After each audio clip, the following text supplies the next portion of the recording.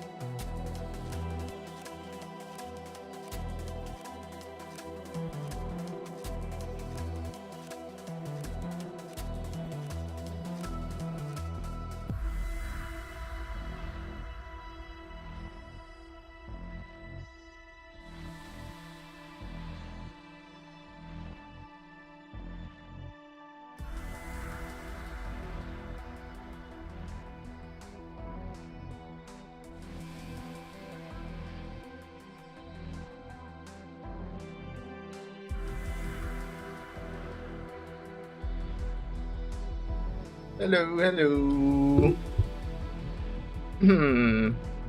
Hi, Lyra. Hi, Ali. Hello, everyone. Hi, hi. Hey, Davina. Hi. Hope you're having a good day, everyone.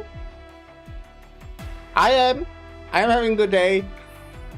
I mean, to be fair, I haven't done anything, but I just... You know, I just read the fucking Slay the Spire 2 patch notes, and I'm happy. It made my day. It's a good day today. They fucking updated Slay the Spire. That's all I need for happiness. I'm a simple person. But yeah, we'll be playing Atto. We'll be finishing Atto. That's the plan, at least. Kinda did like a smaller half yesterday, but I think we should be able to finish it today. Oh my fucking god!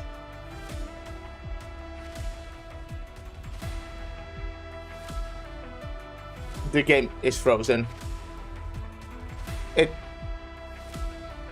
Okay, my day is suddenly ruined. It's not a good day anymore. You're shitting me, right? What the fuck is happening?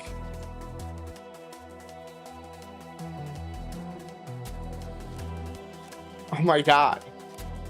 Okay, give me a second. I'm gonna...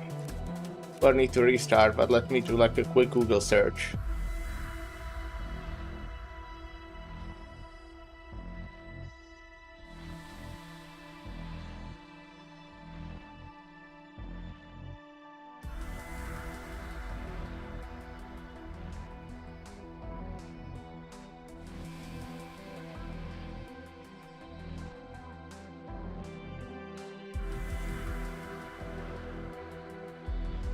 It tells me something about like emulator settings. Oh, why is it so small? What the fuck?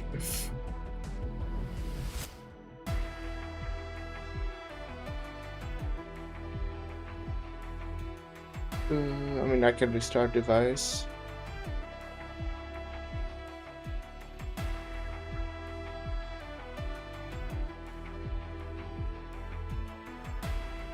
Arknights, yes. Small, tiny Arknights.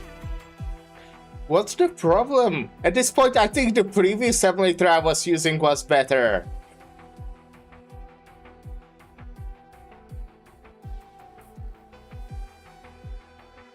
Device settings.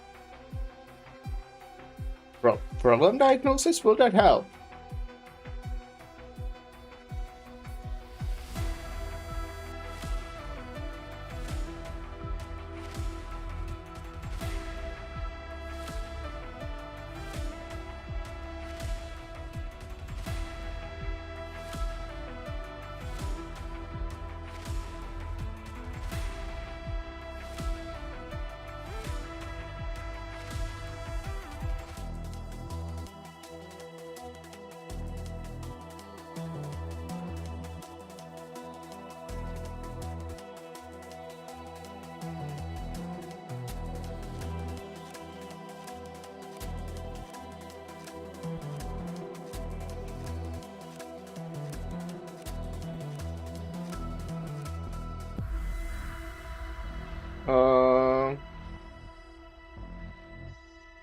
Okay, let's not do that now.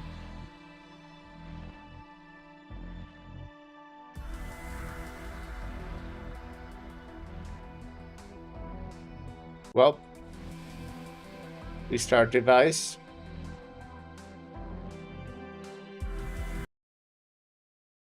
Yeah, I don't know what's the issue again.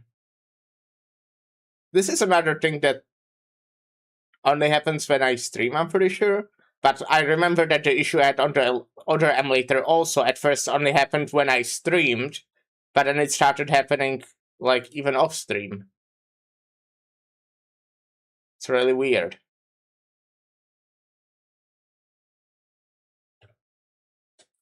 Well, hopefully it works now. It's so stupid. Like, at this point, we start every stream with me having to restart the emulator. It happened like every day of this week, no?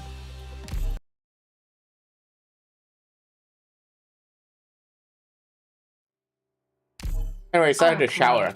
That's crazy, right? That's the reason why I'm late today. That's my excuse. It's not like I could have gone into a shower 10 minutes earlier and then I wouldn't be late. Nope. I had to shower like fucking. I had to start shower 15 minutes before the stream. That's really important to me. To do it that way. Without, anything set up yet.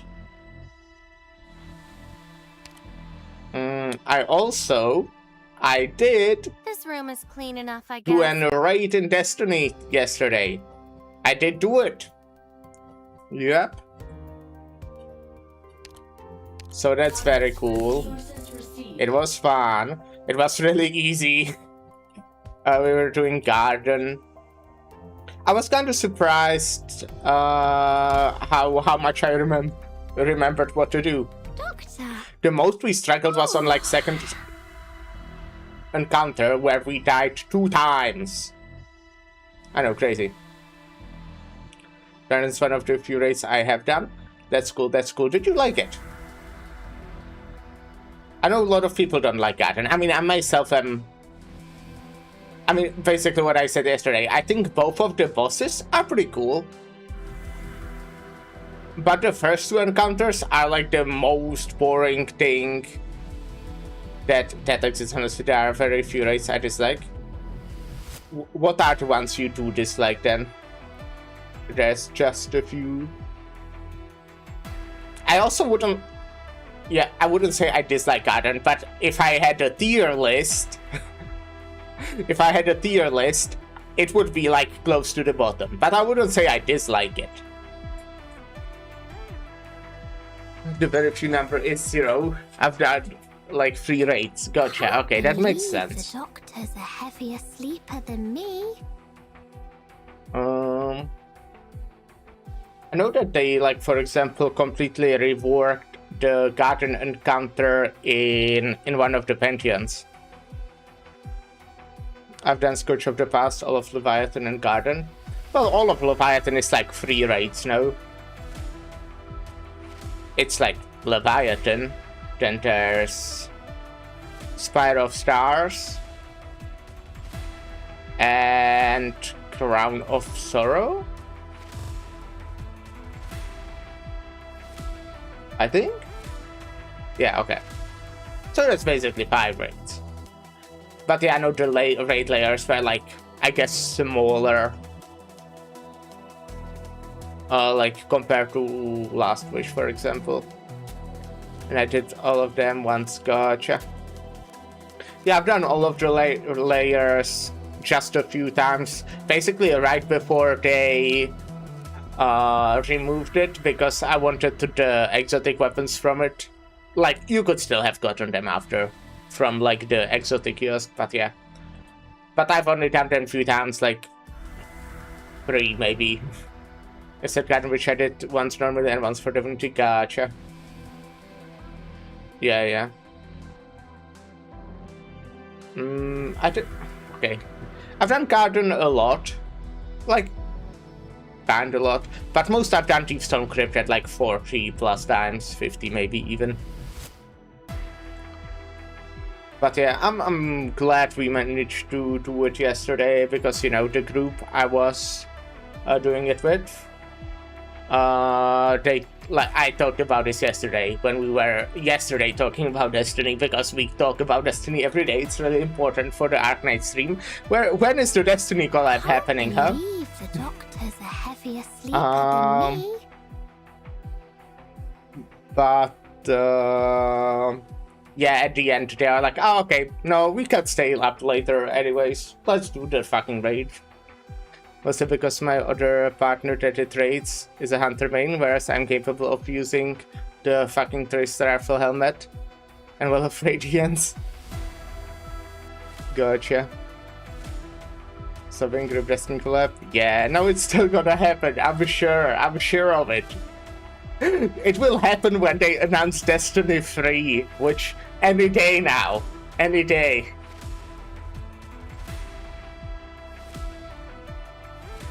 Okay, so Guy Favorite is going to buy Banshee. Yeah! I mean, I think Destiny has some really cool lore. I often, like, don't particularly like the campaigns, I guess. But I think the lore, specifically, that they have on, like, random-ass weapons, it's pretty cool. And the lore tablets and shit. I talk about that because Arknights has that as well. Arknights has a good story as well. So fucking Pearl of Unveiling and Hidden Dossier. Actually, I have no idea what it is. I definitely heard about Unveiling. But yeah.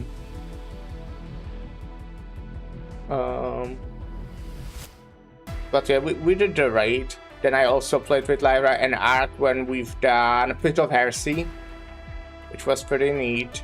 We did get through it very fast this time because now we were speedrunning. Unveiling is the lore book from Shadowkeep where we first come with the darkness. Gotcha. Okay, that is cool.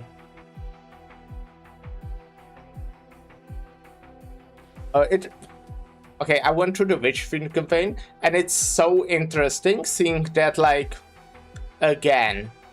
Because, like, it's crazy to me that that was the first time we, for example, even heard about the Witness. Hidden Dossier is Ikora's using letters and communiques as she struggles with how the philosophy of shared influence guardians shit, I can't read. How the philosophy it shared influenced guardians and how to rebut it. Gotcha. You should have certainly read both of them. I made my Arknights playing Flank read both of them, even though she's not a Destiny player. Alright. Well, it's ages ago. I never read any of them, but I always watched Bive videos. If you don't know, he's like a lore, Destiny lore YouTuber. And I always watch those. It was pretty cool. Gentle garden ring with spears, and there can be no gardens without knives. It's completely revived my entire philosophy on violence. Gotcha. Well, you can use shears in gardens. You know, not scissors, shears. Anyways. That was today's Destiny discussion. We'll probably get to it again when I'm in like the middle of the side story. But let's get to the side story.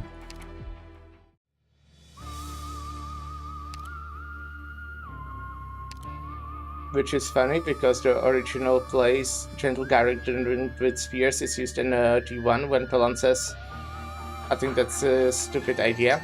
Right, Toland was like that guy that's on the moon because the moon is haunted. Toland is also a guy in Arknights. Isn't that cool? I will open my notes, but I'm pretty sure I finished 4. That's where I ended. Yeah.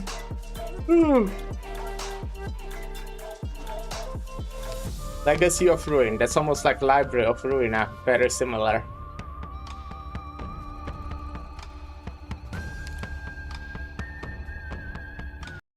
Cash will probably not get along with Toland the Warlock. Yeah, I can kind of imagine that. Not that I know about. Well, I guess about either of them that much, but yeah.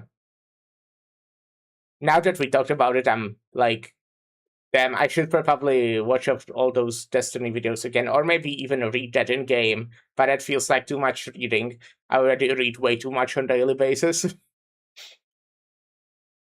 Put me down. I can walk on my own. Alright. What happened?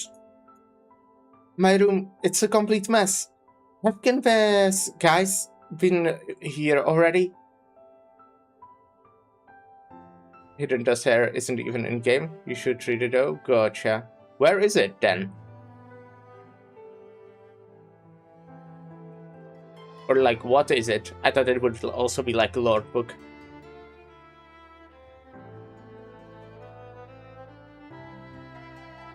Oh. Careful. Someone might be lying in ambush. Momoka ignores Hoshiguma's warning and runs towards the window. Huh? Hasuke? No! They killed Hasuke! How could this happen? Who got my Hasuke? It came with the Witch Queen Collector's Edition and following ARG, but it's easy to read on the wiki. Gotcha, okay. Yeah, Hasuke Sage. Admittedly, I wasn't too invested in Hasuke myself, but I understand why Haruka would be sad. Momoka. Cat? Pulling Momoka to the wind, Hoshiguma sees the object lined up on it and a flower pot. There's only the stem of a plant left. The upper half has been severed. Hoshiguma turns her head towards the trash can and sees the upper half lying inside. Hasuka is a tree? A sapling. It didn't grow much because I haven't taken good care of it. Who did this? And why? Why? Why? Momoka, calm down. Let me go. I'll get revenge for Hasuke. For some reason, Momoka seems to get angrier with each word that Hoshiguma says. Her eyes are wide, she's panting hard, and trembling all over, seemingly willing to fight to the death. Hoshiguma instinctively takes a step back, and even has the urge to gulp, something that she does not often do. Not that Momoka is trying to do anything to her, but Momoka intends to kill.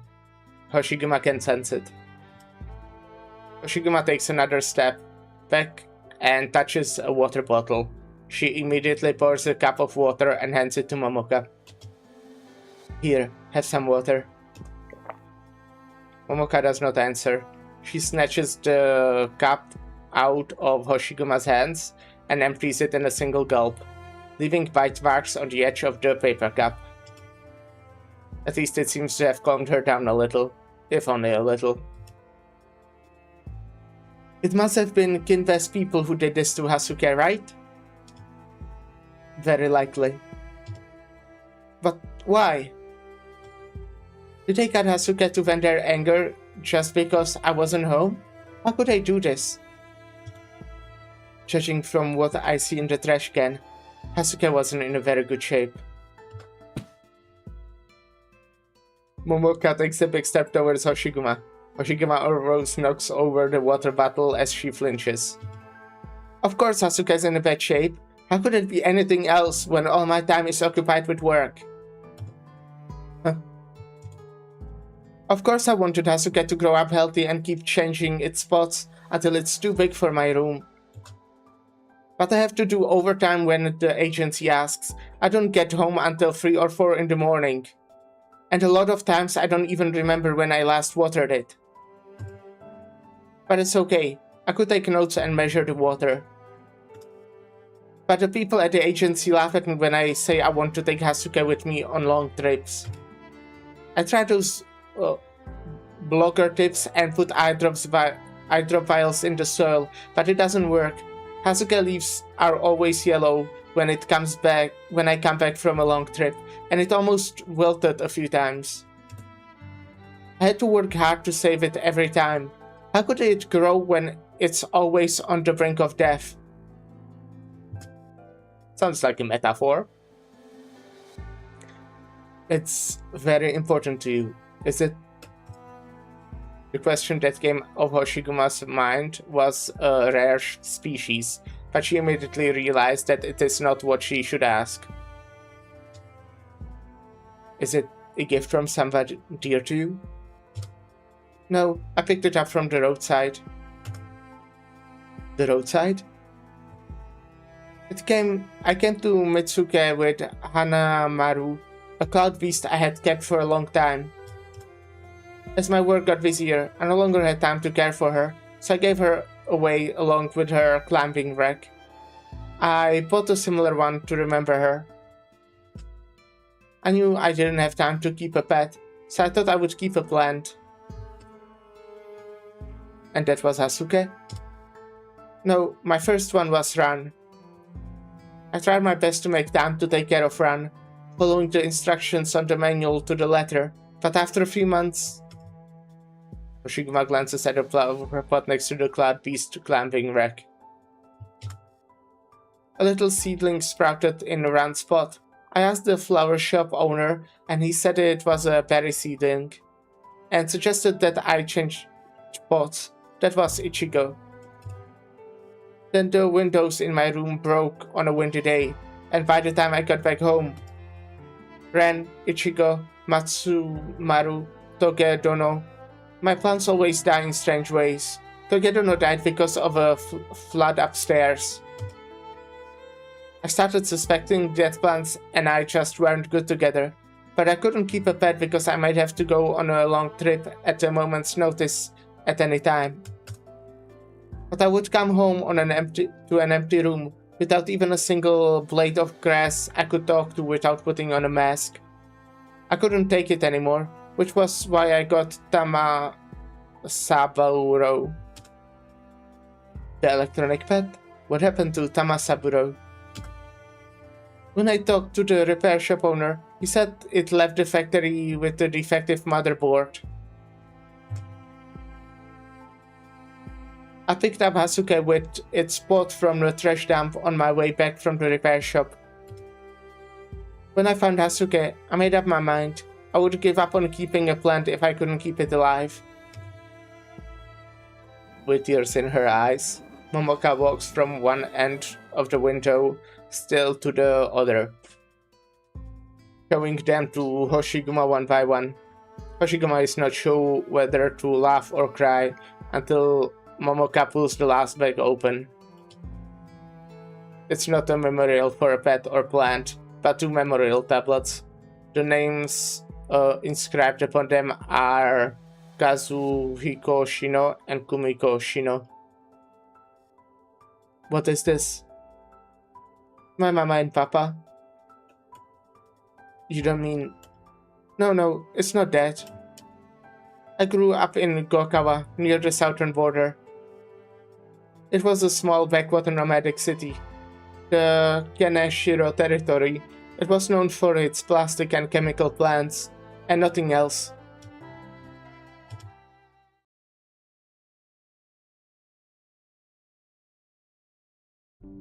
Nice art.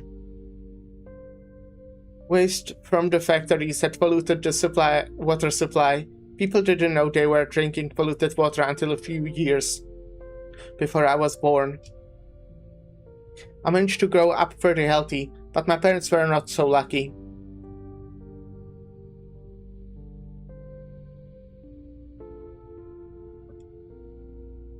Papa died when I was very little, around 5 or 6 years old. I was brought up by my mother. I don't remember much about Papa. As for Mama, she was never in good health. She complained about not being able to see clearly, feeling numb in her hands and feet, and was also prone to falling. The Kaneshiro clan hushed things up, giving people with clear health problems a pittance, while finding all sorts of excuses to deny relief to people who could still take care of themselves. Mama's condition had really deteriorated by the time Kinbei's agency scouted me, partly by persuasion and partly by coercion. She passed away not long after my debut. I wanted to attend her funeral, but the agency wouldn't let me, because I had become somewhat well known by then, And they didn't want people to know that I came from Gokawa. They gave me the surname name Hanyu, which sounds northern, because the surname Shinyo might clue people on where I came from. My relatives took care of the funeral, but the agency prohibited me from telling them the true reason why I couldn't go back. They cut ties with me after sending Mama's spirit tablet and ashes to me. The agency told me the best way to comfort my parents' souls was to become a star.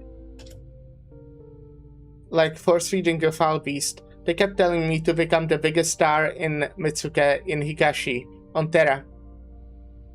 That it was the meaning of my entire existence. And so I kept walking down this path, forcing myself to believe that they were right, until a few days ago. My performing career was the entirety of my life. Anything that could help my career, I had to do, no matter how unwilling I was. Anything that could hurt my career, I couldn't touch, no matter how attractive I was. But I'm tired. I would be, even without all those strange kaiden that keep me on edge every day. It's not that I don't like my work, but who can I talk to about things other than work?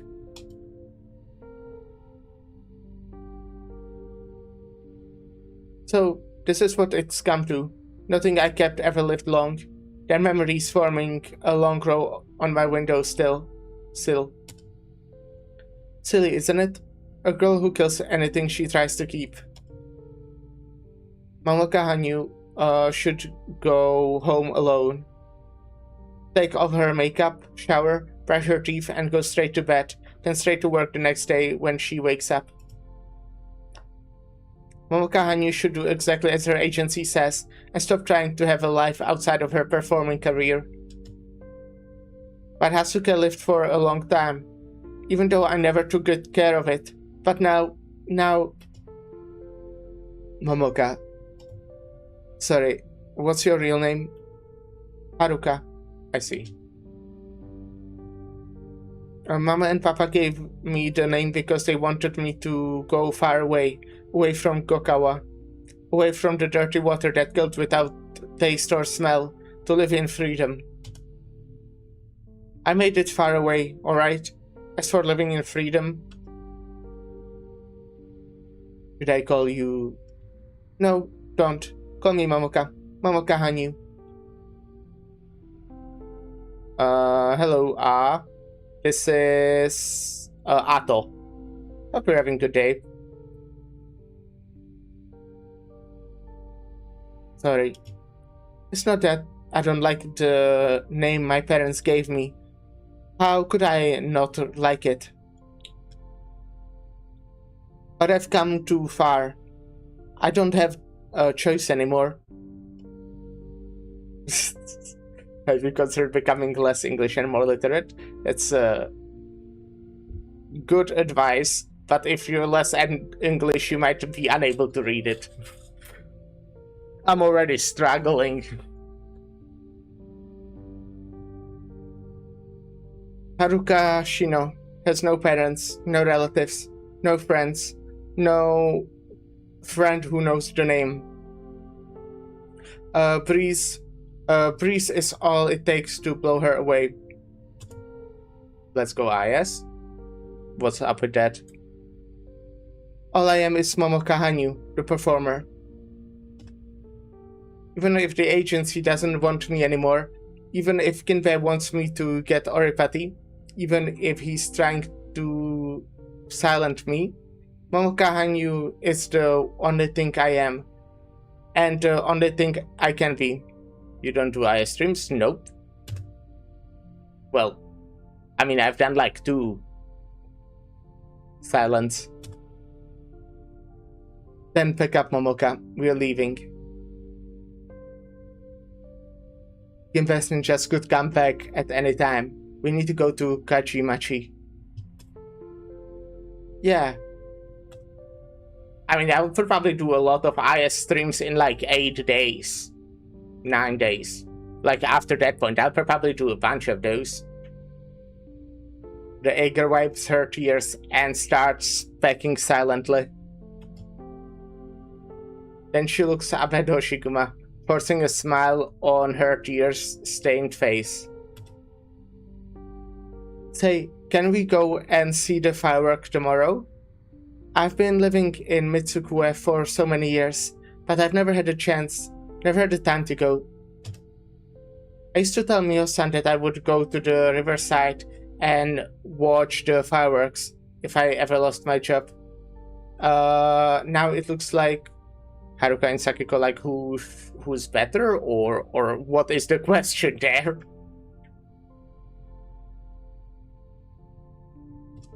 I mean, Haruka is a healer, Sakiko is a lord. I think that's the subclass it's called. Both of them are overpowered. Well, okay, overpowered, really strong. No, I think Haruka is overpowered. Sakiko's just really strong. Maybe.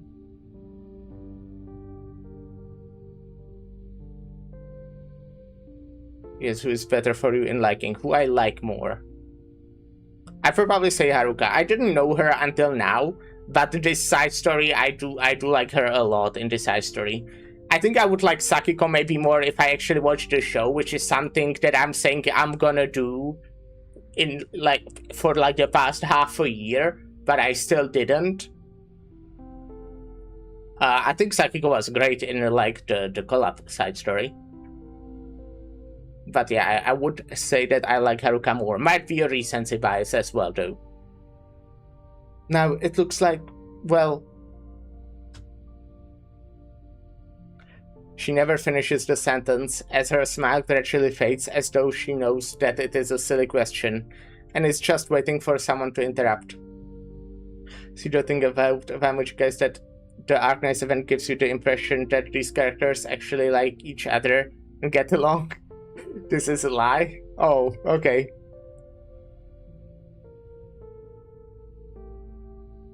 Shiguma cannot find the words to console her. Yeah, okay, I did have the impression that they like each other. That is how I felt. Bringing on Bakayaro. I'll pay you double what that Gomikuzu Kinbei is paying you to cut off that white tail of his. I wanted a belt to go with this outfit anyway. Be right back, gotcha. Stop throwing this crap. What's in it? Kinbei's dirty photos or something? How much do you have to hate it to throw stuff like this? I do like Kishiche. Say, I'm really enjoying this high story. I feel like I say that so often, but yeah, I have a feeling that it will be if it ends good. I'm just having a good time, okay? What do you want me to say? I'm having a good time. I'm sorry.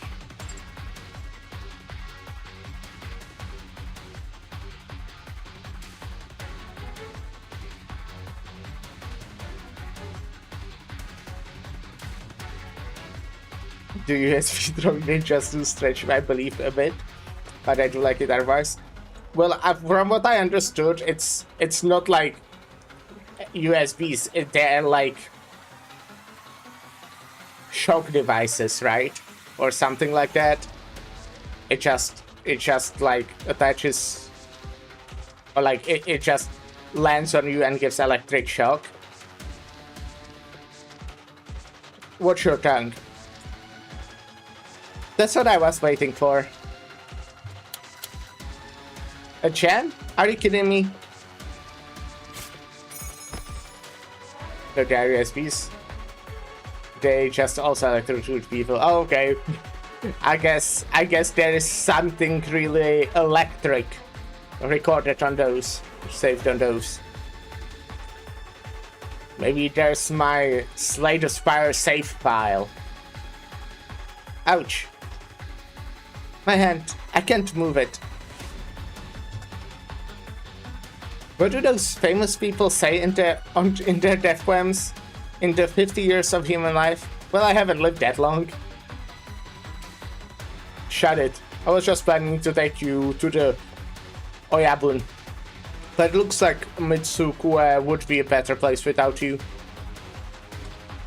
Ha! Now, ain't that an honor? Shut up and accept your death. Lest the spirit become a ghost that shall not know rest. What's that? My blade. It was broken by a shoki piece. Careful, Tessai. That they mean business. Take this, old bastard. The ninja yells at Tessai, but throws the broken sword to Kishichei's lying on the ground. Kishichei sees Tessai's movements clearly for the first time. His iron fan pulls in a broken blade like a magnet. Tessai swings the fan, and the blade flies from the fan.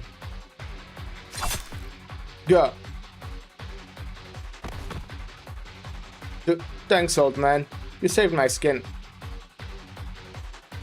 You want to sleep? Go in bed. You still have a mind to peril tomorrow. You have to mind to peril tomorrow. Alright.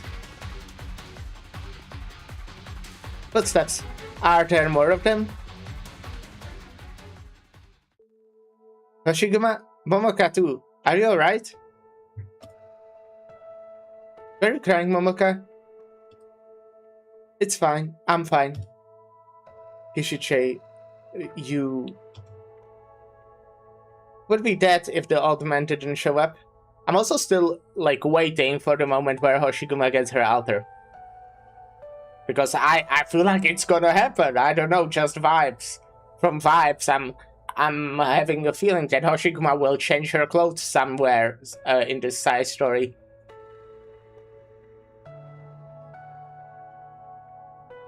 Uncle Tessai, Momoka is being hunted by Kinvest people and has nowhere to go. I want to hide her in Kajimachi for a while. No problem. Plenty of space in the old man's pachinko barrel.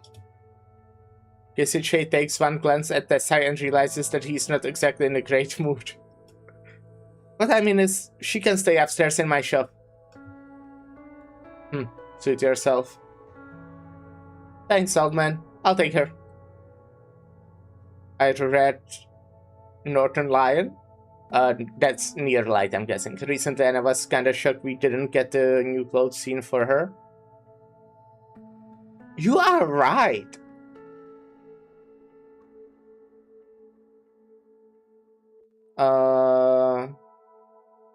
She just shows up in her new armor. Yeah. I mean... Okay, now I'm thinking about the other, like, altars. I mean, Hibiscus also does that. Margaret Norton Line, yes. Hibiscus also just shows up. She gets a new shield scene in the fucking episode 14. Wait, does she? I actually don't remember that.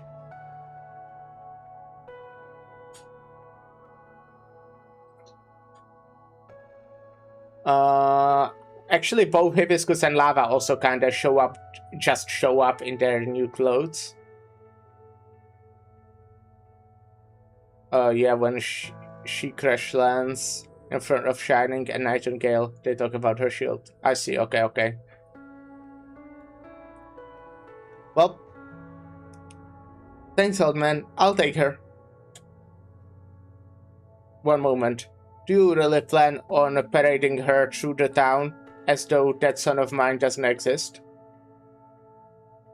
Now I'm thinking Lava did just show up in a new clothes in Ancient Forge, but then who is really to get a flashback when Yan gives her new pants. Yeah, you are right, yeah. I mean, I didn't remember it in that detail, but yeah, I was thinking about Ancient Forge because that's where we see those clothes. But yeah, they were kind of just an outfit for a movie. That's just still so funny to me. I really, really hope that Lyra and Ark get to play that blind and have, like, no idea. That will be so funny to watch if they stream it. They didn't have a strict put on these fencing, but they do a big focus on her new outfit when closure mistakes are for Doberman. Right, yeah, that did happen. Now I'm thinking about Master's Travels. Exu does also just show up in new clothes, right? Well, in the first scene, she has like a completely different outfit as well. When we see her for the first time, because she's like shadowed out. But she has like the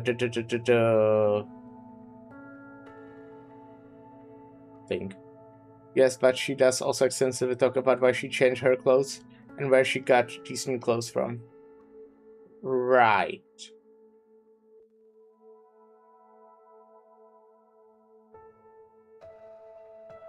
Really? I played that recently. I don't remember.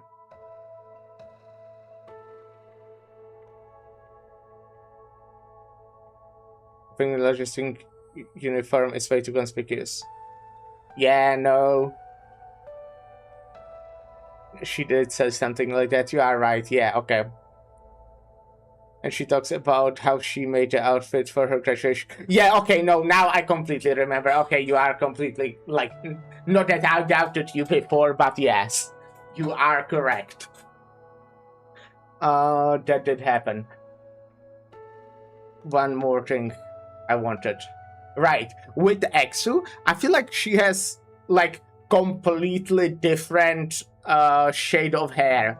Like, I didn't realize when I first saw her somewhere that they are the same character, mostly because of the hair. Because, like, obviously people can change their hair color, but it just didn't occur to me. Funny enough, I talked about this with friends recently, about her hair color. And the thing is, every Exu outfit the thing in every Exo outfit besides her E0 and E2 art is super bright red, like in her outer. Really? I am using one of her outfits and I don't feel like, well, it's not at least as bright, but her, like, base, it's like, yeah. It's just base Exo that's maroon. Gotcha, okay. That's interesting.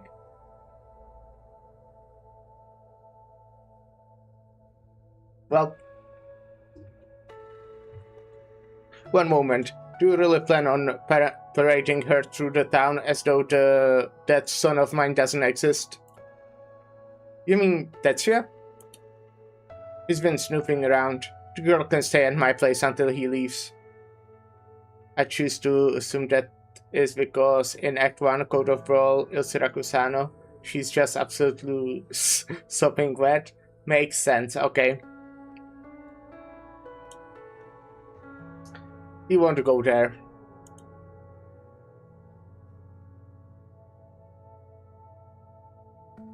Constantly dripping angel, she will not towel off. Yep. It might be a weather metaphor. Well, let's go home. It does make sense in specifically Il Sirakusano, right? It was constantly raining there. Well, let's go home. That's it? The Lucky Star ain't open today. What are you trying to do? Barging in while I'm out? I'm sorry. I was looking for the Northern Line, court spy, and I haven't searched your home yet. I'm the only one here. Do I look like a spy to you? the Northern Line spy, yeah. It's the second time I'm bringing him up on this stream. What a good stream. Good day today, as I said. Wait, how did you get... I'm pretty sure I brought up Northern Lion one time yesterday as well. I'm obsessed. Wait, how did you get hurt? Was it the Northern Court? Why would the Northern Court spy attack me? Just get in a little fight, that's all. All I need is a good night's sleep. How about I bandage it up for you? Almost forgot. You started studying medicine before working for Kinbe, and wanted to try your skills on anyone in town who had a bump or bruise. Must have read too many sword fight manga. Fine, sit yourself. Let's see if your skills have improved.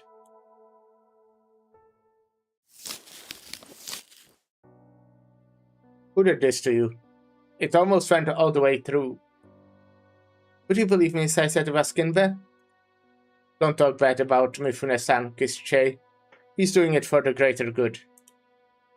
Forget the greater good. I remember how you were crying about how you were gonna become a sword master and clear your mom's name. What happened to that with the development of Kachimachi? Did the window display in the luxury shop eat up all your time? I left. I don't have to live off compensation money like you all. And I didn't want you to think that I was working for him out of greed. What kind of bloody baka are you? I'm not kidding. It was Kinbe's man who did this to me. I would be dead if your fob didn't step in. What? Ouch. I like this expression of hers.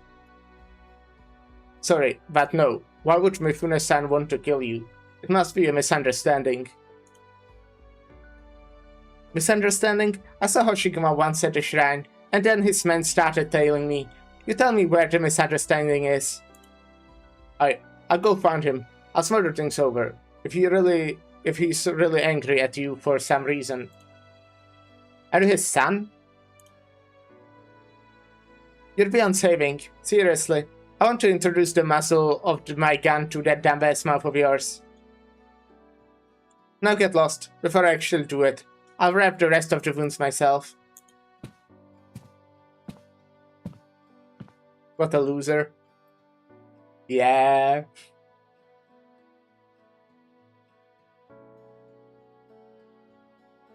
So that's the truth behind the Kaiden. What about your family home? Shimasu, Sanoguchi. That bastard Kinbe killed all of them? Strictly speaking, I only have proof of Sanoguchi. Do they have evidence? Then Moriuchi, Momoka, and that so-called Kami. Do have proof that the diet candidate dying by your hand 20 years ago... I could never forget what happened that night. You came back with blood all over you, standing at the door of this very manor, not saying a single word. I thought you had failed to stop Kinbe, but you told me that the diet was dead, and you killed him. You accidentally catch Shuju, whom you were close to, while trying to stop Kinbe. Then you went berserk and started killing indiscriminately.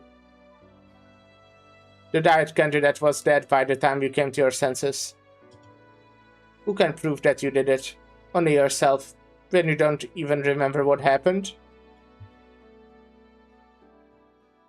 If you think that Mifune didn't kill Shimasu and the others, what makes you say that you killed the diet candidate? Well, there was a succession crisis brewing, and you did, indeed, kill brothers of the clan. Not one, but several. You thought the people wouldn't accept someone who would kill her own brothers. Indeed, you couldn't accept it yourself. The diet candidate was dead, and my relationship with you was much better than with Kinbe. Placing the blame on you would prove that I was fair and unbiased, at least. Kinbe was a valued administrator who was conducting the bulk of Kinseki's transformation. He put in honest work back then, and was more valuable than someone like you. who only contributed to fighting. All of these were things that you said to me the next day, when your reason has fully returned. Your arguments were valid, for the greater good, and impossible to ignore at the time. Did any of it have to do with who killed the debt candidate, though? I wanted a straight answer. Did you kill the debt candidate by the name of Coreto? Yes or no? You said yes. The rest was history. I pinned the blame on you, then smuggled you to Langman. To everyone else, you had gone missing, having likely committed suicide because you feared punishment for the murder. But one lie must be covered up by another lie. If you had killed the diet candidate, then Kinbe and his people must have gone to protect him. Things snowballed from there. Let me ask you again, Hoshiguma. Did you kill the candidate? If the answer is yes, then there's nothing else to say. I did my best after you committed the deed, and it is my fault that the Kinsekaki has become what it is today. If not... The Sai says nothing more, but gazes straight into Hoshiguma's eyes. The only thing I hoped when I came back was that my sacrifice was not in vain, and that things had gotten better for the Kinsekaki. But I was wrong. So you didn't kill him? No, I don't know. I remember nothing from when I accidentally killed Shuju, until I saw the candidate's lifeless body. All I know is that I had gone on a rampage. Then why did you say yes? Hoshiguma says nothing and looks in the direction of her family home. Because of your father?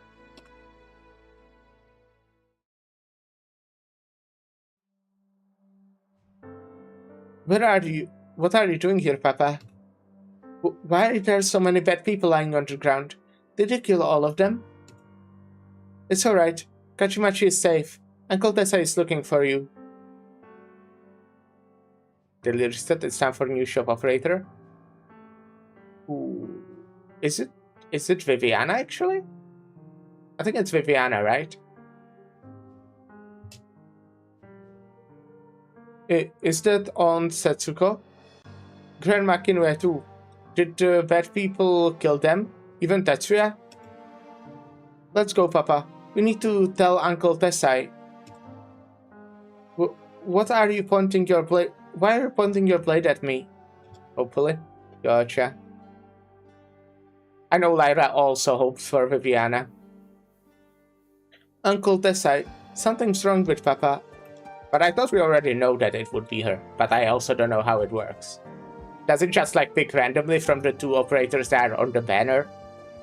Papa?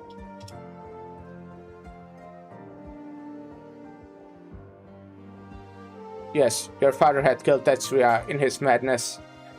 But what do Tetsuko and my mother's death have to do with him? Hadn't he been protecting them? You know the approximate schedule, but I mixed it up, gotcha. I told you, Tetsuya. Not just him, but what happened to your father too. It was all the fault of those wandering Oni. None of this would happen, if not for them. Besides, since when did I say that you needed to take responsibility for what your father did? I'm not taking responsibility for him. All I know is that I was just like him at the time.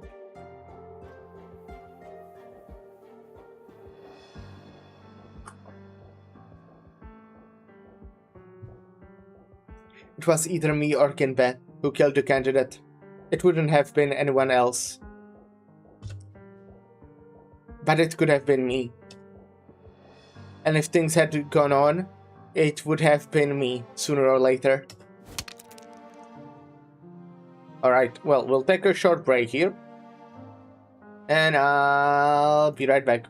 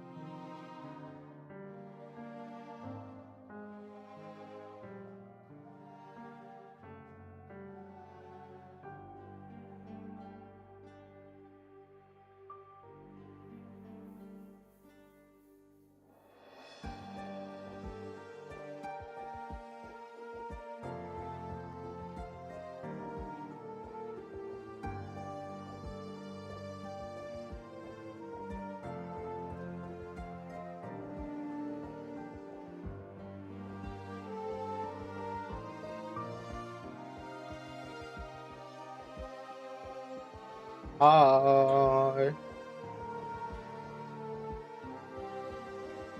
The aging Oni grabs the shoji piece from the table and smashes it to bits in the ground. Yes, I was angry at your father. Is Vivian I have acquired the moose, let's go. But you have always been like a daughter to me. I personally prefer if it was Golden Glow, but I also know that Golden Glow was very recently on the like a purchasable for the certs, so makes sense. I should have gotten her back then. Do you know who I was thinking of when I made that Oni face on Hanya?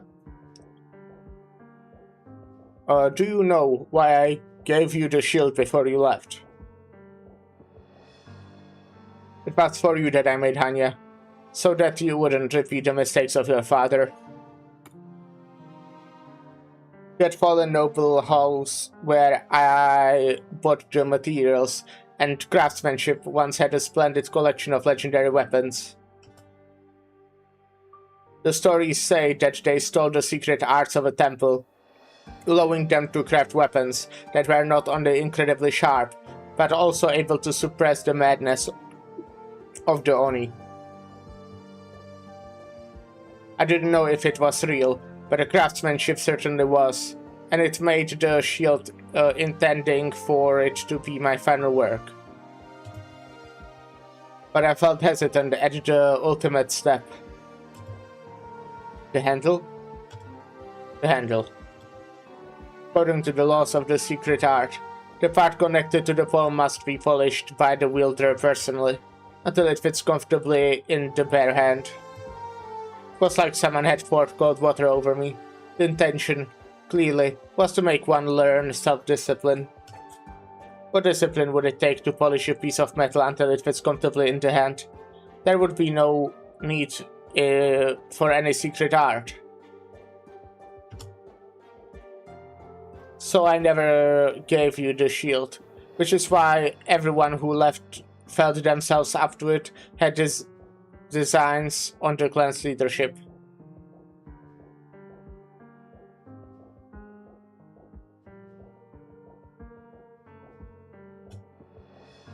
That's why there were so many internal clashes at the time. High-ranking members looked at any opportunity to take each other out, but it was the rank and file who suffered the most, and even the honest folk of Kajimachi became caught in the struggle. That's how the events of the night came to be. Oshiguma is silent. Karma. Right or wrong, things have come too far. There was no word to turn back the clock. No way to turn back the clock. How has Langman been? If life hasn't been kind, take your weapon. We'll take Ginve's head. If that's the last thing we do. We are descendants of warriors, and we'll have a warrior's death. If life has been alright, then leave now, and never think about Ginve or me again. What happened between your father and I is between the two of us. It's not your fault. Stop going against your heart for the greater good. It's not your place to do so. Langman has been kind to me. For the first time tonight, Tesai sees how Shiguma gaze meets his. I'm glad to hear that. But I'll go with you. Why? If is indeed karma, then I have to clean up the loose ends before I go back to Langman. Very well. Give Hanya to me. You have decided how to reforge it? The reforged Hanya would already have been yours if you haven't been running around with that Momoka girl. What's this ribbon? A gift from my friends in Langman. I've been using it. Take this. It's a step forward that you have learned to make compromises. I wouldn't bet against you. If you face Chi Xiao once again, wielding the Reforged Hanya, it's a good thing to Reforged Hanya, but there's someone I need to rescue. Kinvez got Moriuchi. The information broker who sells Odin. The reforging of Hanya can't wait. The Kaiden were fabricated by Kinve. The only people who know this are you, me, Momoka, a certain Kami, and Moriuchi. Kinve would never let him walk. It's partly my fault that he's in danger. I need to help him. Fast. I've got something for you, if you need a weapon. The old man takes out a dusty box from a corner. What's in the box? Your old outfit and sword. I've kept them in decent enough condition. I wonder if she'll change now. The one that you wielded that night. Take it. Clothes change sheens. Yippee! Unless you want to tell me that you have not changed one bit these 20 years. Alright.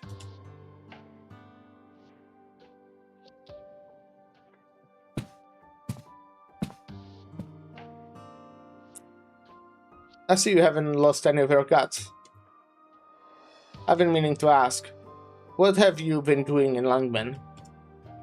Your clothes are a little too plain and, for a triad. But it doesn't seem like you have been leading a quiet life either. What's going on? I joined the Langmen police. Come again? I work for the LGD, the Langmen police. You... No wonder the room stinks of cop.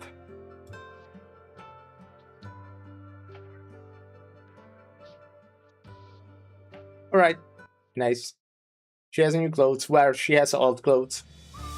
Okay, before we continue...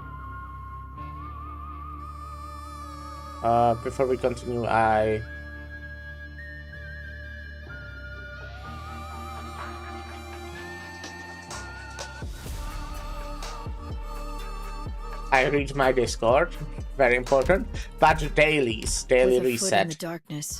I can go buy Viviana now. I won't, but I could. No. I definitely could You do don't that. belong there. Well, let's buy it later when I actually use my credits. I'll take my credits, get my credits. Very cool.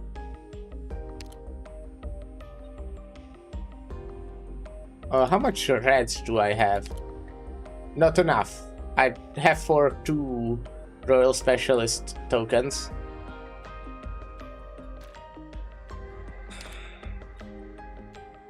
I need more gel, by the way. I have so little gel. I farmed like a shit ton yesterday. Well, okay, not a shit ton. But I used my fucking bunch of potions for that. Or not potions. Are they called potions? Those thingies. Anyways. What a sophisticated design. I gotta find Sanity time to- potions? Yeah. Here. A pat on the head. So they are called potions. A Sanity blessing? potions, but you know, No, that's a half this of is not the saintess's half of the blessing, name. but Pramanix's. It is, in a sense. I really the hope that rarer the of the next two. event has a farming stage for gel. You know, that would be useful for me. Oh shit, I'm almost full again. That's crazy.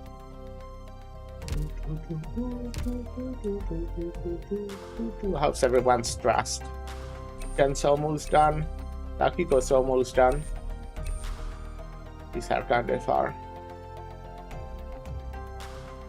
This event is city event. I'm excited. Michael, please don't be bad.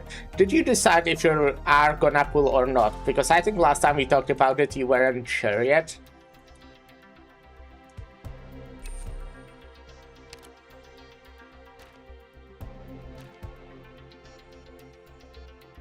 Yeah, I think I'm pulling for her. Gotcha. Well, good luck. Let's see if I have the pools left over for Zima. Gotcha.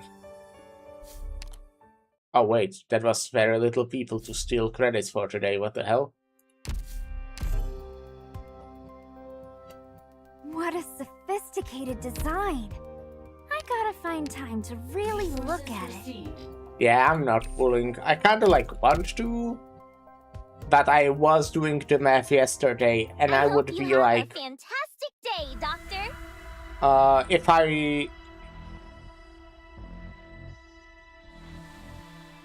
if I'm like counting with the worst case scenarios on the limited banners and also on the collab, I just cannot spend. I will be extremely close to like, well, technically I won't have it. I will only have it if I also count for the fact that I will you know, just get extra OP for doing this challenge mode and stuff, which I will. You know, I know that I will, but I wouldn't have it just from like what the calculator counts. If that makes sense. Huh. This is a very cool banner. I love this one. Okay. I mean, what I could do is pull right now. No, I don't. I can't. I won't do that. Right. Okay, well, let's go back. Wait, no. Don't forget to spend these.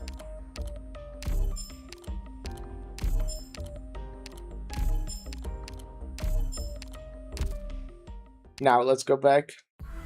I do really want Zima as well. Maybe I should just like, I don't know, spend all of my savings. Maybe I should do that. Maybe I should spend a shit ton of money on the game like I didn't already.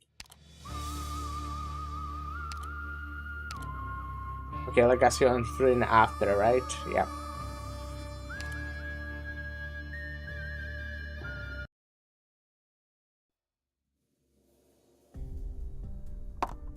It's crazy to think that at the very start of the story I did like this guy whose name I can't remember.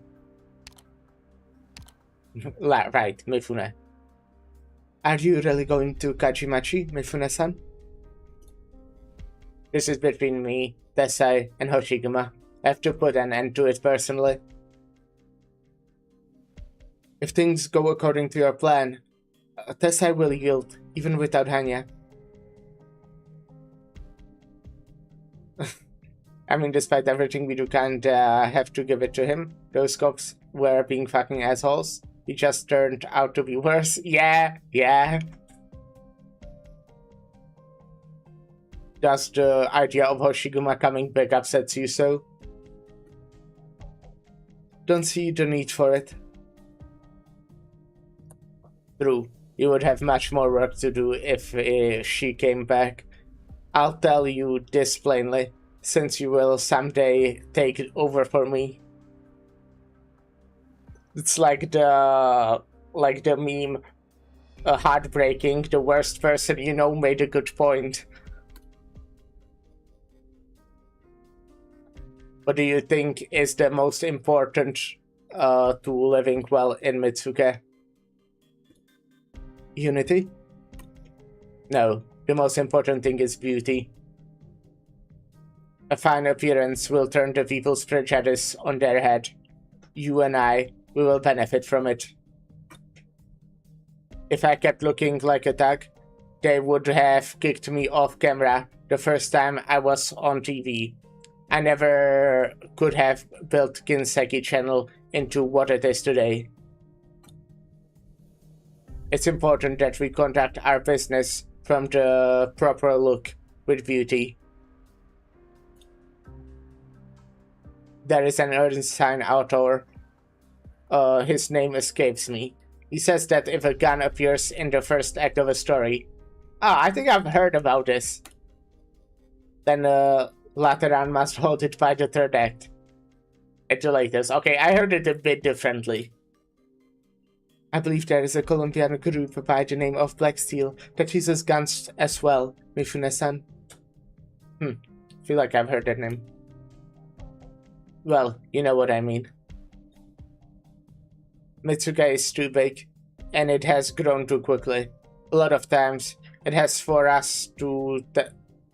hard for us to tell if you are doing the right thing.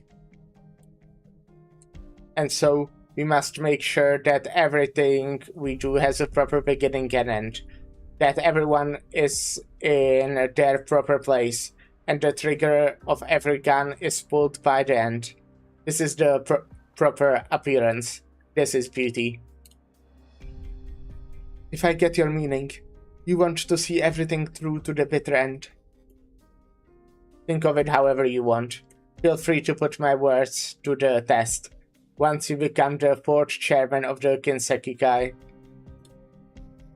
Right now, though, you should prepare to deal with Hoshiguma. She's a tough one. But she's an Oni.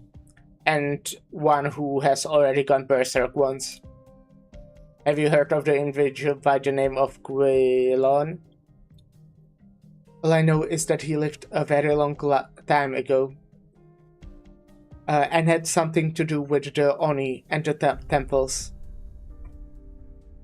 Settings aside, those are warrior stories. Is this legend that Desai talked about the most? I don't know if they are true, and they are often contradictory. For example, Desai has told at least 3 different versions of how Quildon died. But my favorite version is cruel and beautiful. Before he reaches Nirvana and enters Kashyana, Quilon heard the cries of the last Oni when they were forced to become people of Ashihara. By then, however, Quilon no longer had the strength to leave Ashoka, nor wield the sword to save his people, or even keep his fiery blue wrath in check. The flames of rage took over Quilon's soul. He lost all reason, and in his mad rampage, destroyed an entire army, even as he lay at the gates of death. But the kin whom he was trying to protect were also destroyed by his sword. God, it's wild how much Quilon lore we get here. Should I know who Quilon is? I feel stupid whenever I ask a question like this, but is that a name that I've heard before?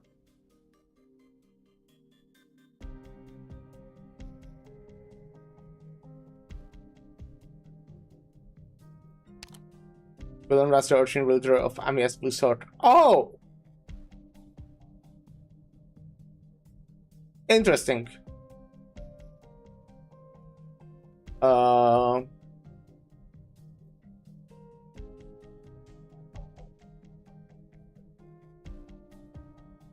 When what's that said? What is that like an herder studies him a lot? It comes up in his dialogue. Gotcha, and he's very revel to ending for of IS-5. Gotcha. IS-5 is like the one I haven't done at all. So, as I said, I'm gonna get to it. I'm gonna do all the ISs soon, I believe. I think the... Well, I'll see how it goes. It will be... You know, it's really weird. Because I've had like this perfect, completely like perfect routine. Obviously, like sometimes I play a different game, but it's very rare. At prioritize IS-6 makes sense. It's very rare, but I had this that I play a different game, but I just had this perfect routine of just playing Arknights for 6 hours a day. Or like around that time. And that's not gonna... I'm not gonna be doing that anymore. Because that's, as mentioned, is one that literally got an upcoming sequel event. Yeah, that's the Vang and Shen Alter one. Yeah. Well, yeah, I will do that one, but I'll do all of them. I'll try to, like, maybe get all the endings. Maybe. I'll try. I'll do my best. I will need to like look up how to even get the other endings. And I want to make an effort to like, well, read everything from the like enemy descriptions, stage descriptions, the item descriptions. I think a lot of them don't have any useful information, possibly, maybe, but I'll try to do that. Because, oh, I just started reading the same message again, I'm stupid. The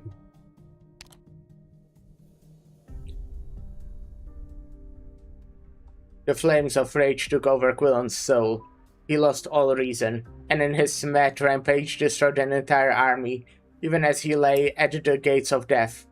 But the kin whom he was trying to protect were also destroyed by his sword. It is unknown whether Quillon died of exhaustion or took his own life, or whatever. He was so heartless that he attained nirvana, fully at peace with himself, in spite of what he did. I'm not sure who you're telling me the legend of Quillon right now. Why you're telling me the legend of Quillon right now? Anony is at its frailest when it realizes its own powerlessness.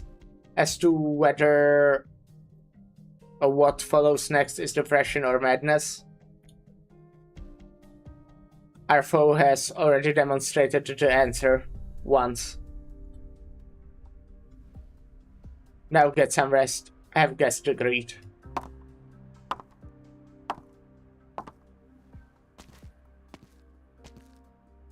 Mifune-san, I bid you good health. You're not hurt, are you? No, I haven't slept better in a long while. Yes, in your line of work, it's important to be a good humor, to smile, to be inquisitive. Call Hoshiguma. Tell her that I have something to discuss. See, Mifune-san, Hoshiguma helped me a lot, you know? Helped you discover the truth of the Venn-Yudo. Yes. But not only that, right? What was going through your mind when you stood in front of your yatai at a loss, thinking about all those years you wasted chasing the Kaidan? Weren't you? Now you know it was all fabricated. You were fooled by me and these Kaidan. Oh, shit. It continued on the next line. Stories I made up. Why? Why did you do it? None of your business. Just think of it as a stroke of bad luck. But life goes on. After all, so if you are willing, there's something more concrete you can seize. Are you trying to bribe me? Bribe? No. Make a call, and you can keep up your little information broker gig going. Refuse, and you know what the Kinseki Kai does to our enemies. Mifune-san, would you like a reminder of how you lost your right eye? I didn't even realize that Moriichi doesn't have a right eye? Haven't forgotten. I watched in on one of your negotiations while chasing a Kaidan. I took one eye because you saw what you shouldn't have seen. I'll let you keep the other because I value your talent, and as a warning too. Now it's time you showed some gratitude. Please, give me a few minutes to think. Mifune slowly draws his blade. Moriichi's gaze is fixed upon the blade's tip, as it slowly moves to his own throat. He gulps, unsure whether to open his mouth or close it. What's that sound? The office door is kicked open before Moriichi can even react. Hoshiguma? Go.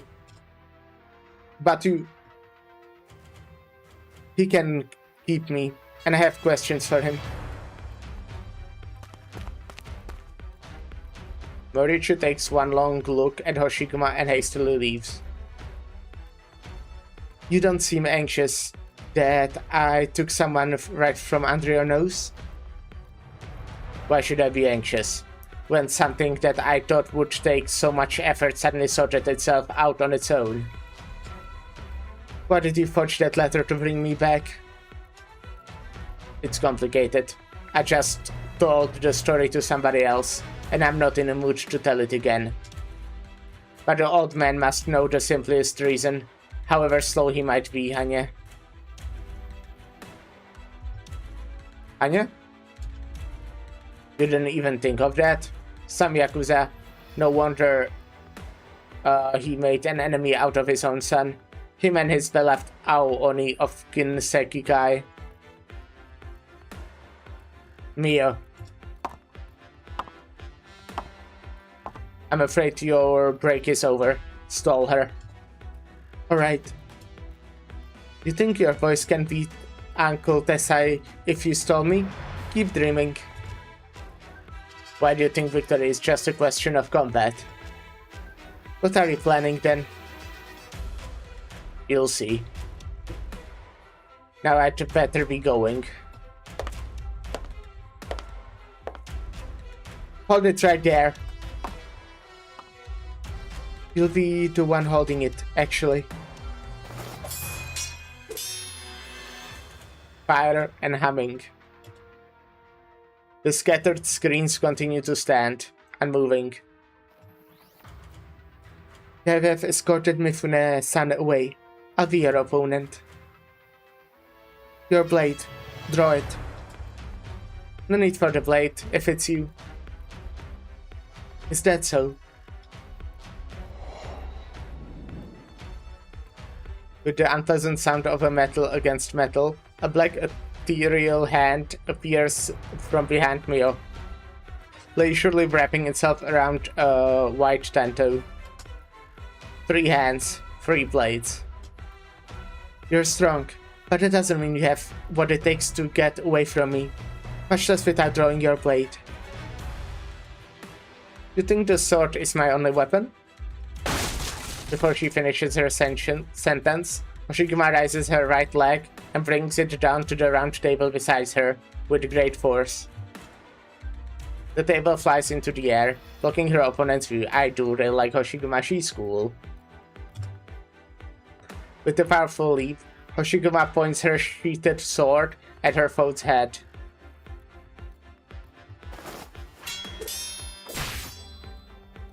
Three flashes greet her, cutting the table open like a hot knife through butter. The sheath encounters the black hand, delivering great force. Yeah.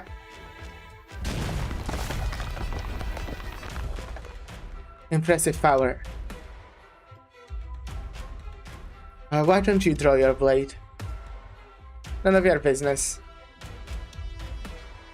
You're afraid. Afraid? Me?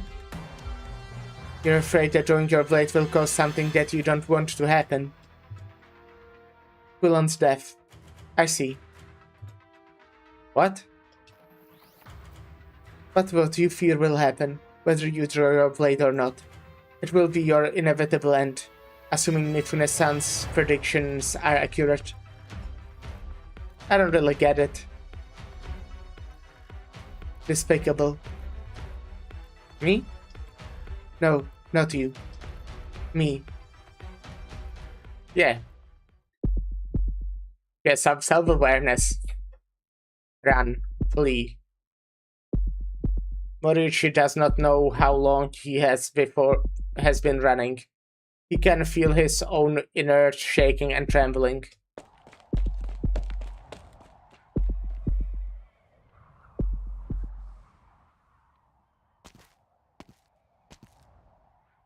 Huff, huff, huff. Did I shake them? You got out on your own? Who's there? Forgot me so soon? Kami-sama? Don't look at me like that. I'm not here to help you. I don't like the answer about the kaiten that I got at your yatai. I kind of hate it. I get that. Had planned on cutting ties with you and Gaiden entirely. Perhaps even leave Mitsukue and take a trip to the north. But someone asked me to do something. The Kanushi? He asked you to find me. Not him. Who else could it be then? You don't mean... It asked me to bring you a single message. Meet me on your usual rooftop. Could it be... I've delivered the message. It's time to go. The kami turns around on its unicycle. No, sooner than it got that, it sees Moriuchi is already a long way off. Is that how you repay him? When he's searched for you for so many years? You know what? It's none of my business. Moriuchi runs up the steps. He's running as hard as he can. A breeze blows in Moriuchi's face as he opens the door.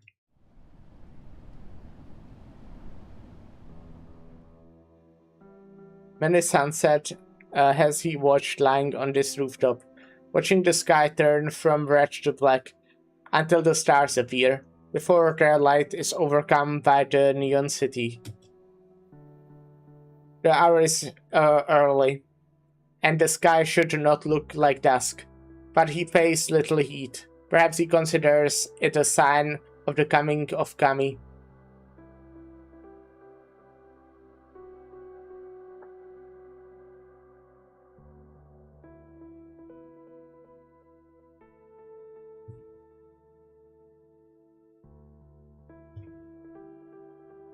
He could not describe his own emotions as he gazes at the sky.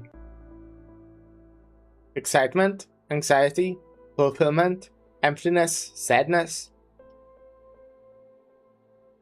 But he lies there, waiting for a guest who may never come, until the warm breeze sends him into slumber.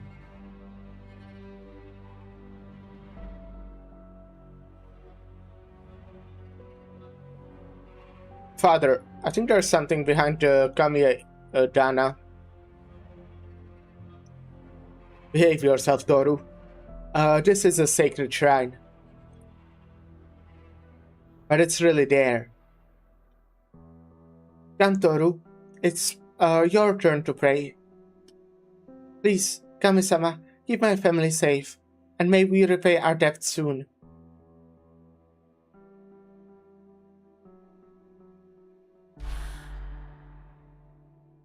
There, the debt should be settled, with some money left over and even. We're out of the woods. What are you doing here? Are you bored of the shrine? Kami-sama, arigato. Haru's mood has gotten a lot better, and Mother has had time to take me out. Can I come and see you again? No, I'll definitely come and see you again.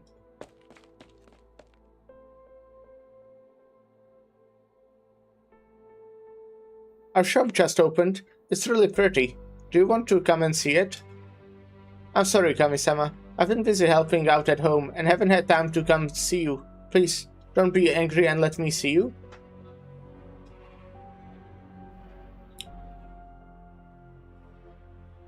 Kami-sama? Are you still there? Did you leave? Or do you not want to see me anymore?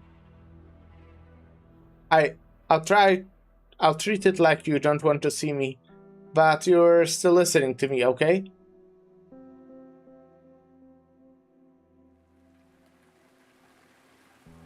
Some things have happened at home. Father may have to go back to manual labor. Mother's been sewing clothes for other people. Her eyesight's declining. But I'm sure none of that has anything to do with you. You gave so many blessings to our family. Surely you wouldn't take it all back. Surely.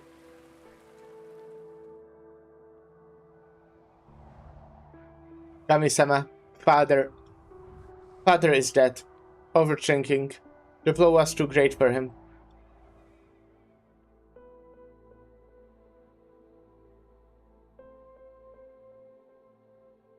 Where are you? Please, Kami-sama, where are you?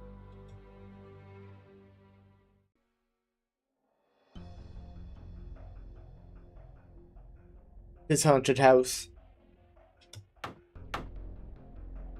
It's empty. Something's not right.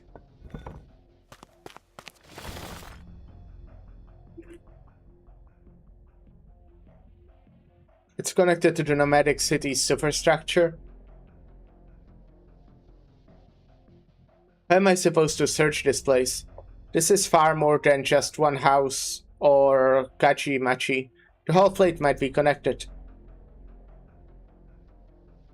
No, don't get discouraged. As long as I find that bastard.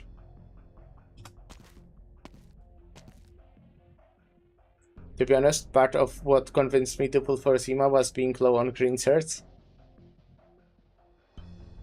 Really? Mentrity, yeah, okay. I feel like... Well, I guess I am kind of a whale. But I have so many. Okay, like, not... I guess not that many, but I have quite enough. I thought like everyone always has enough, but I guess that's not the case. Oh, what is this? Admittedly, I like kinda use them quite rarely. Like no, I don't know. I don't know what could be considered like a normal amount of using them. Hair in my mouth.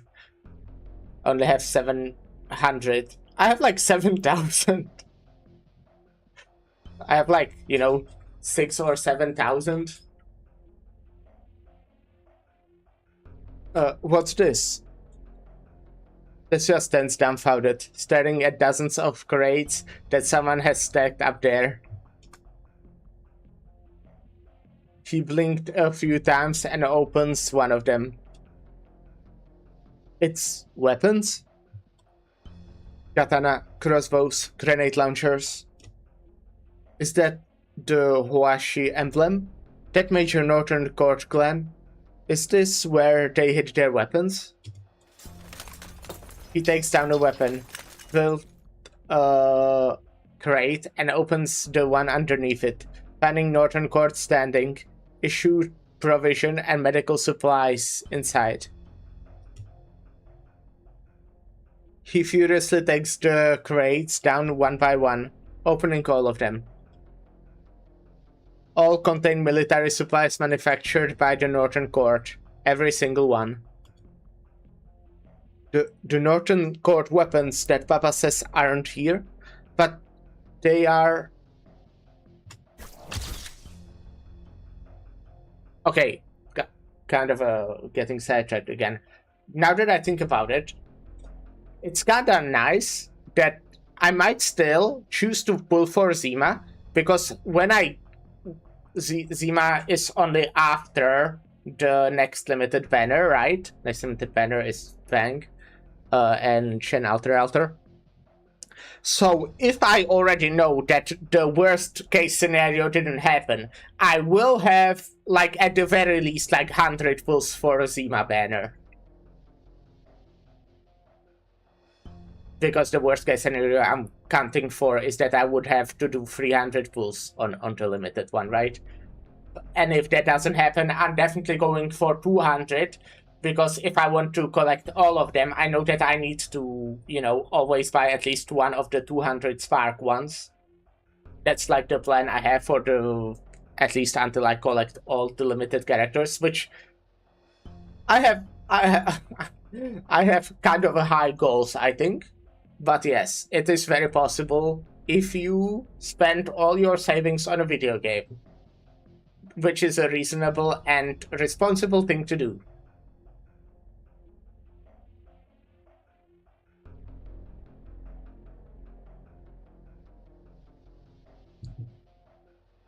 You've gone too far, boy.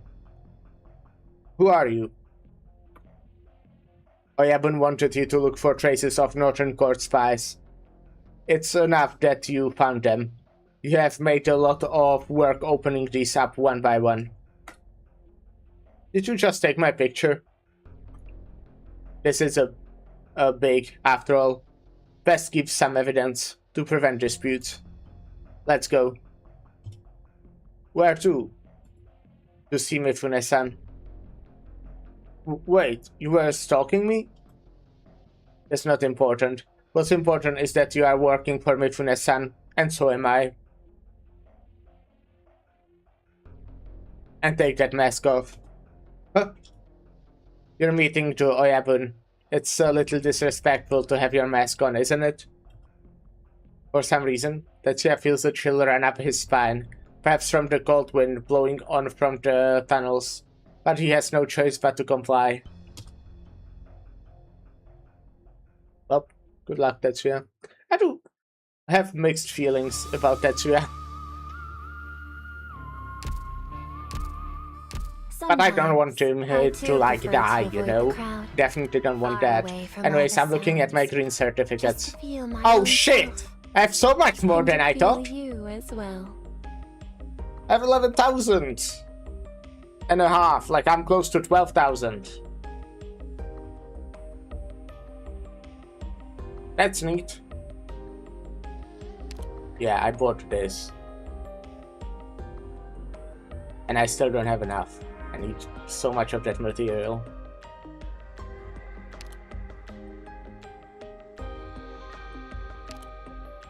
Yeah, I try to buy all the recruitment permits every month. That makes sense, yeah. That's like 1.5 extra yellow shirts a day or so. Oh.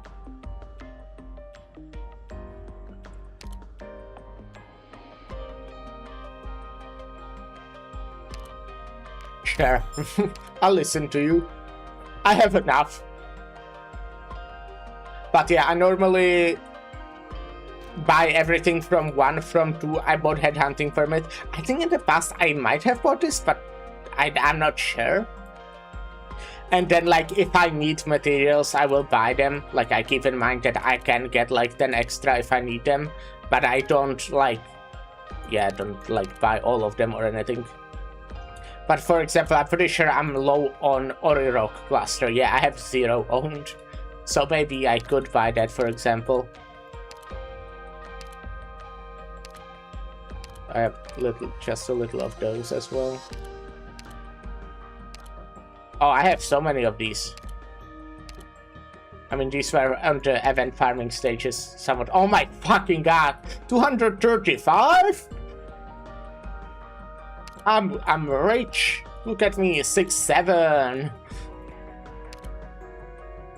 Yeah, okay, actually, you know what? I might like buy the... And then I often buy devices and run because they are slow to farm. I might buy the Ori Rock Cluster just because I have literally 0. And again, I don't think I need to save. And Oriron as well, yeah. This is a spending stream. But yeah, I have 10,000. I think I'm fine. I think I'm alright. How's this, by the way? I do, yeah.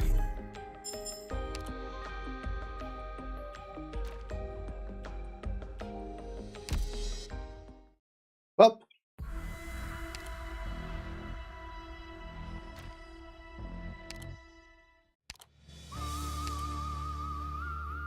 Now we're going for symmetry, right? That's the Destiny weapon. That's like kinda bad overall, but it's surprisingly good in Gambit, at least was. And no one knew about it, no one was using it, but it was like actually really fucking strong. It was like a secret. We were gatekeeping it.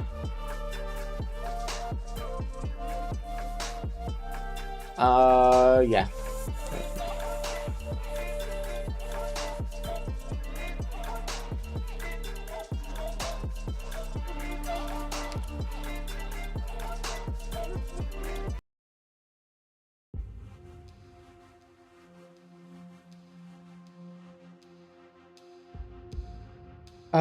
Desai-san has been inside for quite a while. I'm starting to get worried. Don't worry about him. The old man's at his forge is like you singing on stage. Hoshiguma punching someone or me at the pachinko machine. Are you really good at pachinko? This is also a cute expression. Kishishe just has a lot of good expressions. Try to change the subject. Kishisei, I don't know how to say her name though. Takes a cookie from the plate in front of her and puts it in her mouth. Uh-oh. I've almost eaten all the cookies. Why are all the cookies here Ninomiya's classic systemic flavor? Is it Desai-san's favorite? Tetsuya I used to like it. If Tetsuya realized what kind of man Kinbe was, he would have realized it a long time ago if he could. To be fair, Tetsuya following Kinbe around is really just the effect, the root cause that goes back to the old man Tesai. If only Tesai had half your wisdom, Kishisei-san. Kinbe? Go inside, Momoka. I'll hold him off. I don't want to underestimate you. I just like... From vibes, I feel like you wouldn't have much of a chance. Based on vibes. Let's not rush to a fight, kiddo.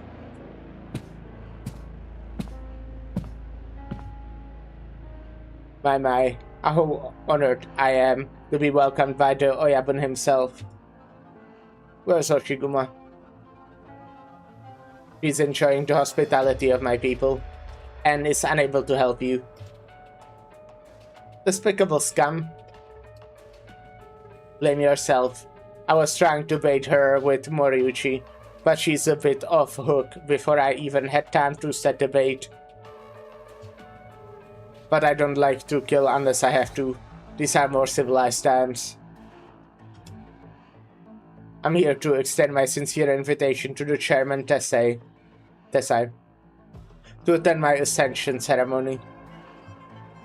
Your what? You heard me. If Chairman Tesai will not hand over Kajimachi whatsoever, then I must take the small liberty of taking over the leadership of Kinsekikai. After all, the position is already little more than a figurehead. If you are too embarrassed to attend, you can simply hand over Hanya, and the ceremony can take place without you. Hanya is not the symbol of succession, never was. It is, if everyone believes it is. You favored Hoshiguma too much. You never even realized it, did you? Or did you choose to give Hanya to Hoshiguma before she went to Langman for the sole purpose of snubbing me? What did she have that I didn't? That you would detest me so? You think too highly of yourself. Yes, that's what I wanted to hear. It's not that I think too highly of myself, old man. You look down on everyone, except for your beloved Hoshiguma. Standing alone at the door, Mifune laughs. Momoka and Kishisei slowly move back behind Tesai. Perhaps your son would not have turned against you if I told you this sooner. Why bring up Tetsuya? Did you think I opposed you in order to pass leadership into that kid? He's not made for it. I know, he's another one you look down on. Enough talk. I may not be able to beat you, but it's not so hard to stall you until Hoshiguma gets back. This is my house after all.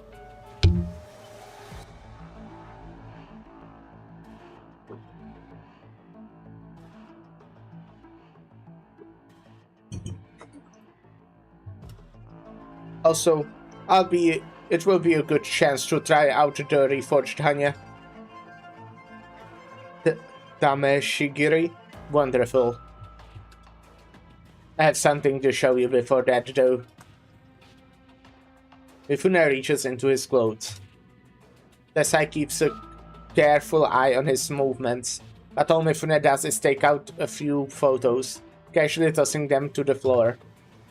Desai catches a glimpse of one of the photos, which falls face up in front of him. Tetsuya. Such a good boy. He did everything I asked of him, to the limits of his ability, whether he could ultimately handle it or not. For example, he really did find the notorious court spy himself. Why, you... I was surprised when I first saw the photos, but then it started to make sense. Tetsuya's mother may have missed her family in the north, but she steadfastly refused any approach to become a spy. Yet the mark of Hoashi was on all the weapons that we, the Kinsekikai, produced in secret. My fault, I suppose. The Kinsekikai's TV station wasn't as powerful as it is now, and those who wanted a piece of the Kinsekikai would have set upon the news like hungry beasts. Eventually, I helped you find a place for the weapons, but you had to take care of the aftermath. We were forced to place the blame on Tetsuya's mother, as you once placed it on Hoshiguma. To you, the Kinsekikai is the king of the shogi board. Will preserve it at all costs, never hesitating to cut other pieces loose. Be it a queen like Hoshiguma, or promoted rooks like me that you look down on.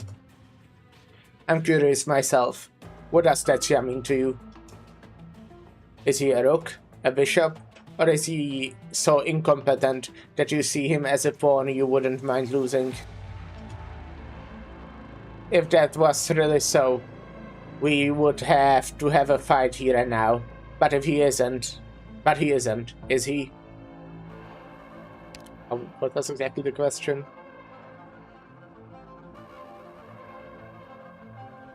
I see. If he's incompetent, but he's not a shogi piece. He's your precious son, not to be placed on the board. Shut up. Clearly on edge, the old man seems ready to charge at Mifune with shield raised at any moment. But Mifune can see Hanya trembling in his hands. His mother's name will never be cleared, if the same fate befalls your only remaining child. I said shut up! You're hesitating. You're contemplating whether there is a chance the reforged Hanya will allow you to neutralize me in one blow, and bargain my life for Tetsuya's. Chance. What an obnoxious word. Are you scared? Unfortunately for you, there is more than one person who carries out my will. I'm not claiming strength in numbers, but the moment you swing Hanya at me, a button will be pressed, and these photos will show up on the Kinseki channel. And you'll be free. Once and for all. When Tetsuya realizes that he was right, and his father never cared about him, just as his father never cared about his mother. What do you say, old man?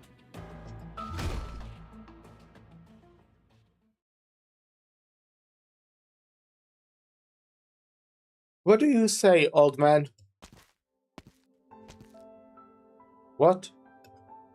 No, it's not true. It can't be. Tell me this isn't real.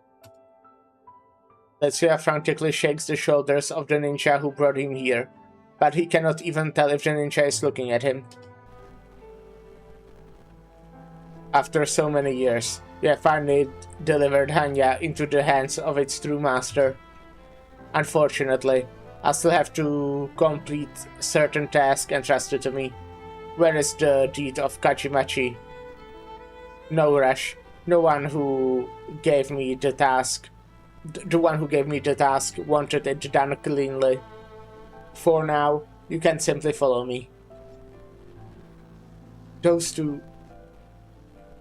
the girls? I'm certainly willing to do you a favor, since you have been cooperative so far. Come quietly, and I'll spare their lives. You can go to hell, Kinve. I'll cut your tail off and make a belt out of it. It's the second time they're mentioning making a belt out of his tail. Gishiche say. His father's angry voice comes through the TV speaker somewhat distorted, giving the scene a sense of surrealness. Papa, Papa! Where are you taking him? Let him go. You want to get me? Come for me. Why him? Why? Well, before we find out why, we'll take a short break. I'll be right back.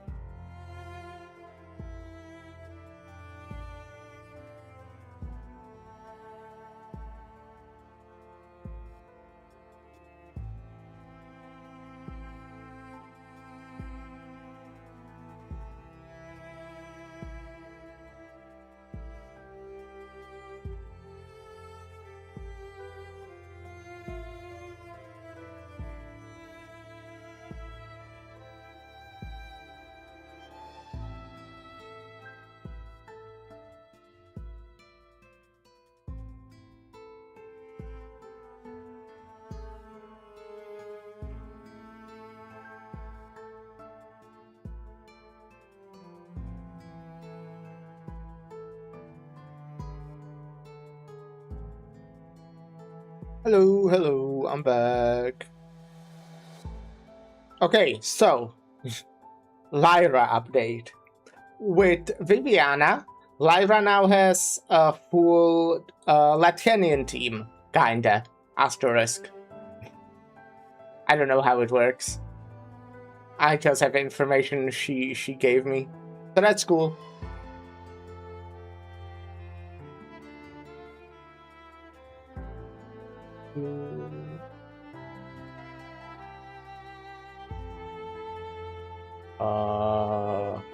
Yeah.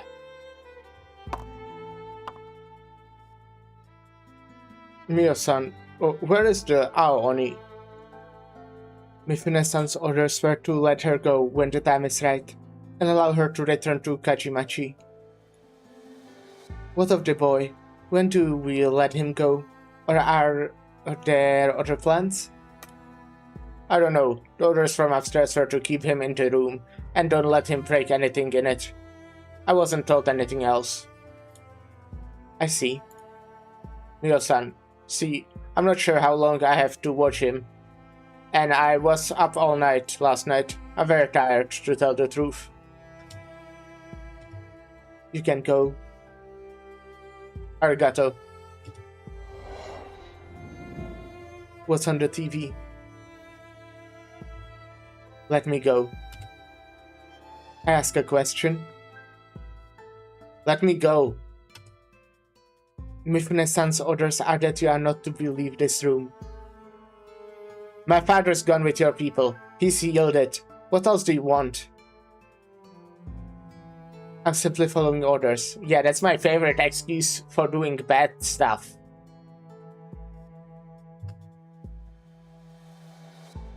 The young Oni throws his Bokuto, but the eternal hand emerging from behind the Liberi easily brings him to the ground. Don't waste your energy. Wouldn't you say something, Chairman Tesai? Have you decided to stay silent for now? Suit yourself, as long as you speak, when I tell you to. The camera follows Tesai. Tetsuya sees his father leave the manor and enter a car stopped in front of its gate. After a short while, the door of the car opens. Through an unremarkable door is a splentorous meeting hall. What's this place? Auction hall. Auctioning what? Kachimachi? You don't mean my father's... No.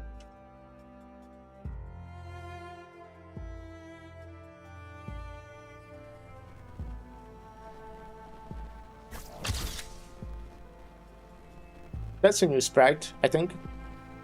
The next item for auction is not listed in the catalog. It was added at the last minute. I present the very first ever TV set manufactured by the Kinseki Group. Starting at 7 million. A TV set that looks so unremarkable, yet starting at the remarkable price of 2,000 ryo. There must be something extraordinary about it. 7,500,000. Kohei Mifune-san, are you serious? Of course. I doubt I'm the only one who recognizes its value. Are you sure? Regardless, we have a bid for 7,500,000 for Kohei Mifune-san. 7,500,000 going once, 7,500,000 going twice. Oh, 10,000. In the middle of the screen, the aging Oni slowly raises the pedal in his hand.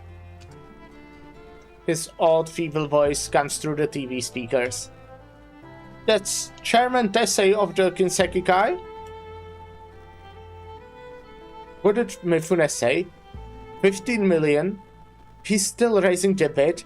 What is he trying to do? Kill my father by putting him into debt?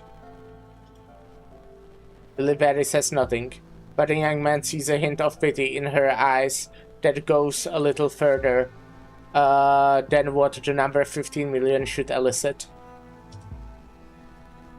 200 million? You are bidding 200 million, to say, son?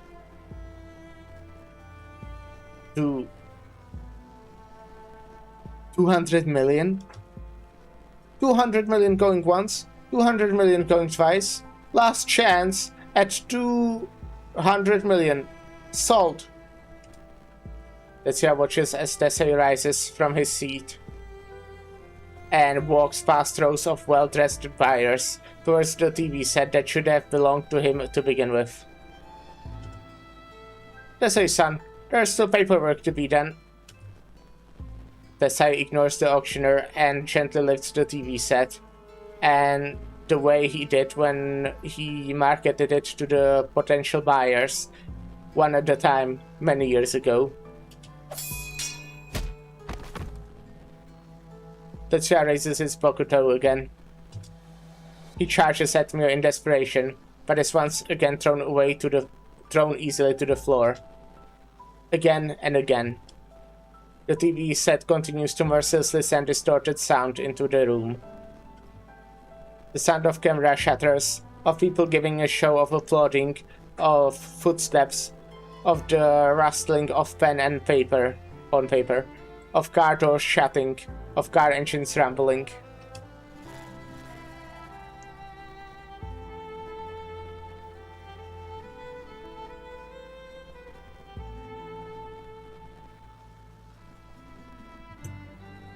The now unfamiliar sound of the door to his father's manor.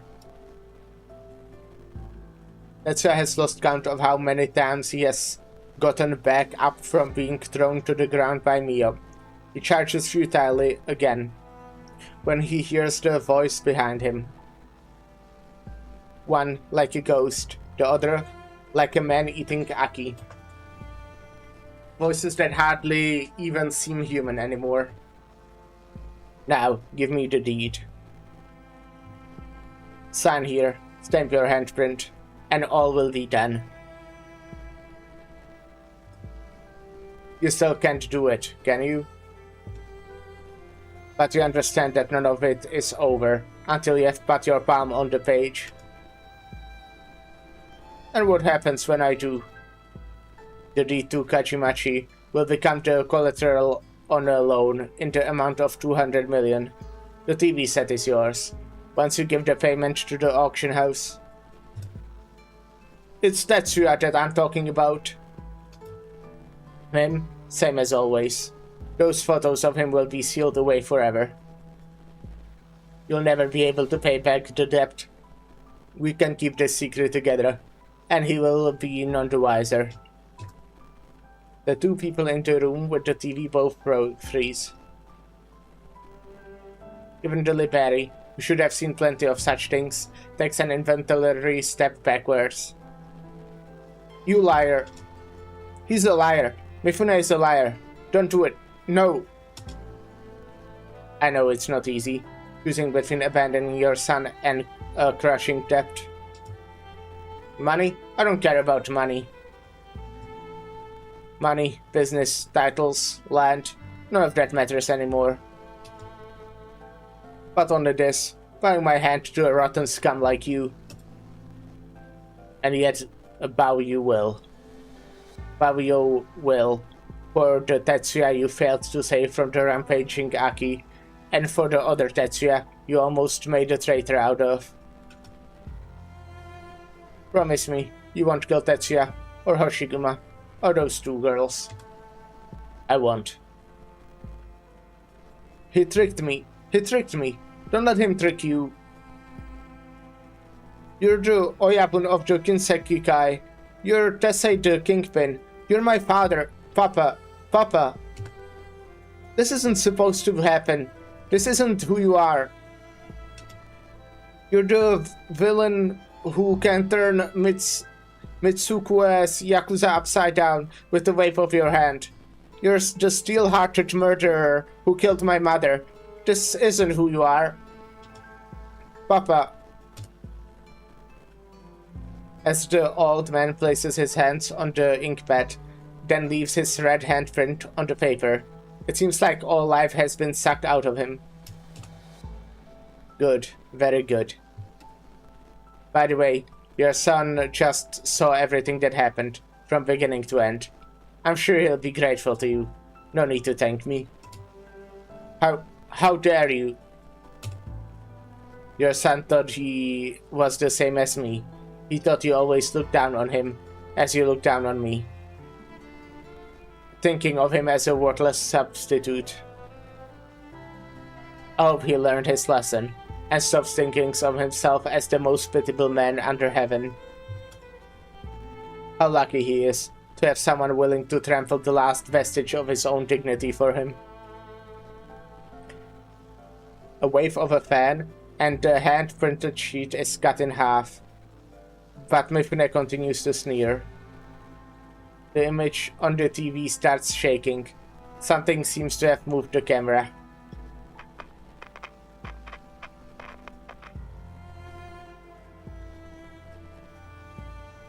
Here's the camera. You deceived me? You let Tetsuya know about all this. You never meant to spare him? Why? Why would you deceive Hoshiguma? Deceive me? Deceive Tetsuya?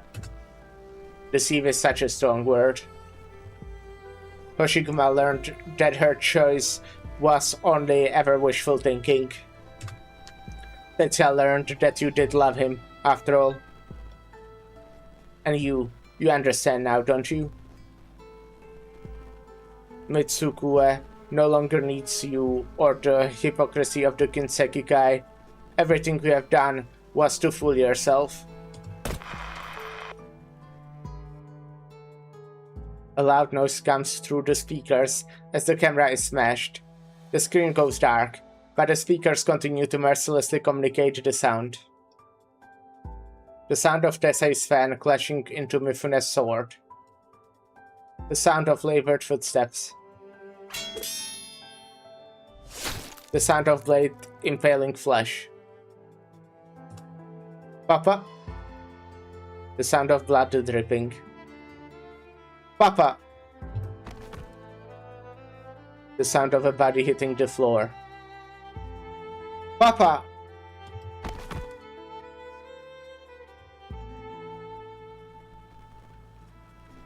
Sage art. Die on the battlefield or die fighting cops. Die to my vengeful blade. Don't die like this. Don't die for me like this. Humiliated, trampled beneath another man's feet. You don't deserve to be my father. But I don't deserve to have you die for me like this. Why would you do this for me? Why would you do this for a fool? Papa.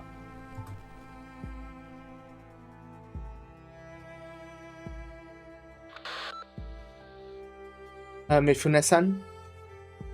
Yes, I took over from the ninja. His reaction? I'm sure you can imagine.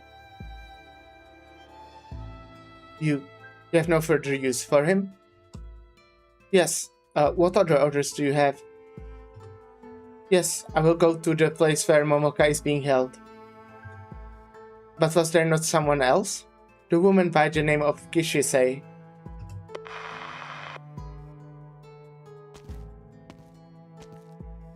Mio, is it? Mifune told you to kill me, didn't he? He wants to wrap things up cleanly. He doesn't want any loose ends, does he? Then do it. Kill me here and now. Otherwise I'll kill you with my tooth and nail. Whatever it takes to get out of here. Go. Go? Go before I change my mind. Never come back.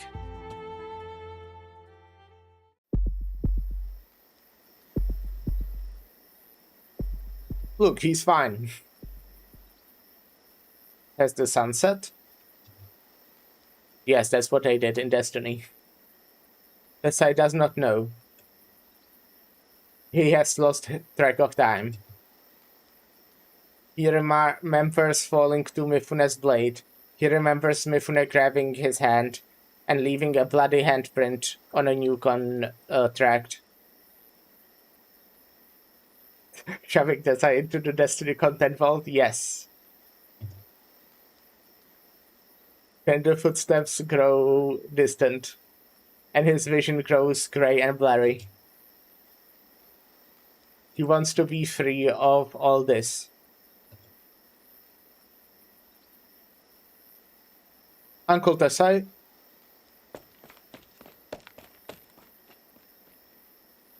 The old man stands back up feebly as he hears the familiar voice. Perhaps out of guilt, perhaps out of lingering sentiment, perhaps because he does not want Hoshiguma to see the true extent of his weakness. Hoshiguma? Who did this? Ginbe? Hoshiguma, I couldn't protect Kachimachi or Hanya. Where's Momoka? Kichiche? Ginbe was right about one thing. Sitting in my chair, I started thinking of everything as shogi pieces. Moving them, breaking them, sacrificing them. But I forgot, I'm no more than a shogi piece myself, in the eyes of others.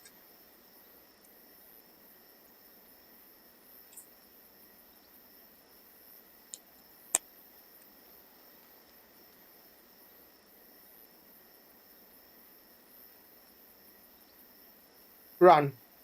You're no match for Ginbe. Nah, she'd win. Leave this forsaken place. Go back. Go back for Tulangman. No, I won't. Sit down, Uncle Desai. I'll find the doctor. Don't bother. Can't you see I'm beyond help? Uncle Desai. I'm here, Uncle Desai. I'm not going anywhere. Sit down. We'll sit together for a little bit, just like old times.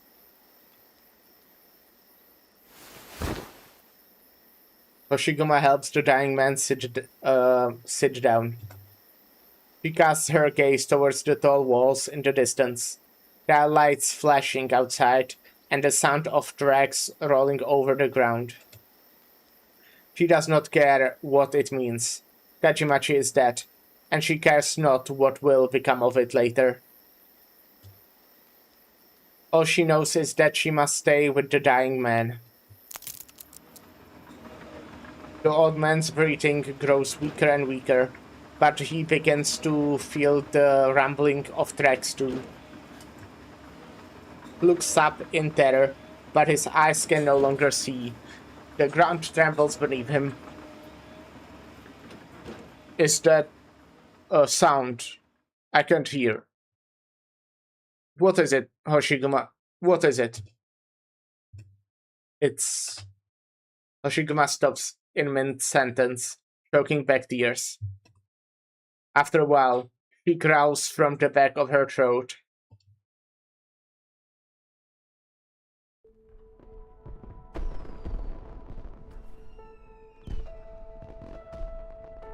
Well, another such art. It's the signal to begin the fireworks show. The fireworks have begun? Yes, they are getting ready. You hear the commotion, don't you? Yes, Kajimachi hasn't been so lively in a long time. A smile appears on the old man's face. An engineering vehicle rams through the manor's walls, causing the beams to shake violently. Not too far away, the pachinko barrel machines are crushed to pieces, sending tiny balls flying everywhere. Do you hear the fireworks? Yes.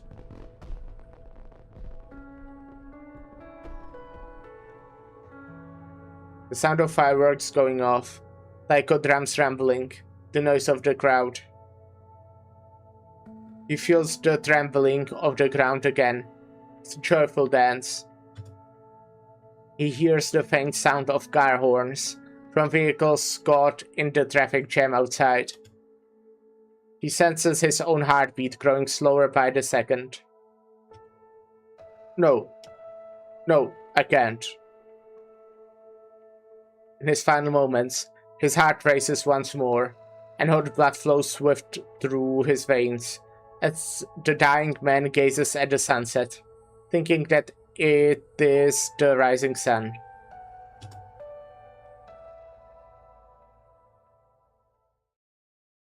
The wrinkled hands fall weakly.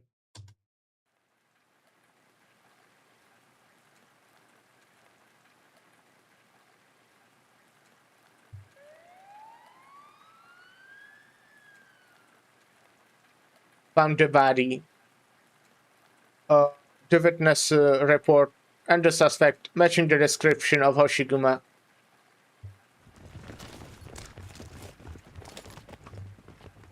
Was this part of Kinbe's plan too? Shut up and come with us. Calling the police, letting you see me with Uncle Tessai as he draws his last breath.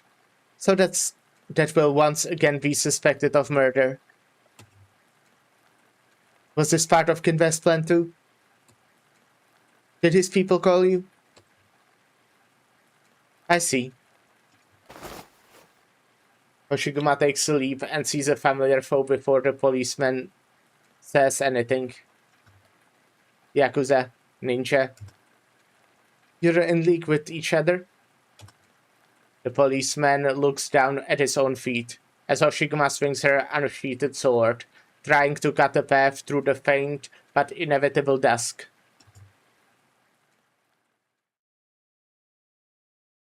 Dusk mentioned, yay. Okay, well.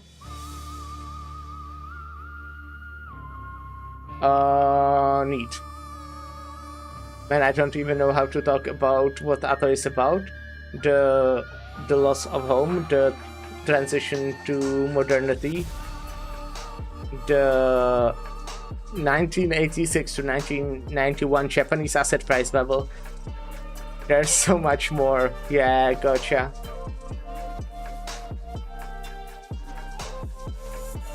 I don't know any of that, but hey, it's a cool story, isn't it? It's like very cool. It's sad as well.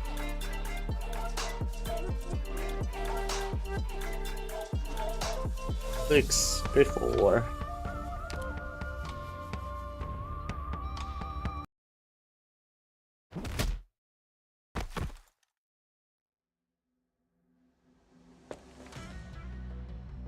Don't just stand there. These scoundrels aren't half as well behaved as the suspect. I'm tired. You think I'm not? I mean, I really am tired. We and a whole bunch of scum couldn't catch one bloody woman. Gusa.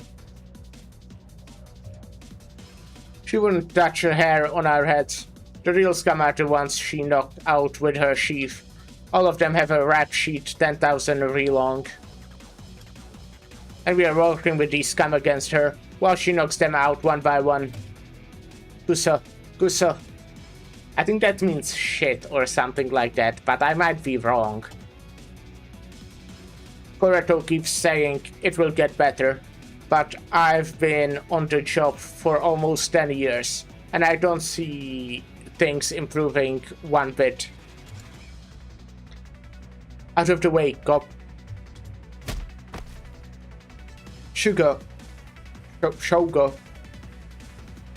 How dare you attack the police? I told you to get out of the way.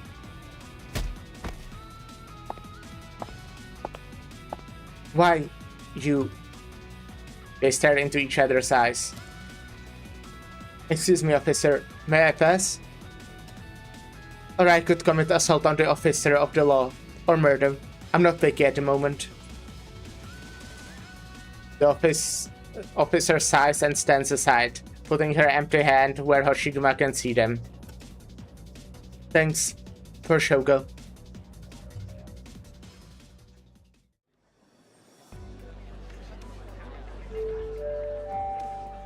Ding dong ding. Lincoln's department store.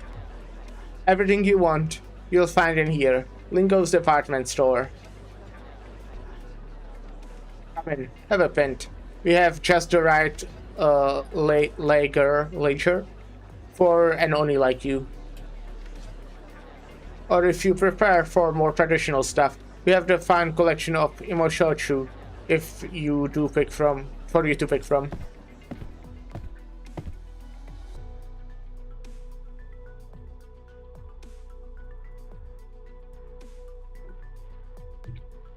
Like this, Ajo-san.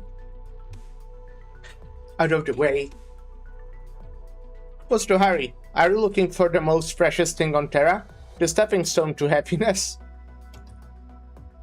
I don't think she is. Wait, you're the Aoni of Kinsekikai? May I ask where Momoka-san is? Are you a fan? Or are you after Mifune's bounty? Neither. I just want to ask a favor. Can I ask you to disappear me like Momoka-san? Maybe that will make me go viral like her.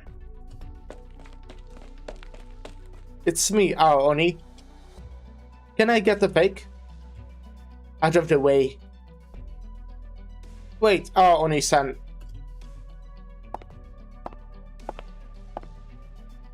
Aoni-san.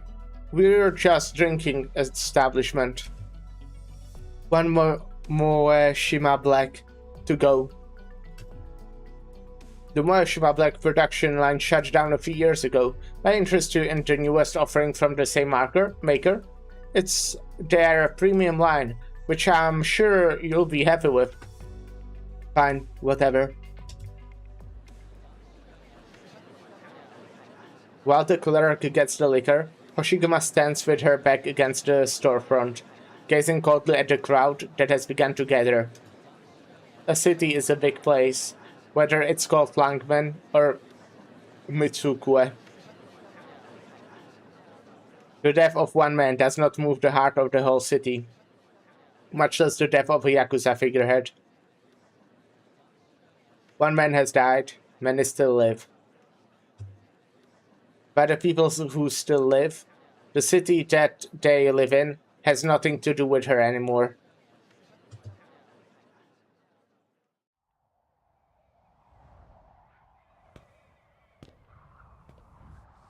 No one is following. This is a good place. Hoshiguma opens the bottle, and the smell of alcohol gushes out. Just smelling it is enough to make her lightheaded. This one's for you, Uncle Desai. How could this stuff taste so thin when it's so expensive and the alcohol content so high? This is the second time I've drank to someone. The first was to my father at my old home. The Kaidan chasers must be thrilled about only drinking with a dead man. Kaidan. Huh. The story of me and Higashi ended when I chose to step up for what was right, when I really didn't know what it was. It was stupid, even though I survived. Chen, too, faced the same choice, and she survived as well, but I still think it's stupid. You should have met Chen Huichie, Uncle Desai. He's a true Kyo, although they pronounce it a different way in Yan, but it refers to the same thing. Someone who's willing to stand in the way of an army, 1,000 strong, armed with nothing more than a sword. This one's to her. But I'm not like her. She's brave, unlike me. Huh, awkward, isn't it? But I'm scared. I can't deny it. I'm not worried about my own life. But what about other people? Those I'm trying to protect? What about my home? Honestly, I should just let out for Langmen right now and never look back. It's a big deal. An LGD officer suspected of murder in Higashi. That would make a headache for everybody. From Missy to Mr. Lin, to Madame Fumizuki, to Mr. Wei. They won't abandon me. I know what kind of people they are, and they know me well. But I caused this. I don't know, did you? Will my new home suffer for the trouble that I caused? How could I keep calling it home in that case? But I could draw my sword and become a road Oni, a killer. Kill Kinve, kill any of his men who dare draw on me, kill any police who stand in my way. Turn me into a nightmare that roam the streets of Mitsukue, become a true monster, become the Kaiden after all. Take vengeance, go with the tide, embrace the times, become the maddest of the revelers, and become exactly what everyone in Mitsukue wants me to be. You should be who you want to be. I'm so positive, you know? Such a good advice. There's no way out. Every path leads to a dead end. And is the body empty already? You certainly can hold your drink, Hoshiguma-san. Who's there? Where are your men? I came alone. Where's Uncle Tessai's body? In police possession. Cause of death was a sword wound, but it was not your sword that did the deed. Wow! Good job! You are actually detectiving. Then why are your men after me? Orders from above. Are you here to arrest me too? No, I'm here to drink with you. Without waiting for an answer, the policeman sits down on the ground and takes out a small glass from his pocket. Damn, the stuff is strong. You want to try to convince me to come quietly, so you can carry out those orders from above? Then get out your Mitsukue and back to Longmen. Get you out of Mitsukue and back to Longmen. Against the orders of your superiors? Why do you think I had you taken into custody the moment you entered Mitsukue? I would have done the same if a gang leader who had committed a major crime in Longmen 20 years ago came back. Is that all? What else could it be? The policeman looks straight into Hoshiguma's eyes. When he realizes that Hoshiguma is not joking or hiding anything, he suddenly punches her in the face. Mean? What? Why? That's rude. I can't believe you forgot. The diet candidate killed by the Kinsegaki was named Koreto.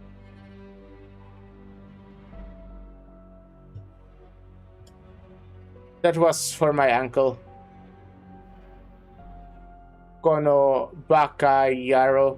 His murder was not, would not have gone ignored for all these years if you didn't stupidly claim responsibility for your stupid Yakuza honor. Sorry.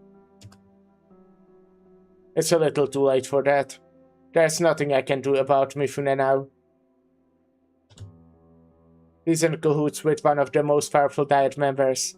How else could the Yakuza have gained so much influence over the police? The best I can do is the best police can do is to let you go, so he won't get what he wants. And Uncle Tessai's death will be nothing more than a footnote in the Aoi Onikaiden legend and the haunted house, and nothing will ever get resolved, same as it was back then. Am I right, Detective Koreto of the Spiritual Affairs Station? She's funny, isn't she? You say you don't want him to get what he wants, but all you're doing is helping him. You think Mifune is behind the Kaidan?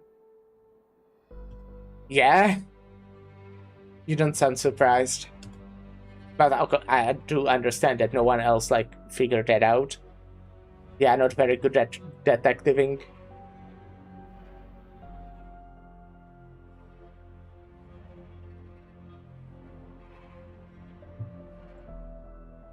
A cop is a cop. Even he's from the Spiritual Affairs Station. I can smell where the rot is coming from, even with this chain collar around my neck. So you've made peace with the chains? All you need to worry about is filling your own stomach with fried meat chop with rice. Not all of us are the same.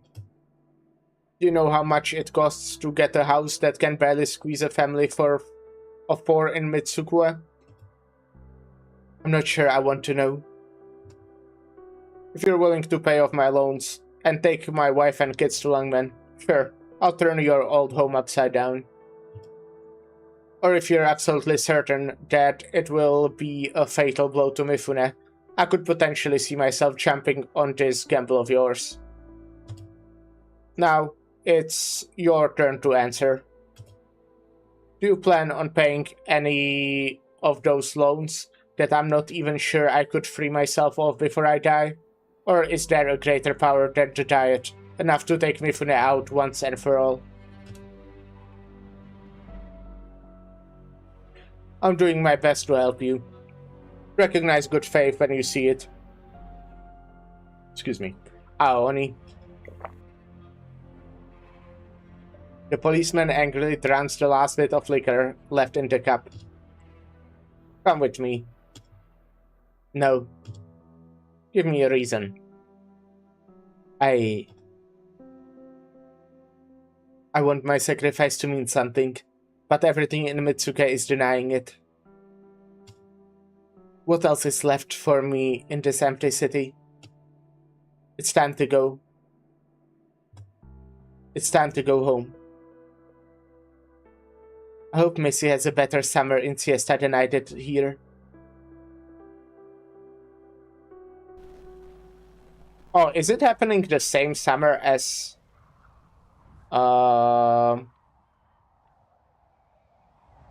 Shit, which one was it? Yep. That was... So Long Adele? Right? Guma. Who's there?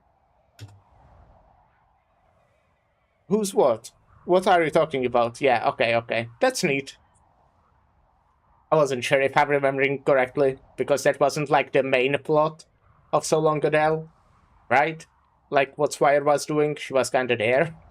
Like it was important, I think it wasn't important. It will definitely be important. But what's most on my mind are pink sheep, what I remember from that side story. Who's what? What are you talking about? Hoshiguma. Ghost-san. Momoka? Do you hear Momoka's voice, Koreto? Momoka, the idol? Isn't she supposed to be with you? I was going to ask where you hid. I'm over here. This way. Hoshiguma runs in the direction of the voice. Koreto sighs and follows her.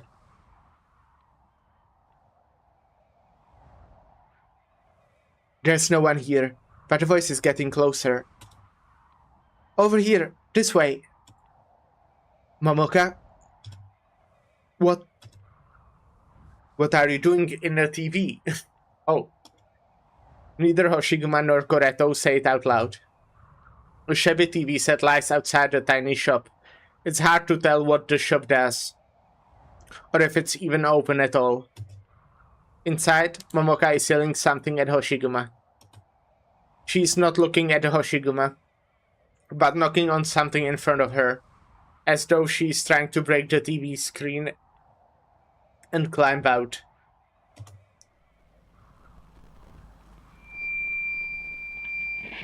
You're there, right, Hoshiguma? I'm here. Can't you see me? It's a TV. No, she can't. I can't see you, but I can hear you. Oh, I'm so relieved. I thought it was all over. Sob. Hold the tears. Where are you? What's going on with this TV? Kisei and I are being held prisoners at Kinvez base. Visit. Momoka. The TV goes dark. A cold wind blows through the gap between the buildings, and Hoshiguma's sword hums in its sheath. Koreto.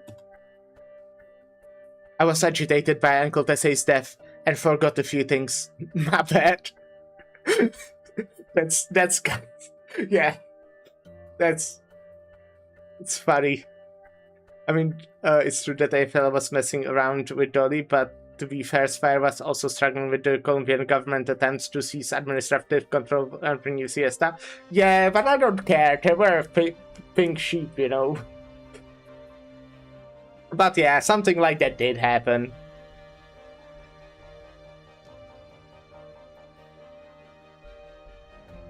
But what about you? Did you really think of I'd hidden Momoka? Kishiche too. Kishisei. I never say that right. I guess she's not important to you. Nothing more than an invertebrate pachinko gambler. Inveterate. Hoshiguma. What's one or two innocent lives to you, as long as you get this troublemaker out of town? After all, they are already knee-deep in the Skin Bay mess. Why bother? We'll do our best to protect them. The people who died in the haunted house, Uncle Tessei, the Yakuza killed in Kajimachi a few days ago. Since when have you been any good at protecting anybody?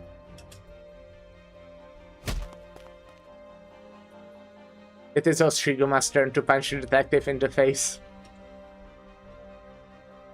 I won't call this one rude. This one was very reasonable and I support it. Detective stumbles back a few steps before steadying himself. I don't need you to remind me of my failures. But you're not troublemaker to me. You're my trump card. The one thing that can hurt Mifune.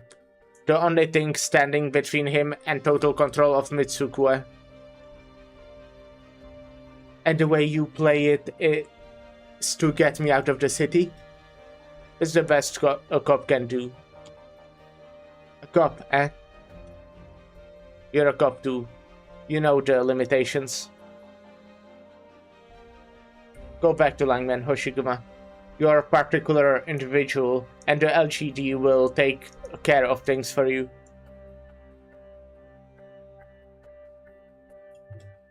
Hoshiguma instinctively reaches into her pocket, where her LGD badge is. But the first thing she feels is something soft. A ribbon that Tessei gave her after removing it from Hanya. A gift from her friends, bearing their best wishes. For some reason, she feels like she can smell the sea breeze of Siesta.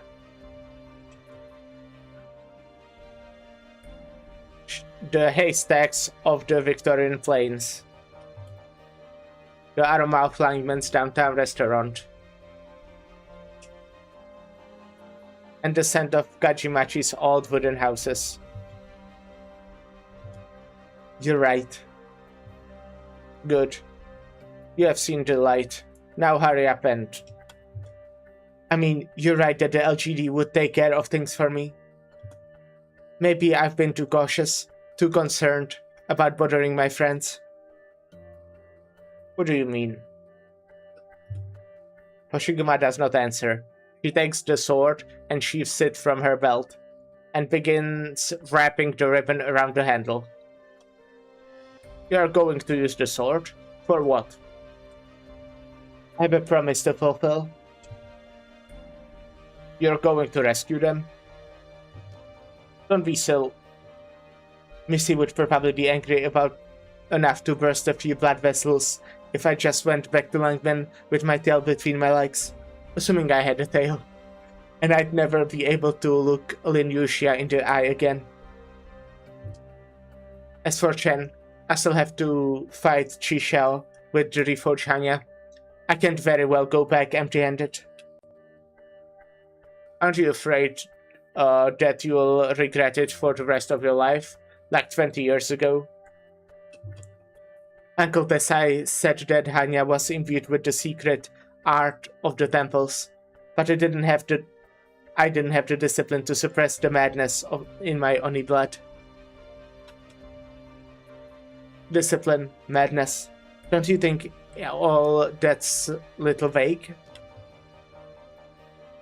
I don't know what would have happened 20 years ago in the secret art, if the secret art was there. And I don't care. I don't need it now. As long as this ribbon touches my hand, Hoshiguma will never fall to bloodlust. As for regrets, the only thing I regret is that I tried to shoulder everything myself, but I was obsessed. My sacrifice meaning something. Why do you think you have to do this? Is it because you're a cop, or because you're Yakuza? Cop? Yakuza? None of that matters. I promised Momoka, that's all. Shiguma, honestly, all the internalized racism was kinda thick, and I feel like that's not my style. Yeah. I'm glad that racism's not her style. I think that's pretty good. I think racism is pretty bad.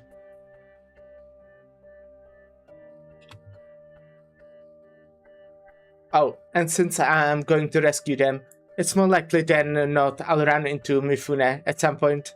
I'll go and find him if I do, and I'll go and find him if I don't. There's something I have to ask him. Oshiguma sees a light begin to appear from within the policeman's sunken, world-weary eyes. You'll fight him? I'm not looking for a fight, but I'm not sure there's a way out of it. Put a gish or two in him for me. You don't even have to ask. Is that enough though? Like I said, I'm a cop. I'm going back to the station. I'll do my best to fend off pressure from upstairs, as long as there are no corpses. Words cannot express my gratitude. Hope I lived up to it.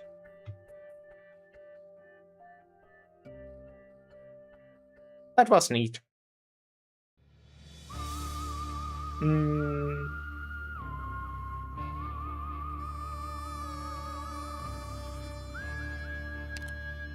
Well, after.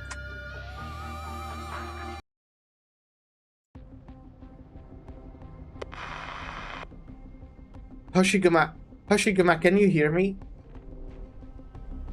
Can you hear? Quit yapping. I'm sorry. I wasn't yapping right now. Hoshi, you know what? Yap all you want. We'll give that Aho a warm welcome. What is Aho?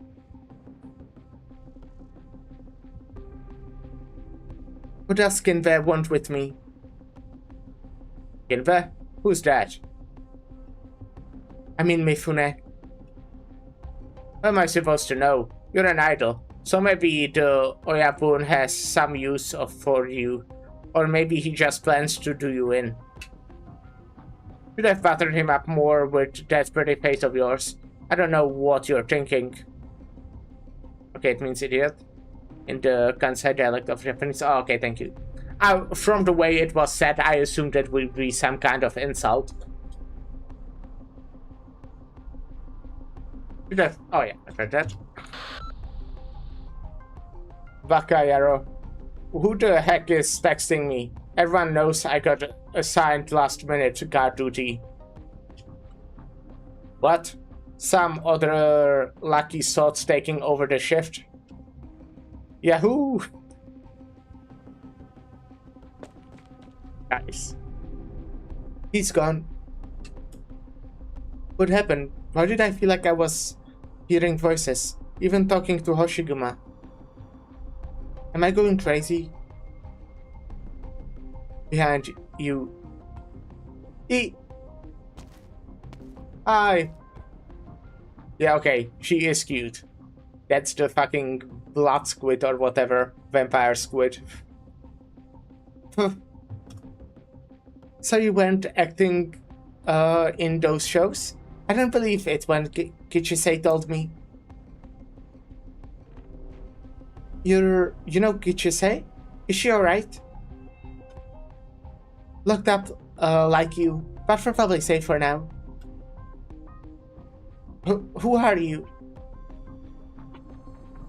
You can call me Sarasa. I'm a fan of yours, and I guess you could say I'm Mifune's employee, but my true identity is undercover cyber ninja. Nice. Cyber ninja? How's that different from a regular ninja? Look, ninja are nothing more than hired killers, but a cyber kind? We're wanderers of the intercity net. Cool. But I thought cyber ninja were pretty much the same, hired by corporations to attack each other, just specializing in intercity net operation? God, she's such a dweeb. No, she's a cyber ninja. What are you talking about? Fine, I'm a cyber Ronin ninja. Oh, sorry. I was wrong. You cyber Ronin ninja. But I don't know where you came from, or why you're helping me.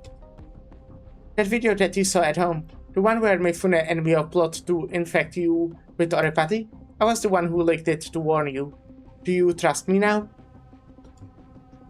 You are the one who gave me that fright in the middle of the night? If that was a good thing. If that didn't happen, you would probably be infected right now. And gone. Well, it was the first time I worked on a Mitsukue. I mean, that Ginseki channel signal system. It was a mistake. I didn't do it on purpose, I promise. Alright, well, guess I owe you my life. Honestly, I only applied to Ginseki channel because I heard it was the biggest TV station in Mitsukue, and I needed a job. But the longer I worked, the more things began to stink. But at least they had you as their poster girl. But they wouldn't even keep their hands off you. Especially that Mifune. I would have just kept my hands down and did the work I was paid for. If he wasn't so yabai. But I'd rather jump into the sea than work another day for that piece of shit. I located Hoshiguma using Mifune's monitoring network. So I patched you in briefly. You can do that?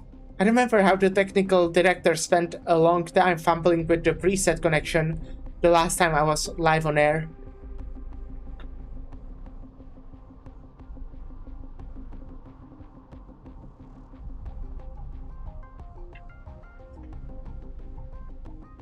It just means he sucks at his job. Now, listen to me. I'll patch you in with Hoshiguma again, and have her wait outside. I'll take Gichise, listen to me, and I'll make sure those stupid Yakuza never even catch a glimpse of your shadow. No, I can't go. Are you crazy? Do you want Mifune to cut you up into Burden Beast feet? Where can I go if I leave? The Southern Court's a big place. Plenty of places you can go. Lay low the rest of my life. Anyways, always looking over my shoulder? No way. I didn't give myself the name Momoka Hanyu, but if you tell me I have to give it up now...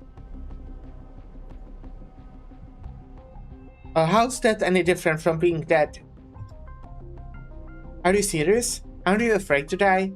Do you have a death wish or something? I don't know. All I know is that it's the only path I have left. Fine. You know what? That sounded really cool. Like a line straight out of a movie. You're a star for a reason. How do you plan to continue to be a star then? What if Kinpe won't let you? Whoever stands in my way, they are gonna find out that even I can bite when backed into a corner. Didn't Kinpe make up all those guidance stories? I'll tell all Miss Square that they have been lied to. Goldfish biting? Yeah. They have a lot of teeth. Anyways, we'll take a short little break. And I'll be right back.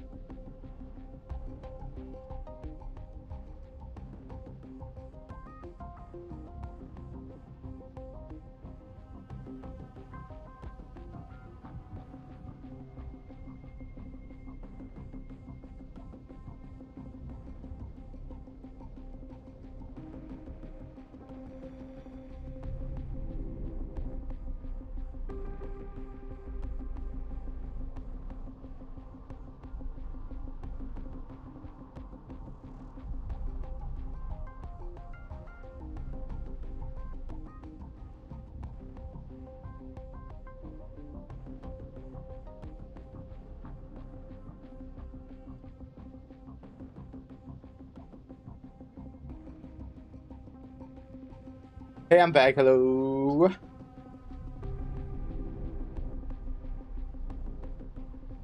Interesting. Can you connect me to every TV set in Mitsukue? I'm going to expose Kinbei to the entire city. How long do you think it's gonna take? Hacking all those TVs one at a time? But they are doing that ascension ceremony and broadcasting it to the whole city. All we need to do is take a ride on it. You still have that broken sword. Sword? It will come in useful. The first thing that Kinbei's people did when they captured us was take it from me. But I'll say it, with or without the evidence. Good. I'll get that Kichisei girl and Aoni on the other side of the TV, and then we can talk about how we'll teach Mifune a lesson.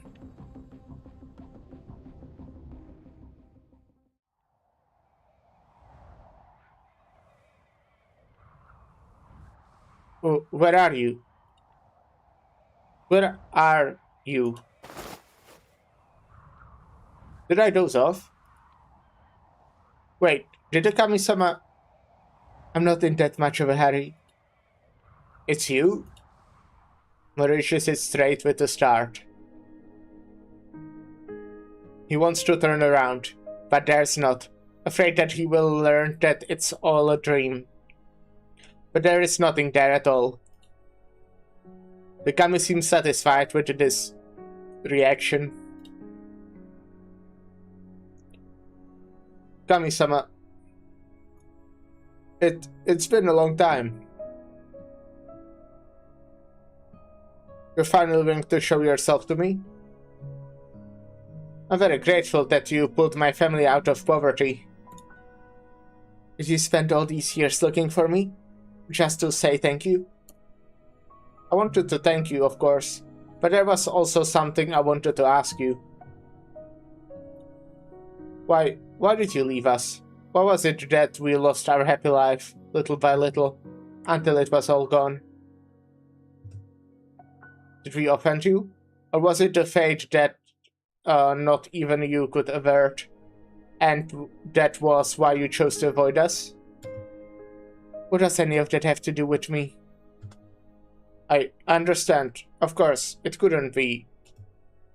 What I mean is, did you spend all these years looking for me just to learn the reason? Were you not looking for me because you wanted to seize happiness again?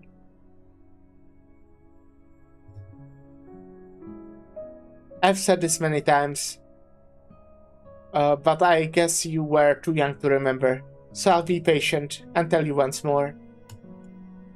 I never give anyone anything. Think of it this way. There's something I like, and I appear in front of people that when I see it. Something, do you mean happiness? Yes. I didn't avoid you because I was angry at you, or ashamed to see you. I simply chose not to see you because happiness had left you. Yeah, you should have just been happy. But now, I have a reason to see you again.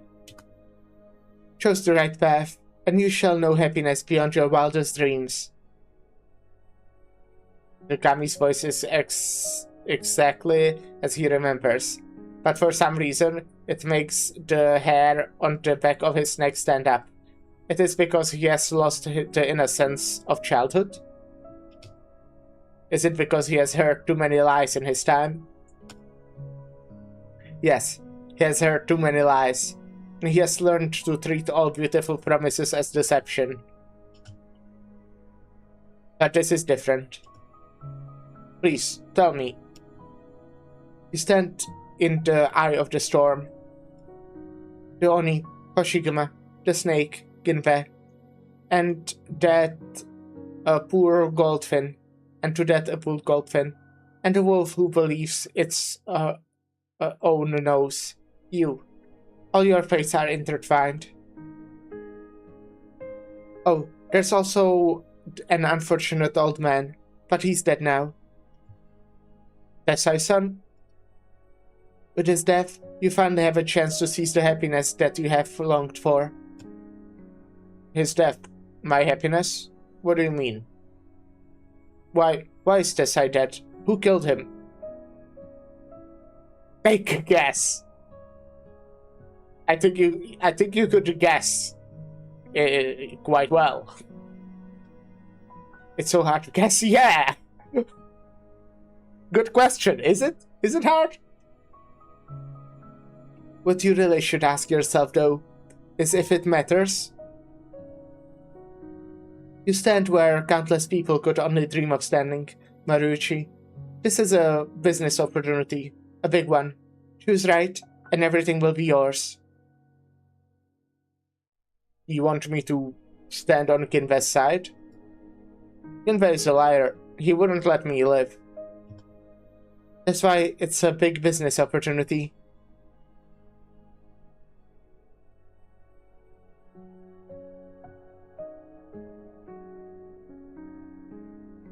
Kinve is a liar, certainly, but he needs you. More specifically, Kinseki Kai needs you. The separation of the Kinseki Kai and the Kinseki group has entered the final phase. Only a catastrophic event could stop it. Everything seems to be going according to Kinve's plan, but he's about to find that he isn't as powerful as he thought. You have survived for a long time, for so long, between the overwork and the underworld of Kachimachi and Nita Street. As a man, you're not that far off from Kinve. Morichi is stunned. In his mind, he fantasized about his reunion with the Kami countless times, but never in another 1,000 years could he have imagined that it would so calmly tell him something so terrifying. You want me to take Kinve's place? Is that the happiness you're talking about? Yes. What if I take his place, but find it beyond my abilities? But you'll be rich. Very rich. Rich? You'll be rich, whether you have the ability or not. Maybe not as rich as Kinve is, but the kind of wealth that you could hardly even imagine right now. You could spend a lot of money on the gacha pools. Is money not happiness? It isn't. Was it not money that you and your family found when you were young? Is it not because of money that Mitsukue and this country enjoy endless happiness? Where would happiness be if money left you? Is that the lesson you have for me? It's not a lesson, just the simplest law of existence. Kinve knows it, the dad knows it, virtually everyone in Mitsukue knows it. You knew it too, when you were little. Morichi feels a chill come over him, as though the setting sun is suffocating in its own golden rays. Is this really the Kami that he encountered when he was young? Or is it this simply an absurd nightmare? No, something trying to deceive him and make him abandon his search for the Kami? But its mannerisms, the way it talks, even the line, what does any of that have to do with me? He has never forgotten them. In Morichi's memory, even those cold words seem to be a kind of encouragement. Now though, Morichi is gasping for air. But the cold nightmare seems inexorably suffocating. He reaches into his pocket and takes out the key.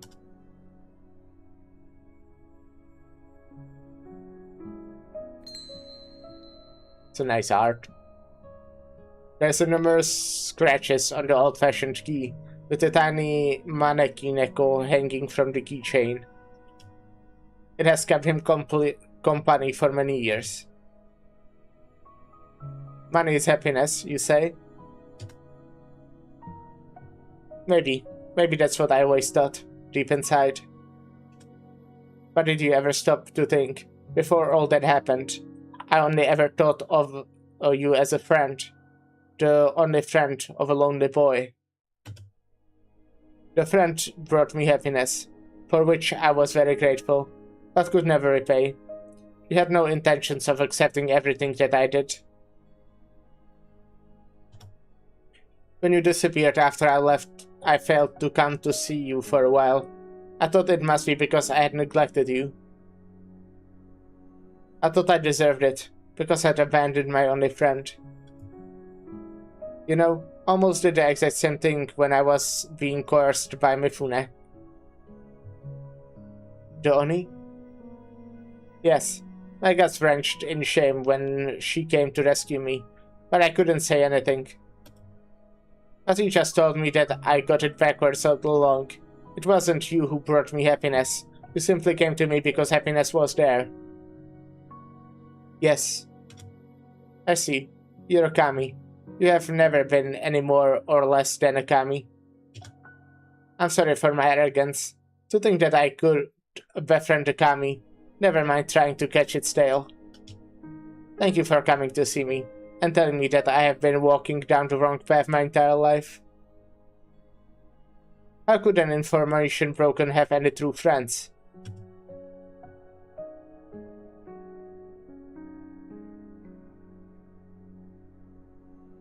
Moriuchi raises the keys and takes off the Manekineko accessory. He looks at the keychain, as though he's talking to the kami behind it.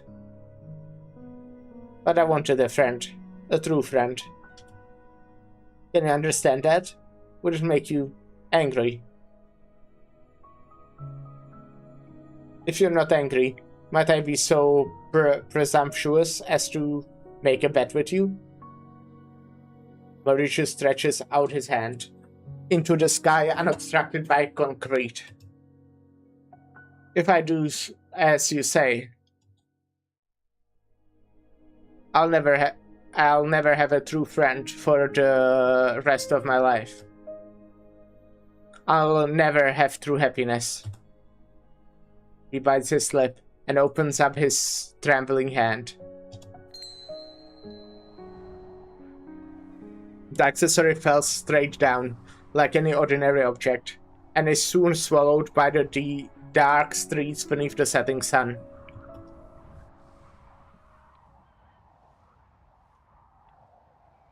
Sayonara. Where are you going?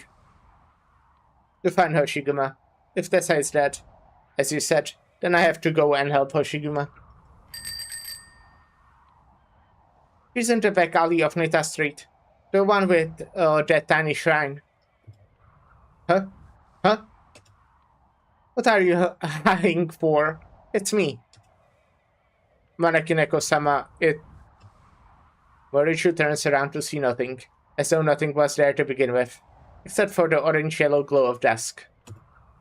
He turns his head to the front and sees the nosy kami floating in the air in front. That necklace left because you rejected it. Does that surprise you? Then why did you help me? It's not me who wanted to help you. The star of the shrine told me to help you if I have time, for all the Chikuava offerings you made. That Neko could have done it itself. Thank you for the help, and pass on my thanks to that star. Don't expect me to help you fight. I'm just pointing the way. After all, both of us have a score to settle with that bastard Mifune.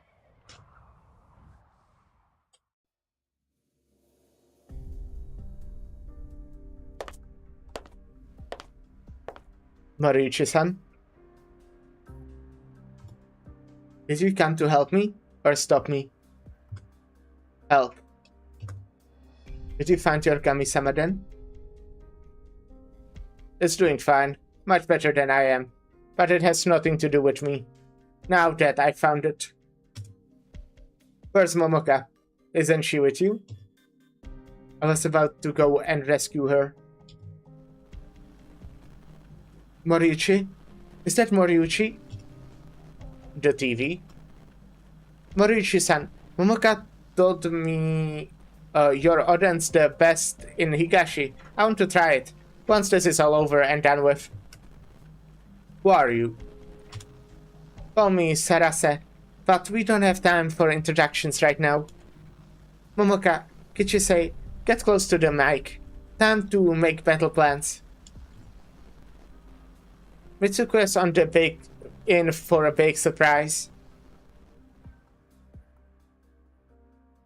Alright. I'll be happy to surprise him, yes.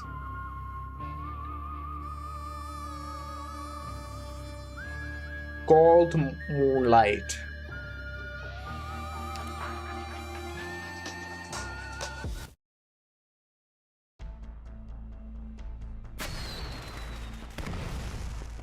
Gazing down from the top of the TV tower, one can see fireworks rise in the night sky before falling gently and disappearing from sight.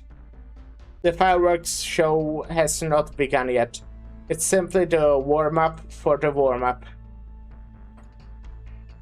The Vidya gazes at his own reflection in the window, and that if the reforged Hanya behind him. Hanya. I finally have you, after 20 years. Too late, too late.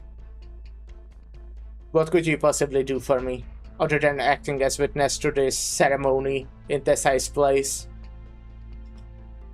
As the Vidya gazes upon the reforged Hanya, he realizes that there are remnants of what seem to be straps of some sort on the handle of the backside.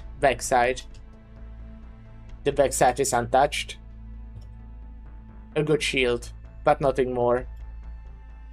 Mio.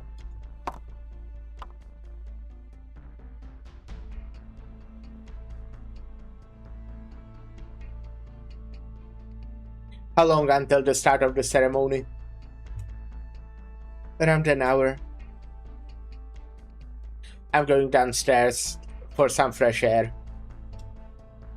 Hoshiguma may crash the ceremony, Mifune-san.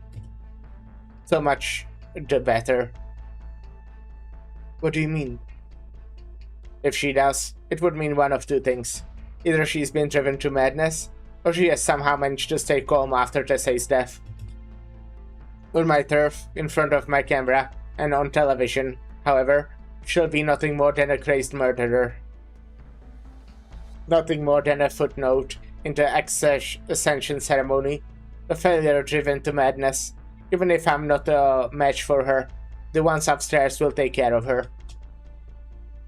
About Momoka. Getting soft-hearted. Well, we could certainly keep her around for a while longer. Extract every last bit of value from her. We have plenty of ways to persuade her. But we'll have to leave that Gichisei alive, too, so that Momoka is not driven to despair. You haven't dealt with her yet, have you? No. Good. What about Tetsuya? Mio? He escaped. He what? Mifune's voice turned sinister in an instant. The truth. I let him go. A man Mio as an unrepentant villain that is really trying to protect Haruka is super fascinating. Yeah, I agree. Soft-hearted again? Yes. Is that all? That's all. I'm disappointed in you. I'm prepared to accept my punishment. It can wait, but this necessitates a change in your responsibilities. You will face Hoshiguma if she does come. It's my duty. Don't be in such a hurry to say yes. You know what awaits if she shows up before me, still living and breathing. Yes. Your ninjas will keep a constant eye on you. Don't try anything funny. Now I need to get that fresh air. make sure everyone is ready for any unexpected situations.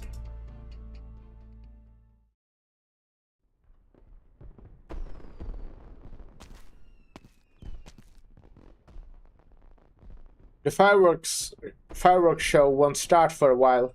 Let's walk around. No, darling. We should go straight to the site of the fireworks show on the other side of the river. They are saying that the intercity net that this area is not safe now. Rumor has it that the Oyabun of the Kisekaki is dead, killed by the Aoni. She, the one in the Kaidan. Oh, that media mogul? What's his name? No, that's Mifune. It's Tesai who died. Huh. You know, I actually thought Mifune was the one who died, since he's always showing up in public. There's been rumors coming from Kajimachi, plus the Northern Court spy, that they are talking about. Anyway, we should go over to the other side of the river.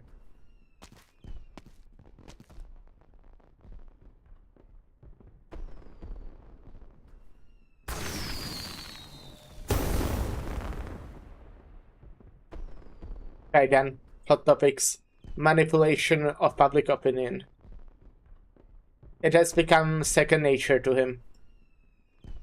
Who would have thought that all the kaiden of Mitsukue originated from Shimasu's attempt to blackmail him over the diet candidate affairs, only to end up slain by his sword? Shimasu's death needed to be covered up. The fledgling TV station needed relevance. The diet member whom he was trying to butter up was waiting to see him prove his quality. So he linked Hoshiguma, the Savara the Silencious of Shinaki, and reported on the haunted house for a week. It was a smashing success. The intensive reporting dispelled any suspicions that viewers had, and left behind plenty of room for him to clean up the misdirect. Relevance from the Kaiden became money. Money moved diet members and shackled the police, made the Kinsekaki grovel before him, and rendered Desai powerless to intervene. Everything snowballed from there. The haunted house became the ideal place to dispose of people who got in the way. Is this... Are they doing like a recap, or is this like actually what's being said by like... Or like what they plan to say when Haruka gets on TV? But the trick could not continue forever. Interest would fade, and revenue would decline, while Tesai's suspicions and the pressure of public opinion grew. When the last gangster who knew how the diet candidate died was dealt with, he began to expand the scope and channels of the Kaiden. It could involve the kami or accidents, even the fabricated story that was sufficiently interesting and frightening. He too wondered why the people of Mitsukue were so obsessed with Kaiden. They feared any potential danger in life, but they could not control their own curiosity. The prospect of danger seemed to represent a fatal attraction. The TV station provided the Kinsekaki with constant source of income, funding the crystalline component industry, making him someone whom Tesai looked down on, but could not do without him.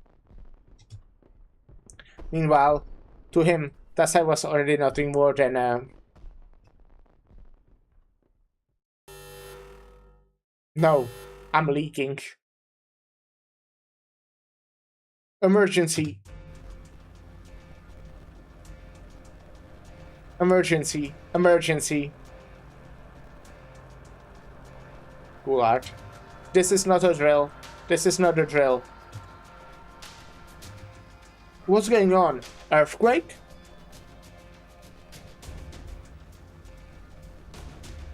There's a fish here. Interesting, right?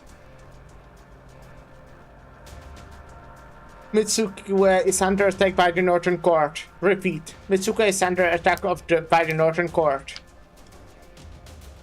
For your own safety, please follow these instructions. What? A Northern Court invasion? If you are inside, close our doors and windows and await further instructions. If you are outside, go to the nearest shelter immediately. Shelter? Do we have those in Mitsuko? There used to be the announcement, but now we'll have to look for the signs. Onita Street and beyond, all of Mitsuko is suddenly filled with red lights, with the exception of the oblivious fireworks. A fear that was once forgotten has been reawakened. Conflict between North and South has only increased since the Black Peak campaign, but rapid economic growth caused the attention of the people to drift away from the gunfire on the border. Mizuko and Kushigawa continued to treat each other as potential adversaries, even after the 90s, but the average folk have long since forgotten the possibility. This fear, which has lain forgotten for many years, but never truly left, seized the hearts of Mitsuko's people more powerfully than any kaiden. Mifune-san, what the blazes is going on? Someone hacked into Kinseki Channel's broadcasting network. They tampered with the backup emergency footage provided by the government and are broadcasting it all over the city. We're not sure how, but they even managed to take over the networks of some of the other stations. Even our partners are affected. They're spamming our phone lines, thinking that we approved it.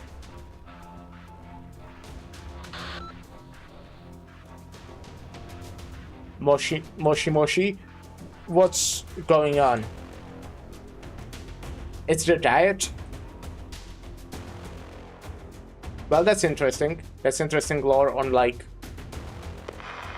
this country. How's the infiltration going? Couldn't be better. Total chaos right now. Had no difficulty breaching.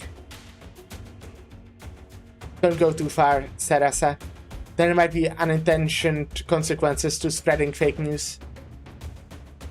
Don't worry, I avoided crowded places like the fireworks show, the places like hospitals, schools, and old folks' homes, where people tend to have weak hearts.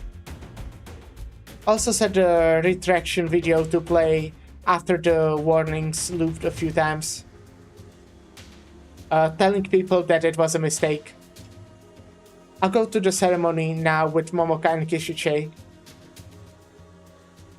Kishiche. Every single time I'll say that wrong. Time for you to create more chaos, Hoshiguma. On it.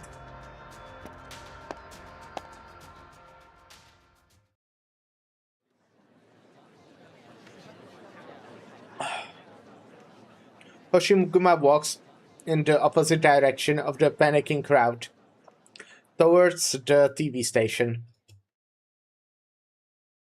As Sarasa said, the broadcasters are now changing to play the retraction video, and the crowd gradually begins to calm down.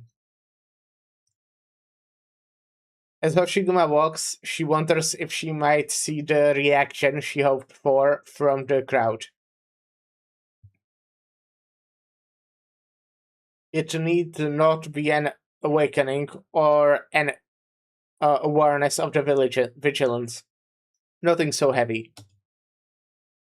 She just wants to see them shiver and remember what fear truly is. Not just a little punctuation to spice up a happy life. But all she hears is people excitedly repeating a single word. Kaiden.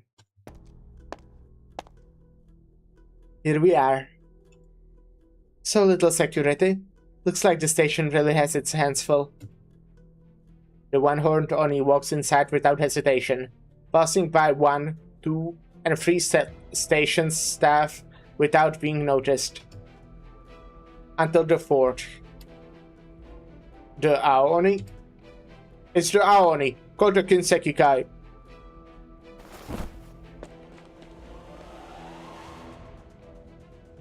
I suggest you make way while I'm still asking politely. No? They have her surrounded. They outnumber her many to 1. Yet, for some reason, there is a thought in all their minds that they cannot shake. She outmatches them 1 against many.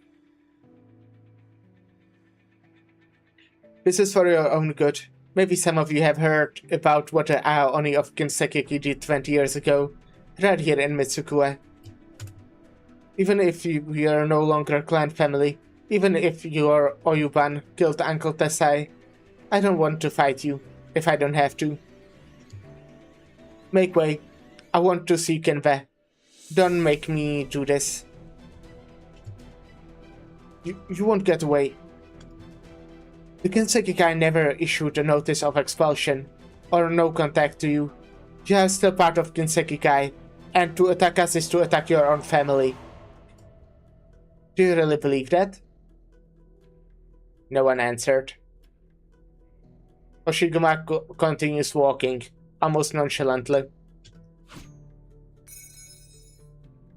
There's no sound of footsteps behind her, only a slight whoosh of something flying through the air. She does not even cast a glance at it, be it a knife or flash drive, shuriken or just a handful of beans. None of that matters anymore. When you're throwing a knife, you really should throw it like you mean it. You might as well have been throwing roasted soybeans. Oni wa soto, fuku wa uchi. That's the old saying. Oni out, fortune in. Surrender, and we can keep it at that. There's no bad blood between us. No bad blood? Maybe you're right. Right back in the day, you had a different slogan when we threw beans at Kajimachi. We said, fortune out, Oni in. She draws her sword. The Yakuza who have heard of the Oni instinctively take a step backwards. Only one of the younger members steps forward, seemingly oblivious to what he is risking for a chance of glory. Alrighty then.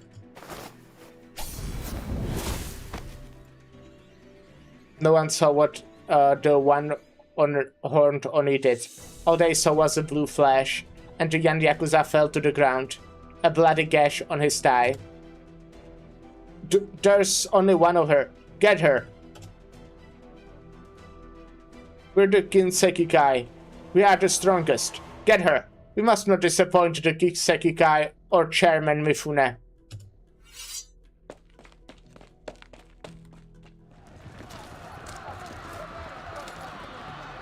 That's more like it. They rush towards the striding Oni like the tide. The Oni takes step after step forward, until the distance between her and the figure ahead closes to a hair's breadth. Once again, the blue light, but this time, everyone sees the true nature of the Oni, no longer attempting to suppress her fury.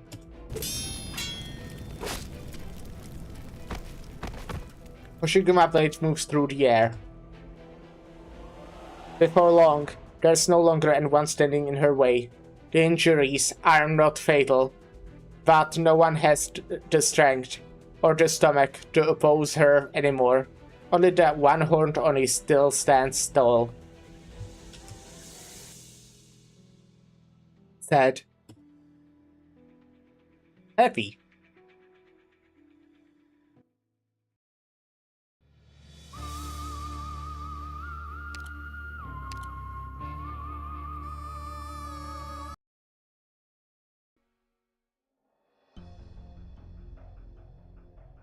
The TV station's in total chaos. Wow. Grandma told me stories about Northern Court Special Forces infiltrating Mitsukue in her youth. I don't think much of it at the time, Thinking about it now, though, what we are seeing is just a fraction of what could really happen. What do you think about my surprise for Kinback? I think it might be a little too big. Well, we should focus on our own tasks. Moriuchi-san has already infiltrated the TV station. We need to head to the Ascension ceremony. There shouldn't be many people there at this time, but you'll need to help out if there's any resistance. Gotcha. All that's left to do is act. I'll lead the way. Climb up this vent. Follow me. I'm coming.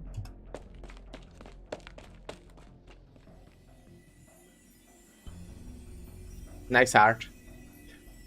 It's so high. Don't worry. I've got a light. Hold my hand and I'll lead you on. Momoka tries not to look down, but she cannot keep herself from shaking. They are moving through massive formations of steel rebar. The darkness of night hangs above, while it is bright as day underneath their feet. TV station staff, a Yakuza, and ninja form a picture of chaos beneath them. How are you doing, Kiichi say? Alright. Good. You don't come up to this kind of place often? Who does? Are you deserting ninja or something? No, I got used to this kind of place while hiding from ninjas. I love Sarsa's false eyes. It is an incredibly silly design and I adore it. You mean like the things in her hair? I guess? Maybe? Possibly? Or are those her real eyes and the fake ones are these on her head? On her face? Sip colors to her eyes? Yeah. Relatively, one of the vampire squid's defense mechanism is to spit out a huge amount of glowing mucus to blind predators. That's neat.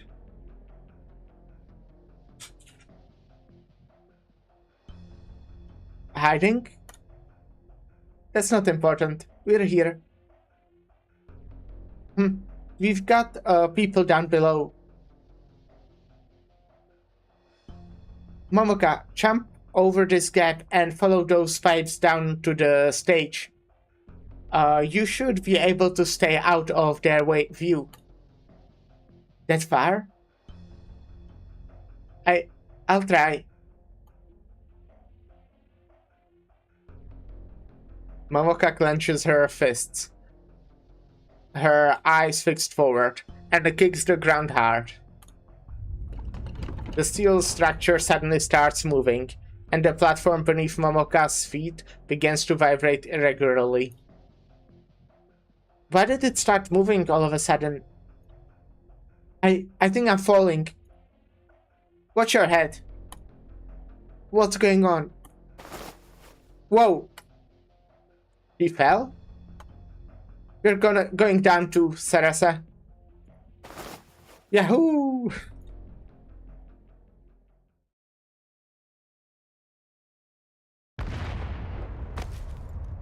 It's the second time someone said Yahoo in this side story. Are you alright, Momoka? I'm alright, hanging in there. Get on the stage. I'll get the console. Start once the lights come on.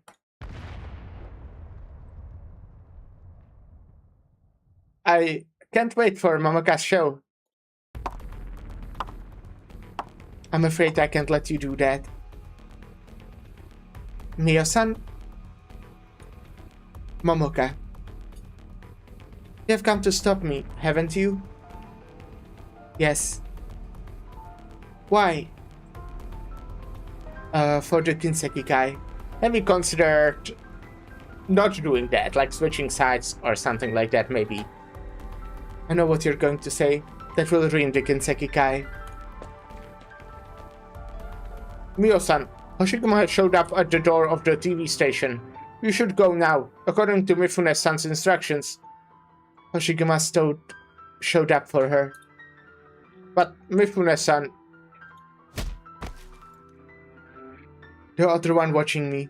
I know you're there. Go and tell Mifune-san that Hoshiguma will definitely come, and I'll be waiting for her here. Now, Momoka, Kichi-san, and that girl hiding behind the console, whose name I do not know. I suggest you stay put until Hoshiguma shows up. Your grievances against Mifune-san and Kinseki Kai are certainly legitimate, but this place is also home to me, and to many others. I can't let you destroy it. He's bluffing, Momoka. The black ethereal hand suddenly appears in front of Kichisei's neck. She instinctively takes a step back and pulls the trigger. The ethereal hand shreds the bead-shaped grenade. The lights go out, and the stage darkens, illuminating only by a faint light in the direction of the console. Could it be Sarasa? Is she... No, I guess it's the console itself, but she glows. From what I understand, she does glow. And she was near the console, so maybe both her and the console are, you know, emitting light. Mia walks towards the light, sword in one hand, Danto in the other. That's right. I'm here. Come on now.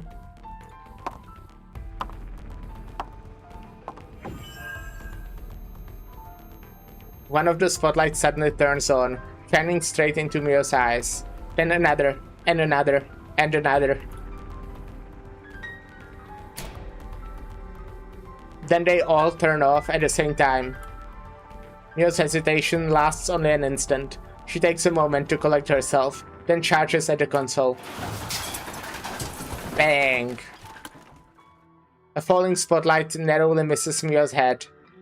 By the time she turns her gaze back to the control console, there's no longer anyone there. While Mio is occupied with the console, Kichisei, Momoka, and Sarasa begin running towards the side stage exit.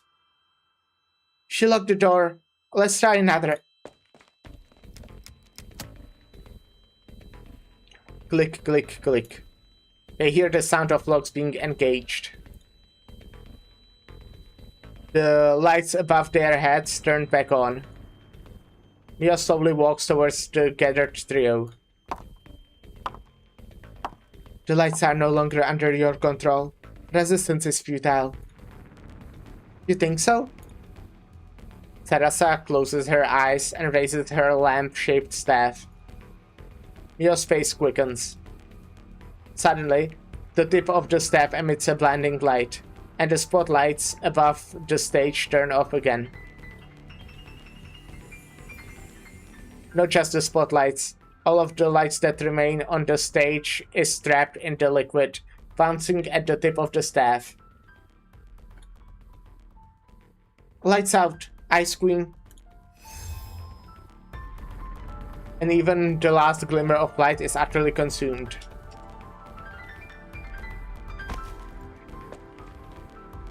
Sarasa? Let me sleep. I'm so tired. What do? We can hear Mio-san's footsteps. She's coming. Let's try the other side of the stage. Maybe the door's still unlocked. No, it's too far. She will find us. This is where we fell, isn't it? Can't we go back the way we came? The vents. Kichisei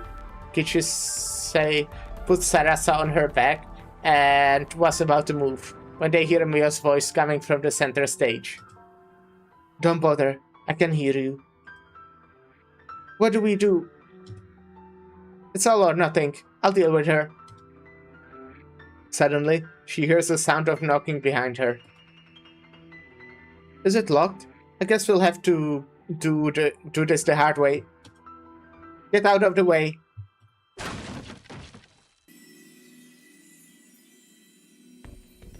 A massive crash, and the locked door swings open, bringing in light from beyond. The next instant, as though answering the call of the light coming in from the door, bright orbs of light float up from Sarasa's staff and go back to where they came from.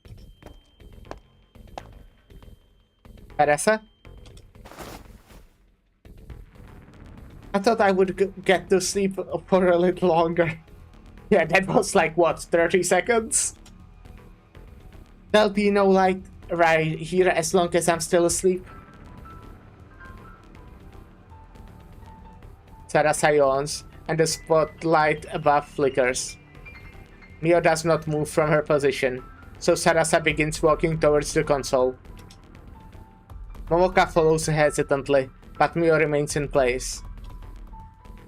Aren't you going to stop them? No, your blade is drawn. My duty is to deal with them. Is not to deal with them. I doubt your minions have what it takes to beat Gichisei and Sarasa. In that case, there's nothing I can do. What about Mifune? I don't care. Our battle has nothing to do with him.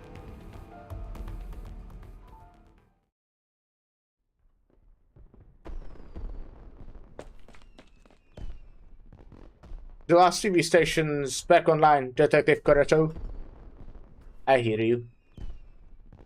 The guys assigned to the fireworks show want to know what to do. The citizens are still uneasy after that scare. And the risk of stampede, or other serious accidents? Minimal. The situation's very much within accepted parameters. Then the show will go on. Mifune likes excitement. We'll give him excitement. We're getting calls from citizens asking what happened. What do you think?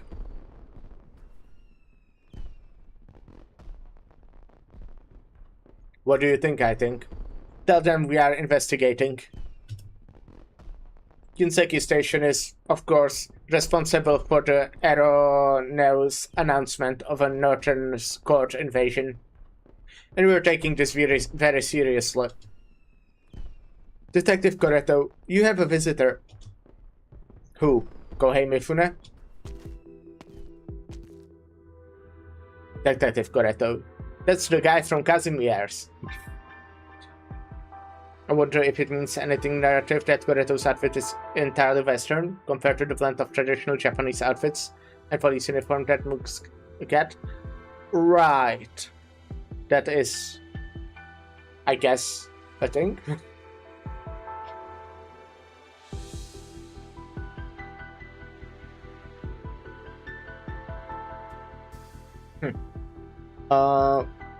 If it wasn't Mifune, I thought it would have been his diet friend paying a personal visit. Making institutional insinuations will do no favors for your career. Besides, you overestimate your own importance. Should I take this as an admission? I've come to warn you. The police must bear responsibility for the chaos that occurred on Nita Street tonight. We do not wish to see the chaos spread any further. Bear responsibility, eh? Oh dear, I think I just peed my pants. What's your attitude? You will have a chance to settle this matter peacefully. Do I? Pray enlighten me. Cancel all events scheduled for tonight. Focus your forces on resorting order at Ginseki Station and begin a search for those responsible. Such as? The number of suspects is, I'm sure, Kohei Mifune, considering that it was his station, that broadcast that. Hello Maple, hope you're having a good day. Your men are not allowed to touch him. Have a nice day. If you refuse to obey orders, You may go once you have signed this resignation. Feel free to discuss any concerns with your supervisor. Wow, I still have a chance to turn back. It's too late for that. Like you said, it's too late for that. I'm having fun playing IS2, but Sedlock is so hard to kill. Yeah, I know, right?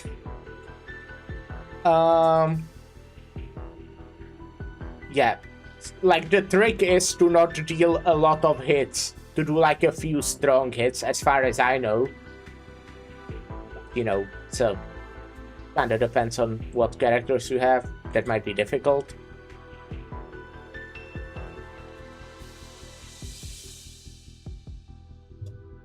The detective reaches out with his foot. I have no idea how clear to pick said log. I just got lucky with Vishadel relics, I think, yeah. That makes sense. He trips the visitor, takes the piece of paper with the name of a detective supervisor on it, and tears it to places. I said this in the past. I also do want to do basically a video with this as the subject, not like specifically IS, but well, specifically about roguelite modes in gacha games, because I played a lot of gacha games and I play a lot of roguelites. So, and I think IS. It's like the best one I played, but I still think it has like a massive problem, and that's Vishadel. No, it's just the fact that while I think Hope kinda like at least helps solve it, there's like no reason for you to just not pick the strongest characters every time. Like, sometimes you obviously don't get, like, a sniper to get for, like, 10 fucking stages, but you'll get a sniper at some point. So what, and you can just get overpowered characters then, and, like, after you go through early game, which, like, is, I don't know, like, first 2 floors, you most likely just have a team of overpowered characters, if you own overpowered characters, obviously. So I think the fix for this would be what I actually kinda dislike in a lot of other games, but I think it would work. I don't dislike it as a concept, I just think a lot of games just implement it in a very not fun way. It's just like give you a selection out of 3 characters. Like, you know, give you a selection of 3 random snipers, for example. And you would have to, like, choose which sniper is the best for you. I don't know if you agree with me, but I do think that would... Like, the game is already hard enough, so to be fair, it's like, it would just make it harder, but yeah. Have you played SSS? That's the thing where you get the modules materials from, right? I think. If yes, then yes.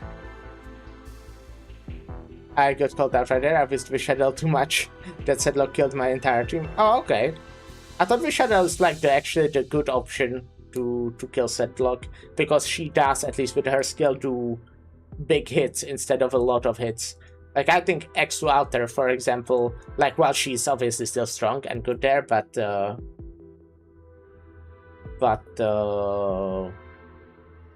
yeah. Countered a little bit. She's a solid one because of her very slow attacks, but the attacks still hit 3 times thanks to the shockwave. Oh yeah, that is correct. Right. That makes sense. I mean, Lemon would be really good for that. Yeah.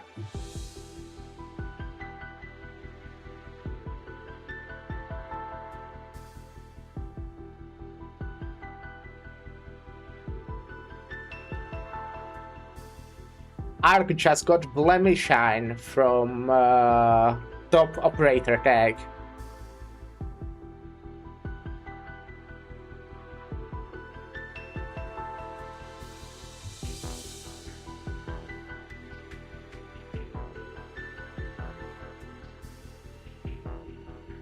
Yay, Blemmy, exactly.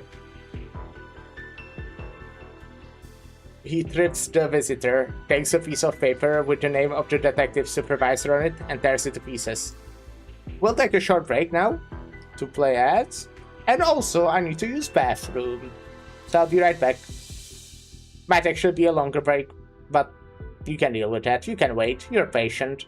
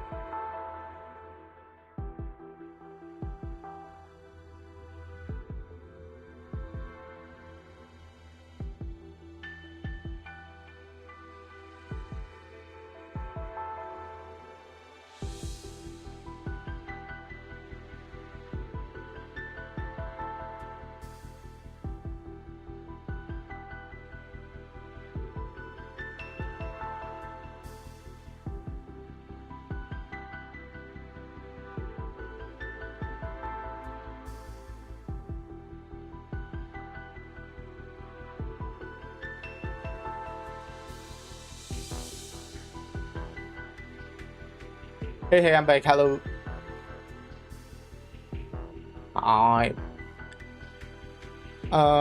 need 420,000 LMD for my thorns, and I have 22,000.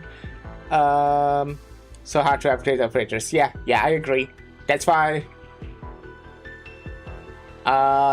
you should use only 4 stars forever, actually. No, yeah, it does take a while. I have like 7 million. I have like 6 or 7 million, so I'm fine. And that's after I've just leveled 2 different 6 stars and 1 5-star. So I'm doing like alright, you know.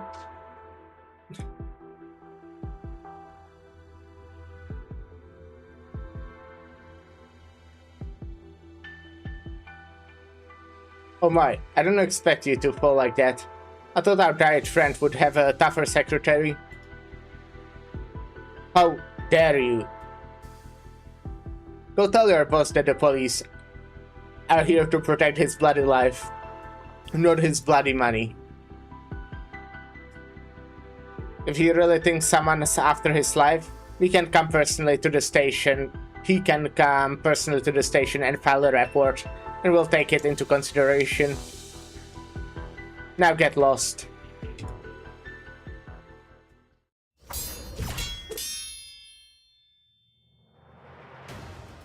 White sword, black gloves, white hand, black sword, white tanto, black ethereal hand.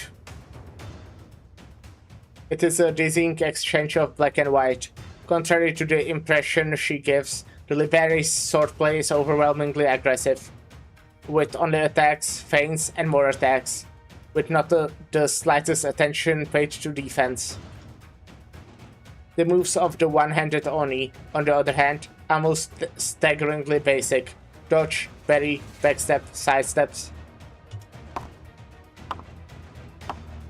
12. He just blocked 12 attacks in quick succession. Why don't you fight back? Are you still afraid of your sword? If I was, I wouldn't have left its sheath to begin with. You, on the other hand, look all polite and cultured, but her moves are pure aggression and ferocity. That's not Kinbest's style. My sword has nothing to do with him. Then why do you give your life for him? Since when have I given my life to him, for him? Stop fooling yourself. Hoshiguma takes a deliberate look around. Yusuche is sending explosions everywhere with her grenades, while the stage equipment has turned into a giant monster under Sarasa's control. With Momoka doing the impressive job of not getting caught, the trio is more than holding their own. There's only one last thing to do in their battle plan. The only thing I'm trying to protect is the Kinsekikai. And Kinbe has to lead it. The Kinsekikai needs to be a place where the dregs of society can survive. Those who have nowhere else to go. And Tessei couldn't give you that. No. You can keep parrying. But you'll eventually show an opening.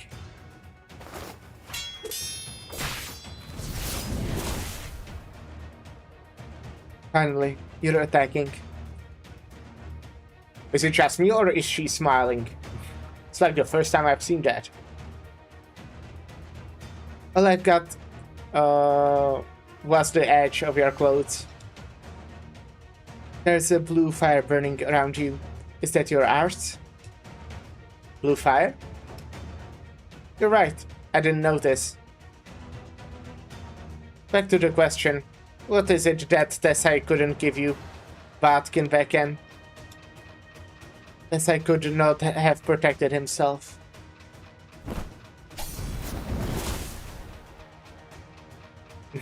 Hoshiguma fuck on fire? No, it felt more like Hoshiguma I'm on fire. Hoshiguma thrusts. The attack is simple, but the flames upon the sword force Mio to leap backwards. That's not what I wanted to hear. Your flames are burning even fiercer. Tell me, why couldn't Tessai give you what you wanted? Because Tessai couldn't protect himself. Mitsukue didn't need him, nor did it need a Mio working under Tessai. You? Silent, wrecked orphan who only fights tooth and nail when someone steps on her is a subject of scorn. That's an enemy type from Destiny. And equally silent, well-dressed assistant who only draws her sword when the company's interests are compromised is a subject to admiration. I thought you came from some noble martial family fallen on hard times. Ha. This I wanted to give dregs of society like us a home, and so he's dead.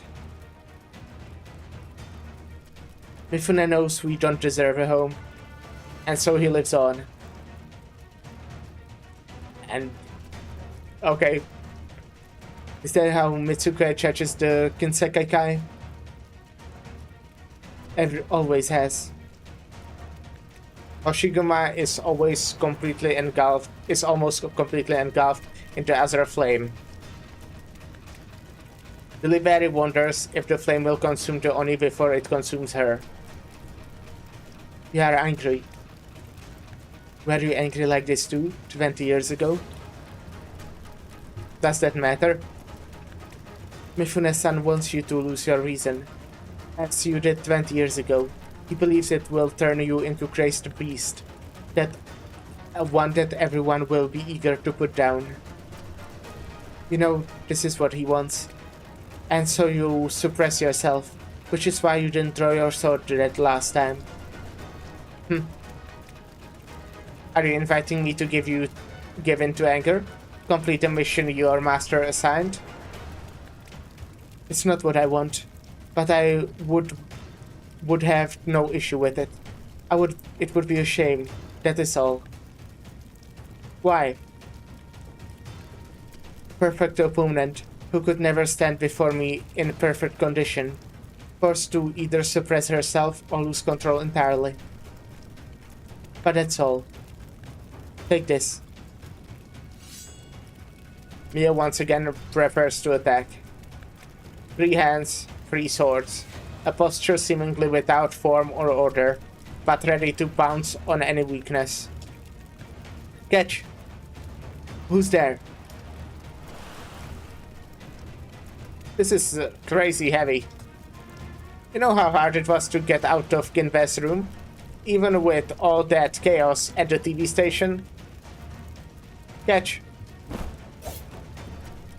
Mauricio swings his entire body to throw Hanya at the direction of the standoff. Mio's ethereal hand at the fur is the first to catch Hanya's handle, but Hoshiguma leaps and spins 180 degrees like she's dancing, forcing the ethereal hand to loosen its grip, allowing her to take Hanya's handle. Suppress or lose control? It won't happen, with or without Hanya. Hoshiguma tightens her grip around the ribbon of on her sword. Hanya's an old friend, after all, because you had a chance just now, but not any longer. Maybe you had a chance right just now.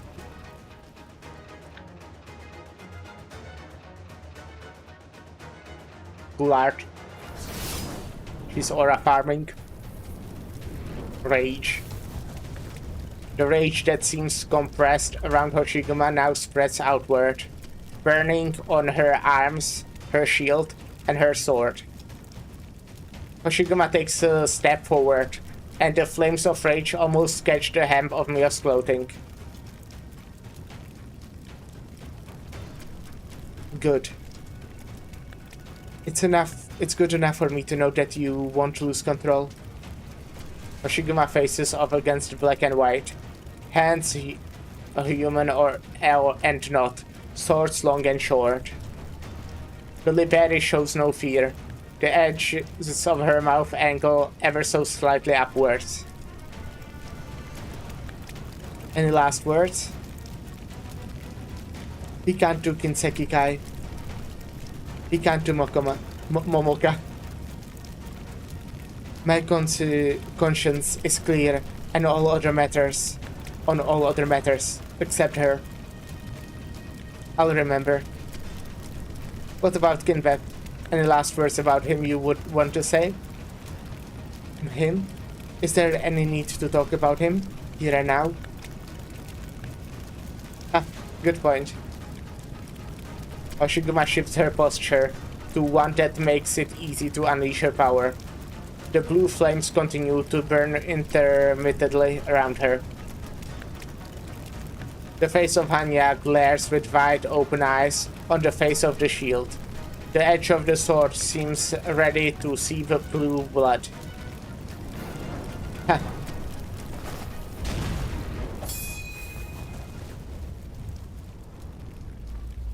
Is this Hanya? Yes, this is Hanya. Your swords are worthy of you. They took the full burn of Hanya's and survived. You can pick them up, then we'll continue. There's no need. You have made your strength clear. There's no point in trying to fight you anymore.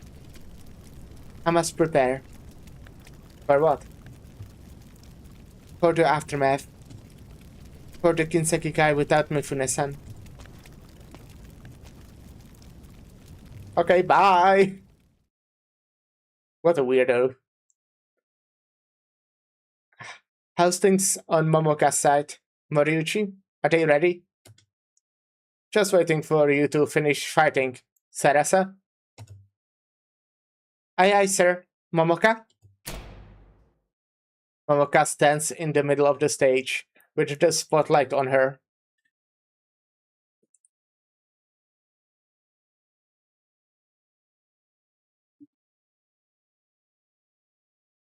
Kichisei has done her best to clear her space, though there are still a few Yakuza lying on the ground near her. I'm ready to begin. Alright then. Kinseki Station's biggest program of the night begins now. Alright.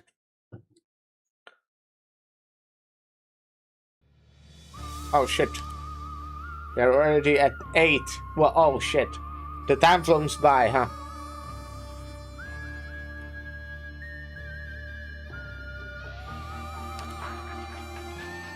Flowing river.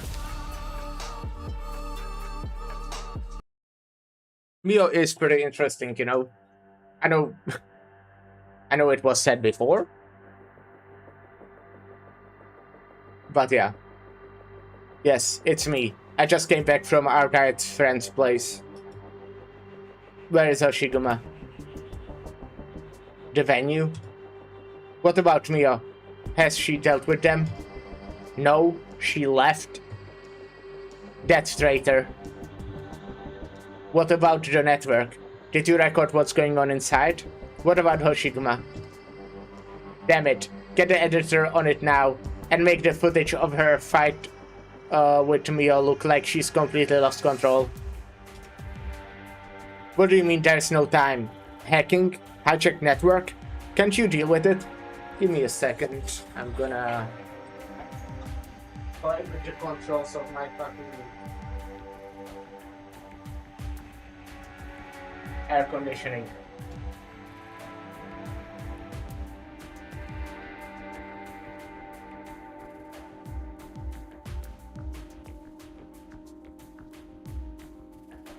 What good are you? Got a signal if you can't deal with it. The power supply too.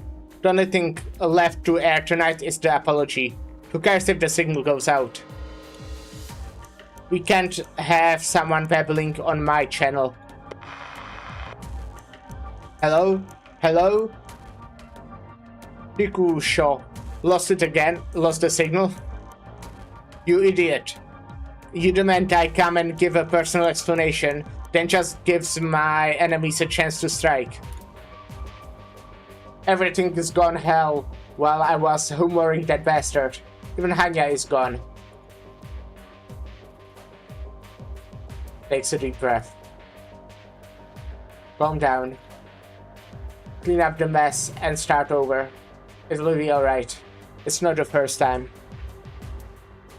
First, go to the venue and stop these insects. The diet has given the nod on Hoshiguma. All that's left is to clean up the public opinion.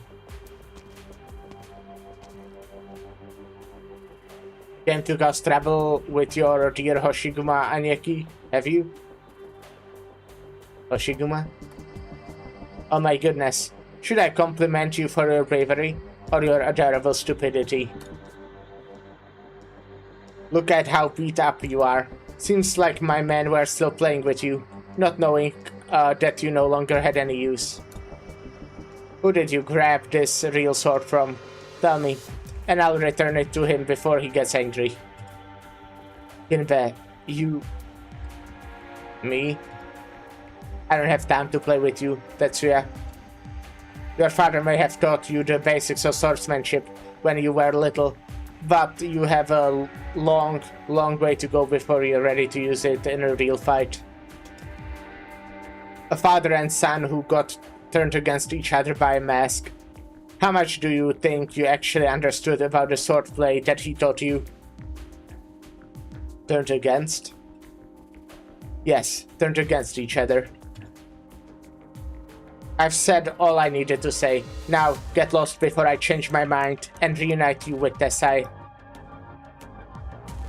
You're the one who should be reunited with my father.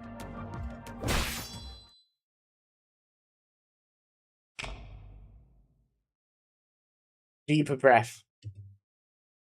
I know, countless people are watching me. I must tell them the truth. But does it mean anything? They love Momoka Hanyu. They love to watch her panic at all the kaiden that seem to orbit around her. They love to watch me get scared, not speak the truth, and certainly not the real me. Yes, I'm afraid of even that. I'm a coward. Being afraid is the biggest common denominator between Haruka Shino and Momoka Hanyu.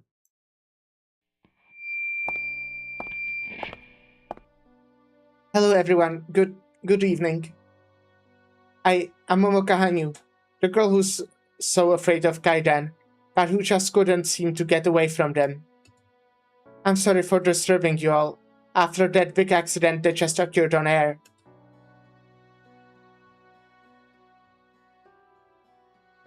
Momochi? Didn't she go missing? How did she suddenly pop up just like that? Was that emergency broadcast really a Kaidan?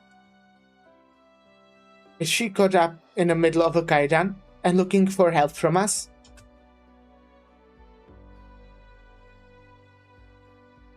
As you can see, I'm standing here before you. Strange things seem to happen. To me all the time. That's how Kaidan are. They appear without warning and disappear the same way.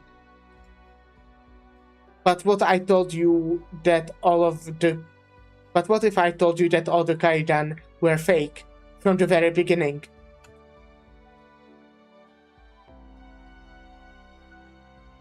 Momoka? Kinseki channel's really throwing money into her, pulling that disappearing act. What's the Kaidan this time? You said they are fake. What? Is she out of her mind? Does she think we're all stupid? Aren't Kaidan all around us all the time?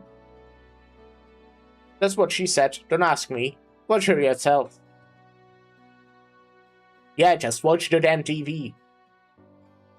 What if I told you that, with the exception of a handful of Kaidan associated with the Kami, all the shows that I've been on, all the Kaidan that I experienced, all of them were fabricated? I'm not talking about hypotheticals. I'm talking about true lies. Kinseki Station and the Kinseki Talent Agency deceived you, and I unknowingly became their accomplice. I'm sorry. I won't make any excuses for deceiving you. I'll accept any criticism.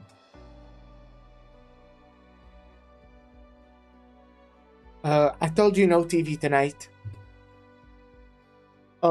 My classmate told me they are airing something really amazing. Look, the Kaidan lady spills the beans on fake Kaidan.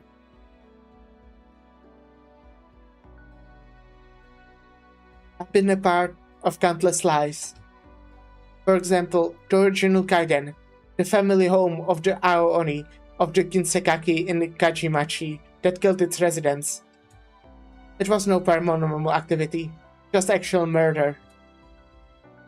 I now accuse Kohei Mifune, president on Kinsekaki Channel and the Kinseki Talent Agency, and the de facto leader of the Kinsekaki Yakuza Syndicate, of being the mastermind behind all this.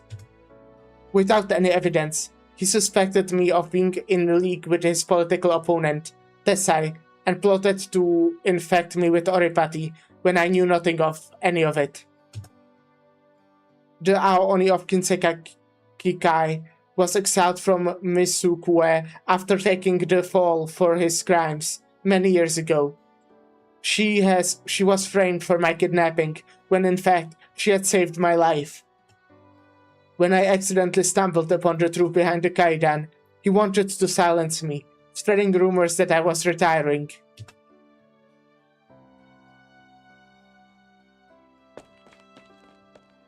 Detective Coretto, upstairs is absolutely fuming. This is the 8th time they are ordered us to cut the signal. What did we do with the last 7 orders? Nothing. You've got it. I knew you've been unhappy about me saying that things will get better. I stopped believing it myself at some point. Whatever happens tonight is on me. Let there be one night where the police don't have to gravel it to anyone. It's my parting gift to you.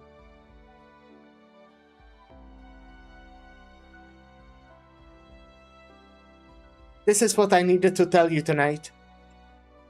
Next, there's something else I want to tell you about myself. I know a lot of people think I'm overreacting on the shows. You think I'm being dramatic on purpose. What I want to tell you is that fear has been a constant in Momoka Hanyu's entire life. Partly it's because I was told too many horror stories when I was little, but the more important reason is that I grew up in Gokawa, in a city infamous for its polluted water. There is fear not about serial killers roaming the streets at night, unicycles that bring misfortune, or elevators to hell. It's about watching your loved ones becoming bedridden all of a sudden, falling while walking on flat ground, and losing the feeling in their hands. It all happens so naturally, so gradually, and it's too late by the time you realize it.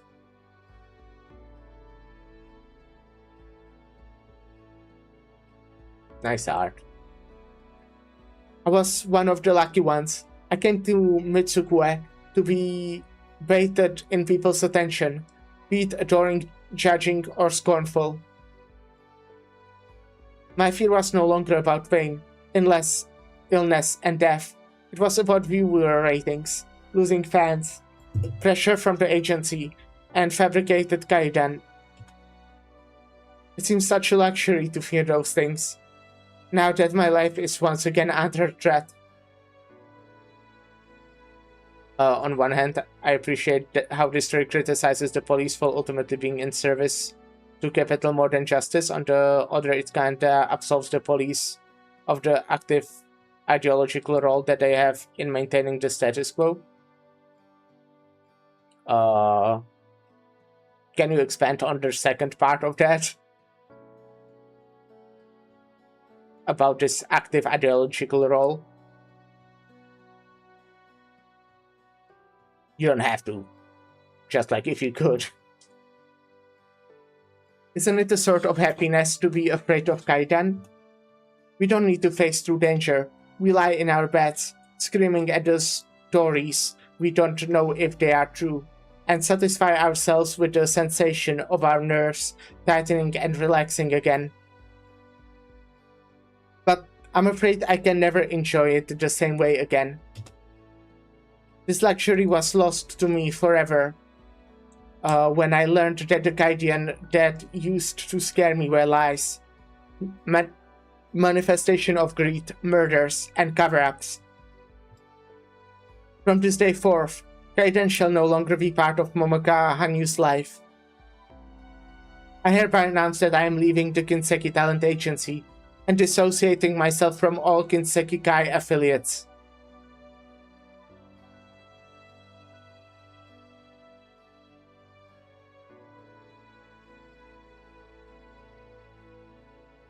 Tetsuya is lying on the ground next to Mifune, wounded but alive. It is not that the Fidia intends to spare him. Indeed, Mifune wanted to put an end to this quickly many times, only to be forced back by the suicidal attacks on the young Oni, who seemed to be intentionally aiming himself at the tip of Mifune's sword, just to find a chance to take Mifune down with him. Momoka's speech coming through the screen, beside him only served as a further distraction, and his trembling hands repeatedly missed their mark.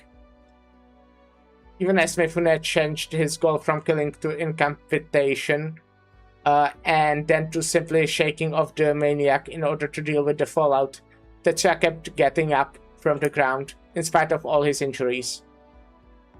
How do I put this? Okay, so the thing is that in reality their definition of bringing justice does involve causing harm people in these interests of capital. But like, I'm a high school dropout. I'm paraphrasing video essay at this point. Okay.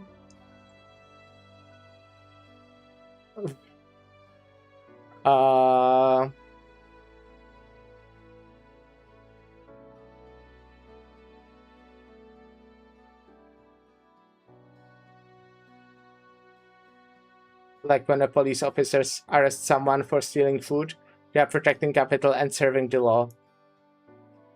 There's no actual corruption going on. Okay, no, yeah, okay, yeah. That's, right.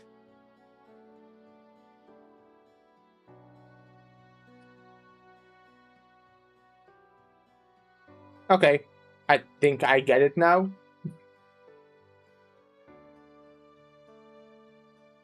Meanwhile, Momoka's speech is drawing to a close.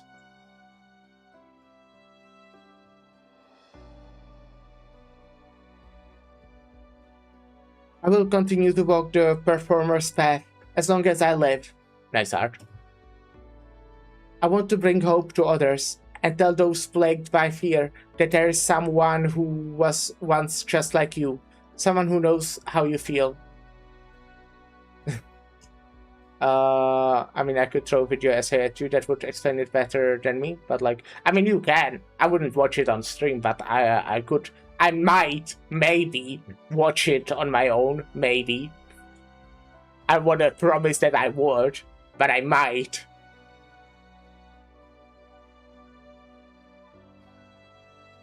She will sing your story, act your story.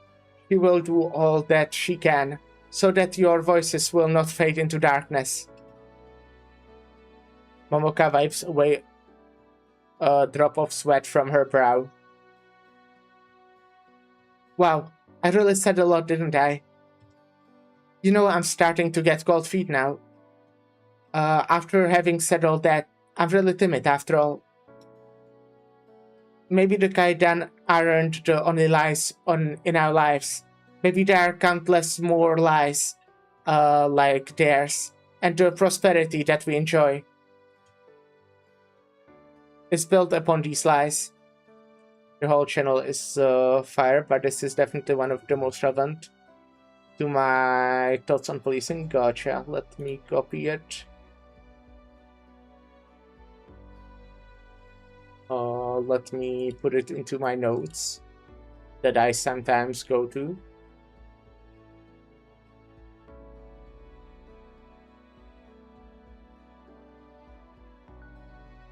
and I might watch it.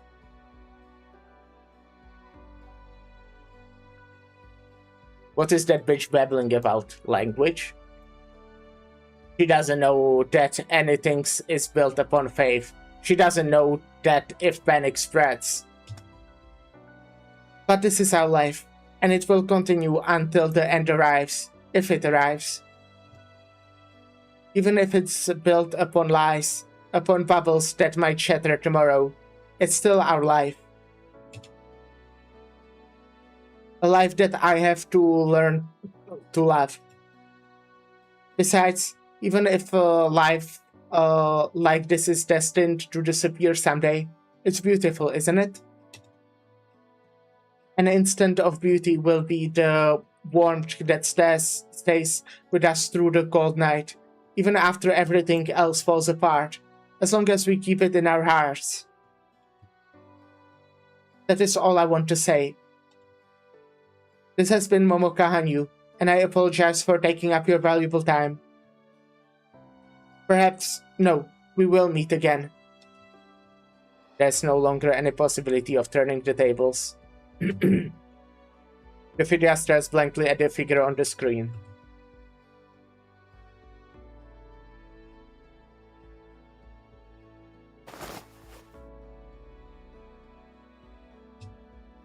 Oh, you got up again. Shall we continue? The bitch is done babbling. You can try to take revenge for your pup now. Again. The young Oni sets his unsteady feet. The figure has collected himself and identifies an opening that will let him put his sword right through the ribs of the Oni when he makes his move. But the Oni does not move. Are you scared? No. But even a fool like me can tell that you're finished. Tetsuya turns around. Mifune's face is ghastly pale, but he does not make a move. I'm showing my back to you. Aren't you going to kill me? Not in the mood. There are plenty of other people I want to kill first. I'll come find you when they are all dead. Oh, and one more thing. Mifune stares at Tetsuya's back. Suddenly, he blurts out the sentence that even he himself is unsure why he says it. The words that I said to your father, they were actually for you. Tetsuya cannot tell if these words are meant to provoke or to accomplish something else. He turns and casts one glare at Mifune with bloodshot eyes, before leaving with unsteady steps.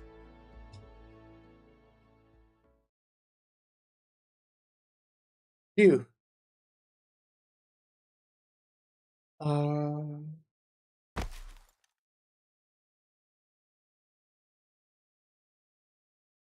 Everything feels so surreal, like a dream. After finishing her speech, she fainted on stage out of excitement. Everything that happened next was like a blur. In any case, Hoshigama went upstairs, while Morichi, Kishiche, and Sarasa took her downstairs. He seems to remember fighting and explosions, but it all felt so far away.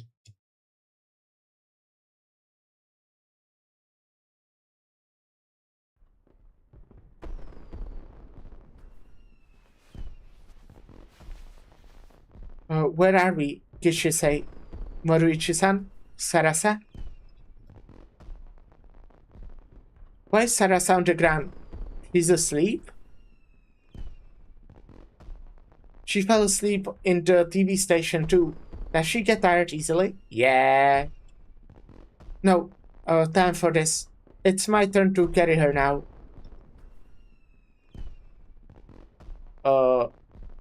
Where are you, Momoka? Where's Sarasa? Did you get lost in the alleys?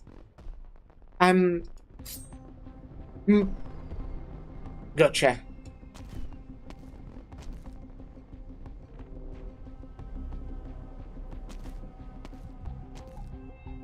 I got her. On my own. I might get promoted for this. Good thing I had duct tape on me. She's a singer. Who knows how loud she can get when she hollers.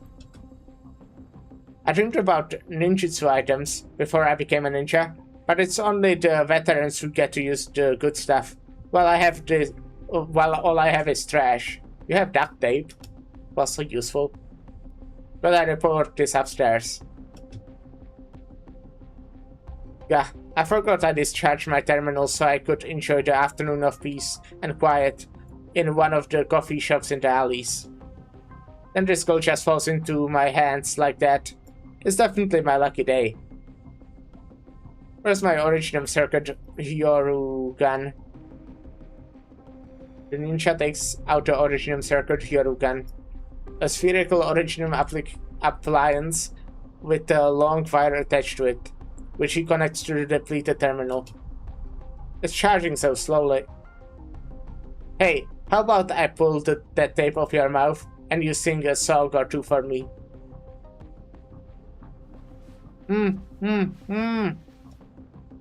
Well, it's not like I would do it, even if you nodded. Did you know? We were looking for you everywhere after you ran away on that motorbike that night. I was the one who searched your house. Boy, was that a crappy place. Vic, I'd like you. I thought you'd be living in a mansion or something, but you didn't have anything worth shit. What's with the collection of garbage by your window anyway? Some kind of weird obsession? Say that again. The tape came loose? I thought I put it on right. Who cares? Just a frail little idol. I tell you, not only did I have to check all that weird garbage you had by the window one by one, also trimmed a dying plant for you. You got Hasuke? Hasuke? Oh, that tree sprout was barely even a weed. Yeah, I did it. What about it? How did you even take care of it? I have no idea, cause its leaves were all yellow and brittle. No way it was gonna live, so I put it out of its misery. It was a kindness. I hope someone puts you out of your misery. I've grown flowers before, and it takes patience, and endless love and care. You understand? Someone like you... Hey, how did you get up? What kind of crappy duct tape was that? I see you must know some sorts of arts. You're Ager, so I guess it's about water? That's it, of course. No wonder the tape came loose. But didn't the vets say that only the infected could use arts without the unit? That's weird. You couldn't have broken the tape with brute force, could you? Nah, of course not. I doubt you have lifted anything heavier than an apple. Must be arts, definitely. So what? What are you gonna do? Spray water on my face?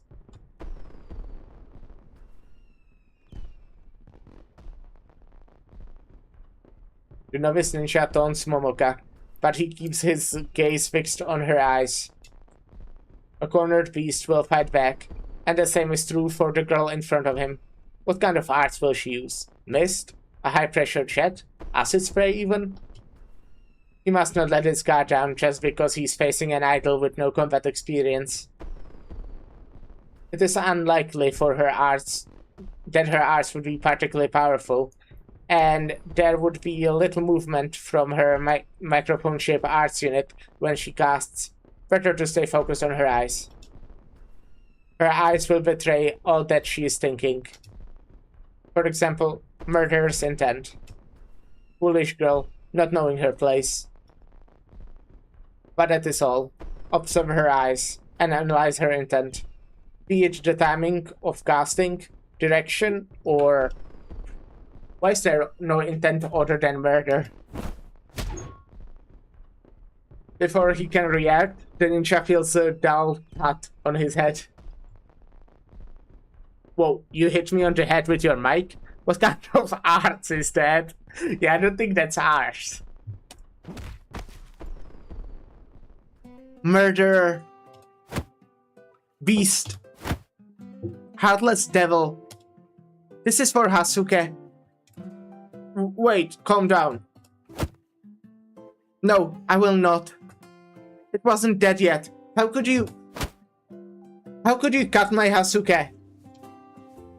Momoka babbles her incoherent, vengeful fury, a far cry from the image that she presented on the stage just moments ago. Goldfish biting, yeah. Goldfish smacking.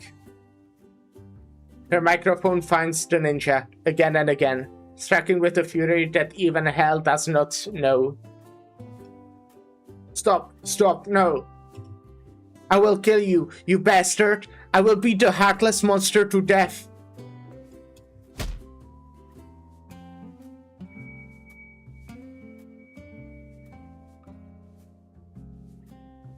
The music that's playing is kind of a miss in tone, I think, a little bit, you know? Momoka, what are you doing? I'm killing the bastard who killed my Hasuke. I will rip him from limb to limb. So you're fine? I'm fine. I'm very fine. I'm gonna beat this asshole into a pulp. Momoka, calm down. He's not worth it. We gotta get out of here. The rain of blows finally comes to an end, as footsteps fade into the distance.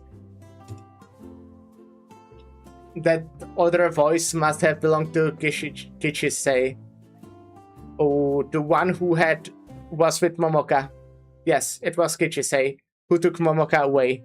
It must be her. Thank you, Kichisei. You are my lucky star. The novice ninja gives Kichisei his most sincere gratitude before passing out. Not that he is in any condition to verbalize it.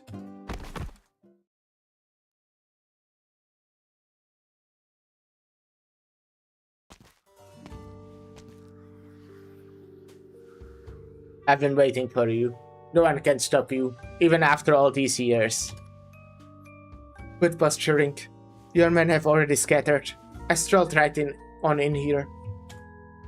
What business does Onyo Kinsekikai have with the man who's already finished? If you came to take revenge for yourself and Tessai, all you need to do is draw your sword. Hoshiguma shakes her head. Your crimes have been exposed on your own TV station. Your dead member upstairs won't help you now, no matter how much bribe money he got from you. How he may try to cover up his ill-gotten gains is none of my business. It's enough for me that justice will be served for the people he actually killed. You almost sound like a cop. Yeah, I've been working for the Langman police force. Are you serious? Yes, I am. I want to laugh, but I'm not quite in the mood tonight. And I thought the LGD was just a gimmick. Only came to do what I should have done when I took that step 20 years ago. I came to cut my last ties to Higashi. And how do you intend to do that? You can't cut yourself off from your past. Karma and fate will always follow you. You could put them in chains, lock them in boxes, but they will escape from when you are least prepared, and tear everything into pieces. The only thing you can cut is my throat, and it would be nothing more than a formality if you did so. More than venting your anger. Yeah, a formality.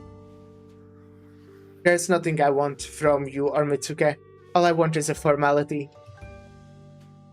A letter of excommunication.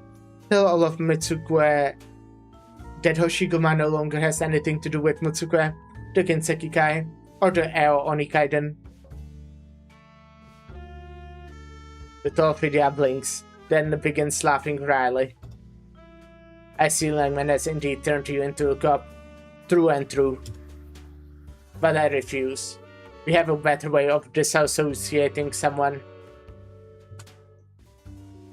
Cross sword with me, rebel against the Oyubon of the Kinsekikai, and there will be no room left for the Kinsekikai to treat you as one of us. no matter which one of us fails. Do we really have to do this?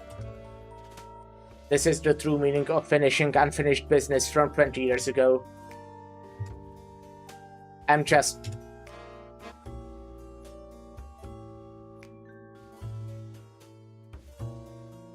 Mifune casts a glance around his office. I rather like this place, and it would be a shame if a mess was made of it. Let's go somewhere else. Where? Kachimachi. You have raised it to the ground. Our memories remain, don't they? You're a one-twisted bastard. Let go. Maybe we'll even catch the end of the fireworks show.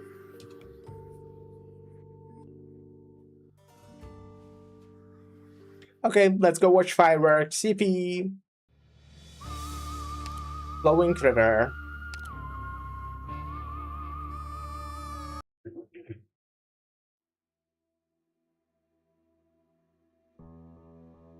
No, Madame Oni. I can't let you go any further. I have to save him. Madame Oni. There's no time. I'll only say once more. Get out of my way. Are you really Madame Oni? Is there any humanity left in you? Why wouldn't I be Madame Oni? Yuji is dead. You killed him. Yuji? You're not Madame Oni anymore. You're just an Oni. A vicious Oni, even. You would kill the brother you drank at the same table with, and you wouldn't even hesitate as long as we are in your way.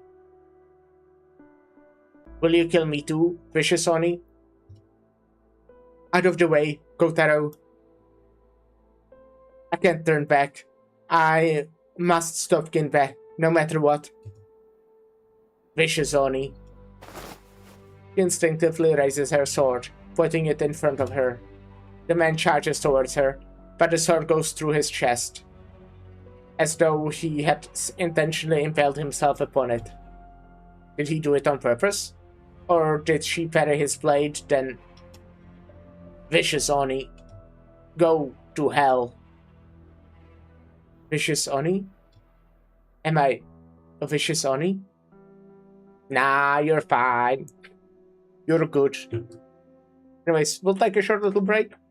And I'll be right back.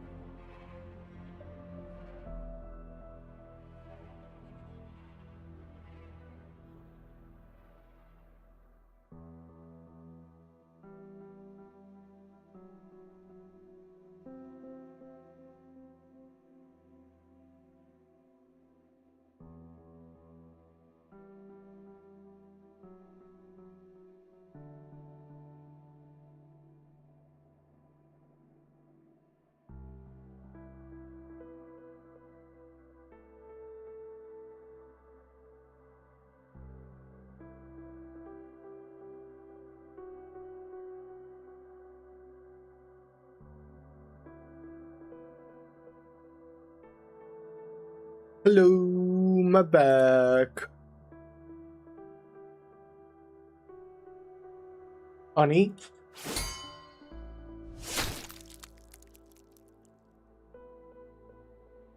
Cool art.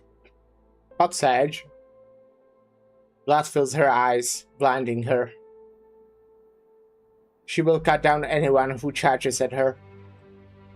She will strike back at any weapon that strikes at her. More cries. The sound of weapon cutting through the night. Discombobulated sound that blend into a single lamp of her chest, beating with her heart pulsing. Until it fully synchronizes with her heartbeat, drowning out all other sounds. In the bloody haze, the vicious Oni keeps walking and killing, leaving behind a trail of blood and bodies, until she reaches the rundown shack and kicks the door open. There is no sound there.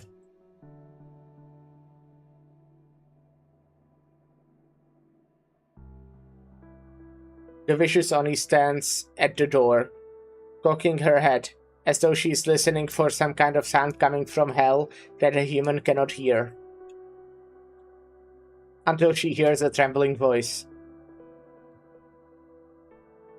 Dead. Who is dead? The diet candidate is dead. The diet candidate is dead? The cries fade. The sound of weapons cutting through air fades. The sound of heartbeat fades. All the sound grow distant and fade. Only the voices from hell echo her ear by her ear, clearer than ever. Oni. Vicious Oni. Go to hell.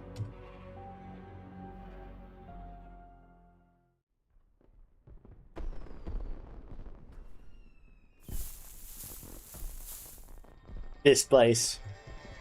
I picked this empty lot by the riverbank rather than those ruins along the way, so you won't be distracted by the memories. No need to thank me. Good timing too. The fireworks show isn't over yet. What? Getting cold feet now? No. I just wanted to clear up everything before we started fighting. What else isn't clear? Only one thing. Where did your hatred come from? I ran into Tetsuya at the TV station and heard from him what happened when Uncle Tessai died. You didn't have to be so cruel. I don't know how he treated you all these years, but he must not have seen you as an adversary if you got as far as to turn him into a figurehead. Besides, I didn't think I did you any wrong when I came back to Misukue. All I wanted was to make sure that my sacrifice wasn't meaningless. Sacrifice? That's why you make me sick, you and Tessai. You're a fool, and he's an even bigger fool. Even if you don't even if you really did accidentally kill the candidate, did you think he wouldn't know to frame me for it, since I was there too? He favored you, so I kept waiting for the day when he would make me take responsibility for the murder. It wouldn't have been the best result. He would protect his favorite while eliminating the subordinate who had been going over his head. As for that little thing about killing one's brother, what does it matter? Who could be foolish enough to speak up with Hanya in your hand and his support behind you? But he chose to cut ties with his favorite, choosing honor over family. How sickening. Did he really not know that the Oyabun of the Kinsekikai was the furthest thing from honor? Or did he just pretend not to know? Honor is a personal thing. When a group of people start acting in the name of honor, they will either fall apart or they are just dregs of society fooling themselves. This I always liked to boast, talking about how Yakuza were pathetic outcasts that could only live under the protection of the Syndicate. Retired veterans, hoodlum, gamblers, peddlers, orphans. Thus I united them under the banner of Sekikai, hoping they would love each other like family. Forget everything before that night for a moment, and let's just talk about what happened after the Diet candidate's death. Shimasu tried to blackmail me, Goda tried to undermine me, and Saonuguchi tried to exclude me as he once excluded you.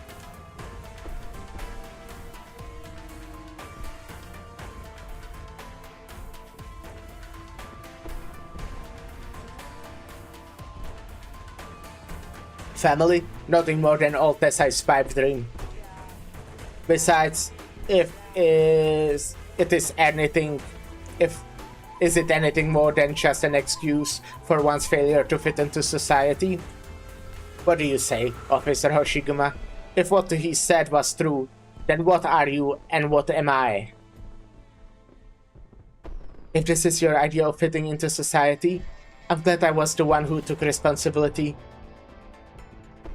Finally, you're making sense, Officer Hoshiguma. You have no idea how lucky you are. You took responsibility and left.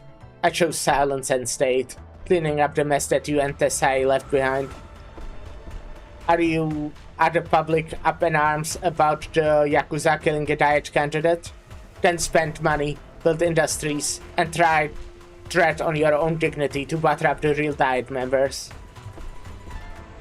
Getting hit by the TV reports, build your own media through crystalline industry, and change the image of the Yakuza.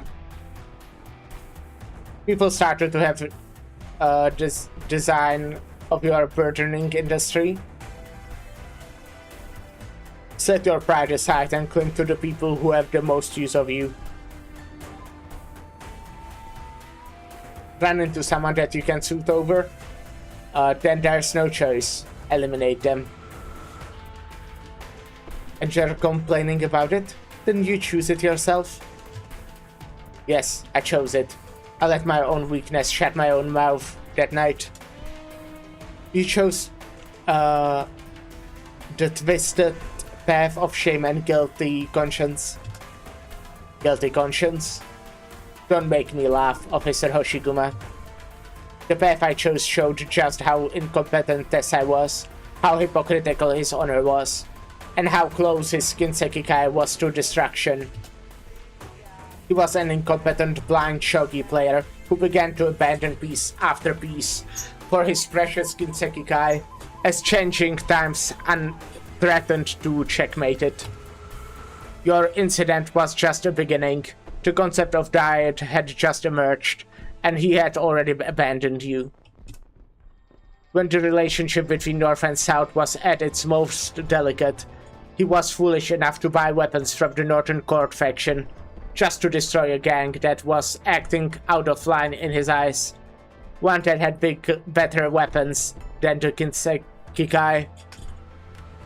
He didn't even have that much of a grudge against them, other than the fact that they had once harbored the wandering vicious Oni who killed his family. Ostensibly, he was taking revenge for his wife and son, and look what came of it. He abandoned Tetsuya's mother and turned Tetsuya against him.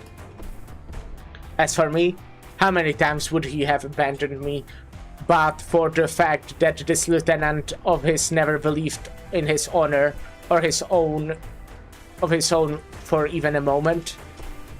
I was proven right, time and again. He's no more than a pawn who thinks himself a king, charging blindly into the fray. Did he think promotion awaited? No. Everything else, friend or foe, was walking in the opposite direction. There's nothing but a dead end awaiting him at the end of the road.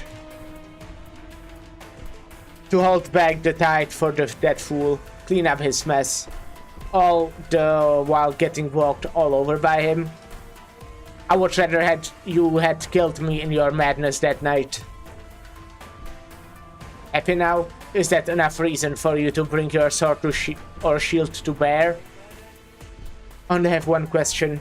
Are you putting on an act? An act? I agree that he could have reinforced his position by putting the blame on you. I can understand why you say that the Oyuban of the Ginsekikai is the furthest from honor. I believe you when you say you stamped the tide of Ginsekikai's destruction and that you are angry at Uncle Tessai for being in the way. Then what do you want to say? I just don't know what to think anymore. It was you who brought me back to Kajimachi. It was you who tried to make me lose my reason, eliminate me once and for all. It was you who earned Tetsuya a fervent loyalty. It was you who made him witness his own father's death at your hand. It was you who cut off your own finger in front of Uncle Tessai. It was you who cursed his incompetence, even unto his death. Your analysis was very clear, very rational. I fully understood what you were saying, and now you got to this point. But the clearer and more rational it is, the less I could believe it. Is this really you? Or is this all one final echo of madness, written and directed by yourself, so that I would believe that this is the kind of person you are? Uncle Tessai said you were faking it when you cut off your little finger that day in Kajimachi. I didn't believe it. But now, I really want to know, how many fingers are there under your left glove? The Fidia freezes. He stares at the Hoshiguma's eyes, as though waiting for her to avert her gaze. Realizing that it is pointless, he snorts and displays his left hand in front of him, before slowly removing his glove. A little finger made of machinery, rather than flesh, and blood trembles where the pinky should be. I want to tell you that the little finger I got had been with me for decades, but you wouldn't believe it, would you?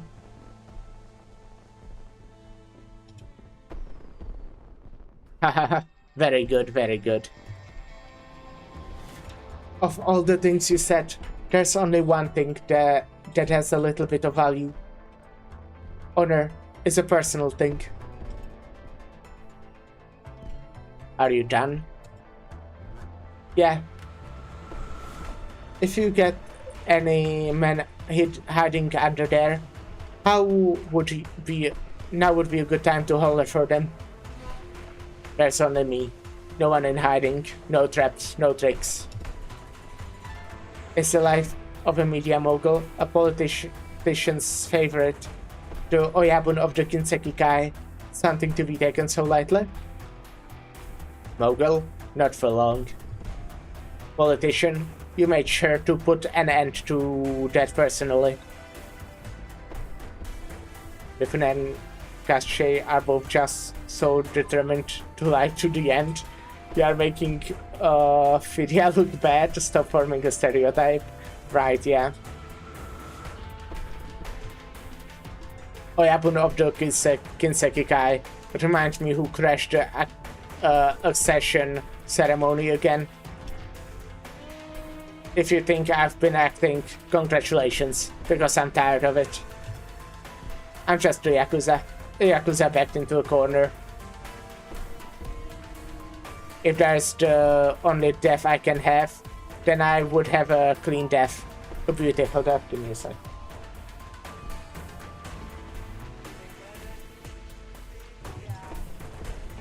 Even if everything you have done up to this point was one big pile of dishonor.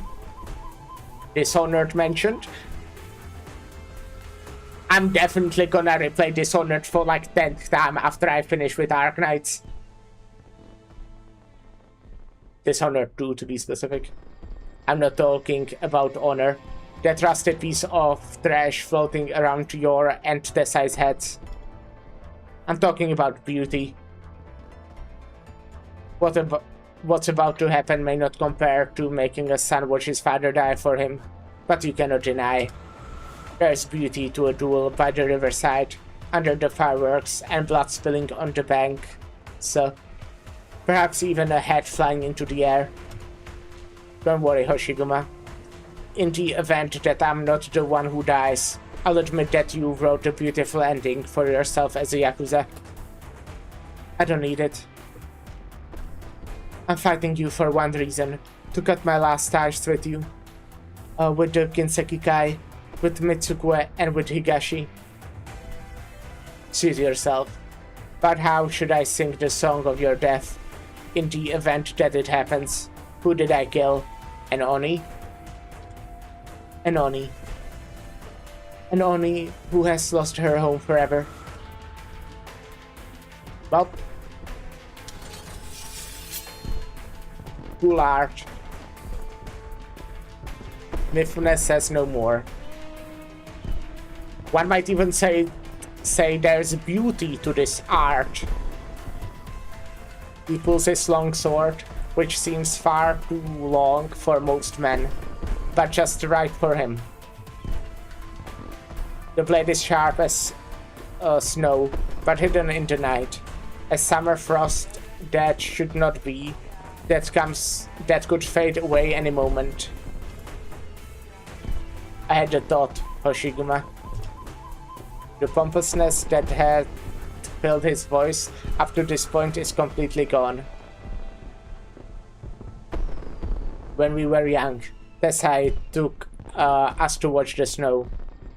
Here by this very riverside. I remember. He said, don't look down on yourself just because you're Yakuza.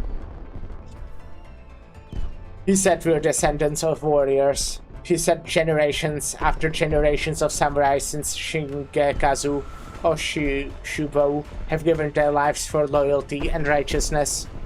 And we are their legacy. He said that even without noble status, without power, without the leash to serve, even without the bloodline of warriors, loyalty and righteousness never die. The warrior's spirit never dies. Jingi, Ninkyu, honor in all its names. The warrior spirit lives on, even if it has fallen on hard times. Even if it has become distorted, even if it has taken on many different names, even if no bounds of blood dies. He was spewing nonsense, wasn't he? It was all an act, wasn't it? Mifune stares straight into Hoshiguma's eyes.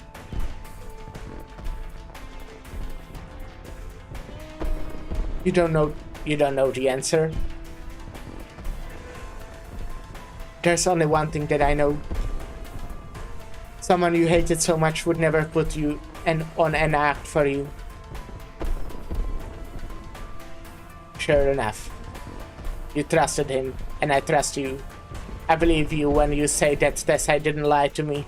I believe that we are the last descendants of warriors. Here in Nanin, Ansai, Mitsokue, or Yashiro. As for the true blue-blooded warriors whose emblem are passed on from generation to generation, I suppose they are all speculating in real estate right now. Investors. Opposite him, the blue flames of rage burn brightly around Hoshiguma. No longer does it burn forking back, but bright it burns, almost burning through the brightly suffocating night of Mitsukue.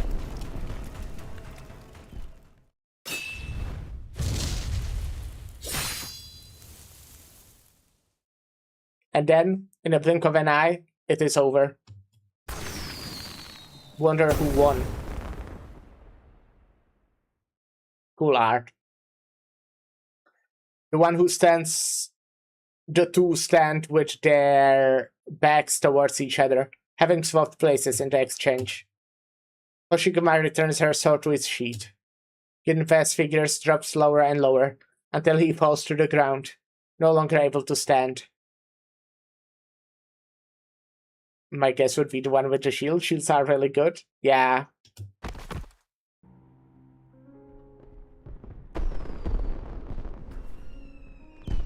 You're not injured at all? I have a slight cut on my face. What about me? I can feel myself bleeding, Hoshiguma, but I don't want to look. Tell me, how much time do I have left? I don't know. I think there will be someone here soon, after I leave. I think you'll live a pretty long time. Why didn't you kill me? You and I, we have nothing to do with each other anymore. There will be other people to judge you for Uncle Tessei and Momoka. Ha ha ha. After all these years, at the end of it all, you won. Yippee! She won. No. Oh, damn. I lost. Completely. You hate the way of this city so very much. I just don't recognize it anymore. It's no longer my home. That's all.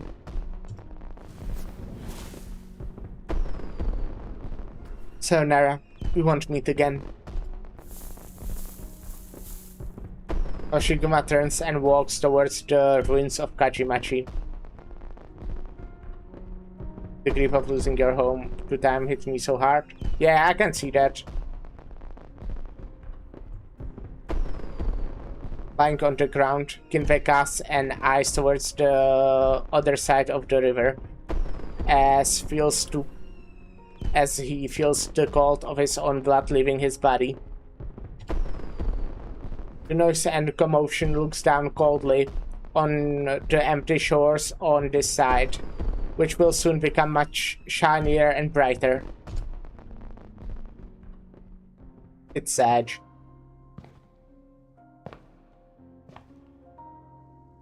The one-horned Oni walks past the ruins of old buildings, past the indifferent bustle of the entertainment district, past the foe who had crossed swords with her a moment ago, and into a glaring dark night. A cold breeze blows from behind, bringing fresh liberation and sounds that do not belong to the present. Going to the summer fair with her father, and to the unscrupulous yatai owner giving her a net made of the flimsiest paper for scooping fins. That summer night, after her father's passing, she licked the apple candy Tessai gave her that did not seem right for her age.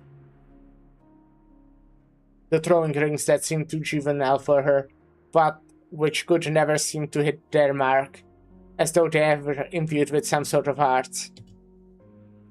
Going to the shooting stall with the Holy City of Laterano signed that only had cheap stuff after getting drunk with the Kinsekikai brothers. He takes one step after another towards these scenes of Higashini's summer nights. But there are ghosts of the past brushing by her, fading into the distance like the one she has defeated. Hoshiguma is nostalgia, Andy. And the fireworks. Yes, the fireworks of Higashi's summer night, which she may never have the chance to see again.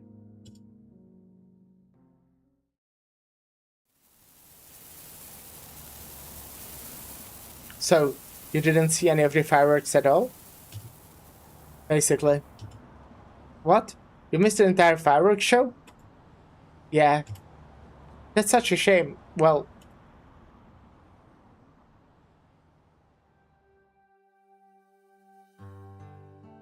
At least you'll see this. I couldn't find any fireworks that nice. All I found on Nita Street was small stuff like this. Don't be sad, okay? Why would I be sad? I'm so relieved to hear that. Cute art. A surprise encounter with someone wearing a surprising smile on her face. and carrying a surprising gift. Hoshiguma feels tears coming to her eyes. The tiny fireworks in front of her seem brighter than the rest of the city combined. It's beautiful. Fleeting, but beautiful. Where are the others? Kichisei, Sarasa, Moriuchi, and Tetsuya? Kichisei and Moriuchi-san are being questioned by that tired-looking cop. They should be coming out soon. Sarusa suddenly fell asleep 1 block before she ran into the cops. She told us to just leave her there. By the time I talked to the cops and went back for her, she was nowhere to be seen. As for Tatsuya, I have no idea. Oh, we should also let the police know that Kinbei is still lying on the riverbank, and someone should go and get him. They're already headed there. Over.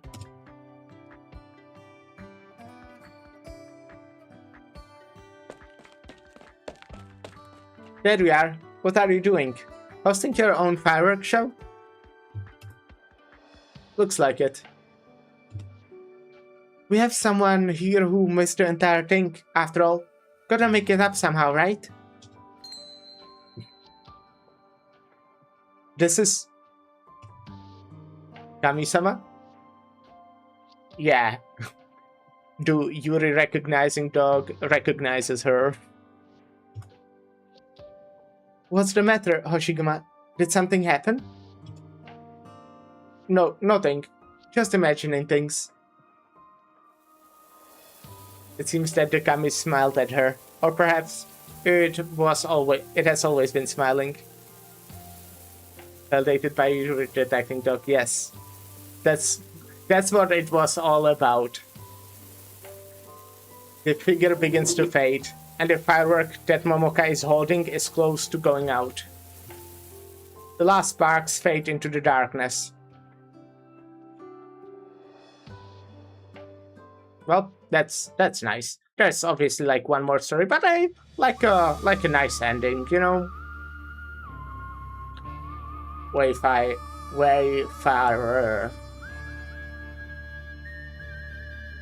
I'm not even putting it into my notes because it's the last one. Oh, back in Langman. Really? She wrote you one line? What would I get from lying to you? I have it right here, if you want to read it yourself. Clears throat. Nei zek lan tan mao. I heard you pissed Nei Achje off so bad that he helped just up and Zaumai. This is reference to Swire's Outer files. No, gotcha. Well, I do have Swire Outer. That is not even a sign of. That's it, not even a sign of. You found that funny? 1. I didn't know she was capable of pulling off a cursive script when speed writing. 2. Did you not set the record straight after she personally slapped this letter onto your head, Commissioner Swire? Stinky rat. Do you think I would have come looking for you if she weren't avoiding me like a plague? Didn't you have to? You didn't have to. The less we see each other, the better. I hereby declare this last finful in your bowl is now mine. Go ahead. Consider it consolation for my inaccurate assumption. You really love to understate things, don't you? How would you want me to phrase it then? You clashed head on head with your grandfather in New Siesta. Can't say I falsely accused you of that, can you? So, you think I should go have a chat with Hoshiguma? You should, but it's not appropriate for you to do so. I know she's been avoiding me and only calls me by my official title when she has to, but I'm sure we haven't become estranged to anything like that.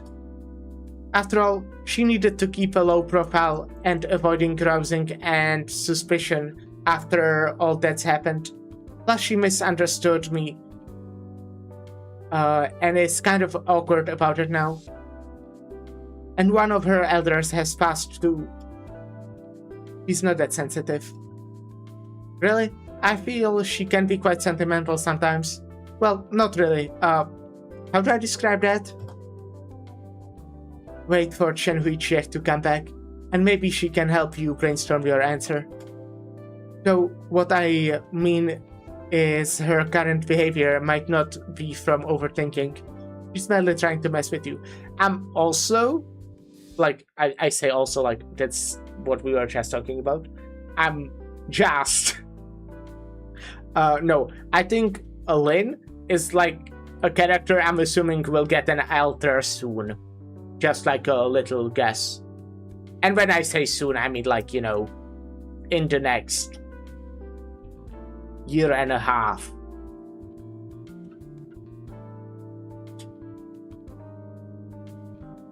Cow, Law, Sue, Stinking Rat.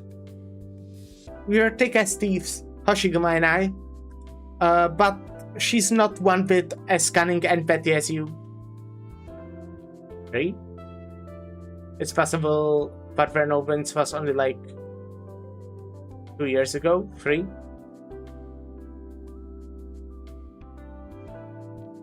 Am I missing something? Is this really related to Vernal Winds? Does she already have an altar or something? Did I miss that?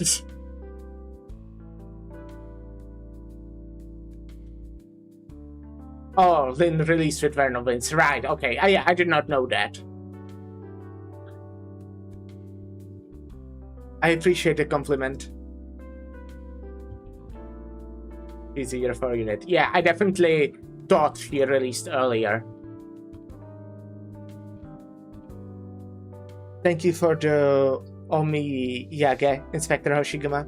So like it's possible that's around the time as Chini released. Gotcha, right. No thanks necessary.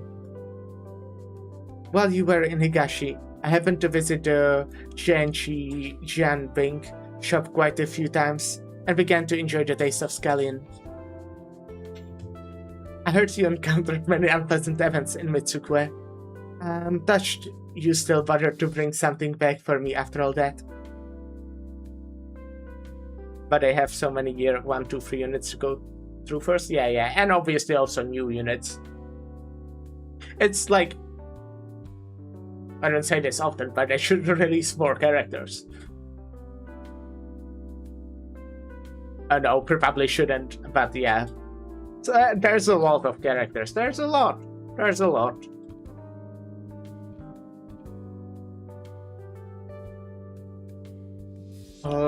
It's what I ought to do anyway. Besides, I did stir up quite a ruckus in Mitsukue.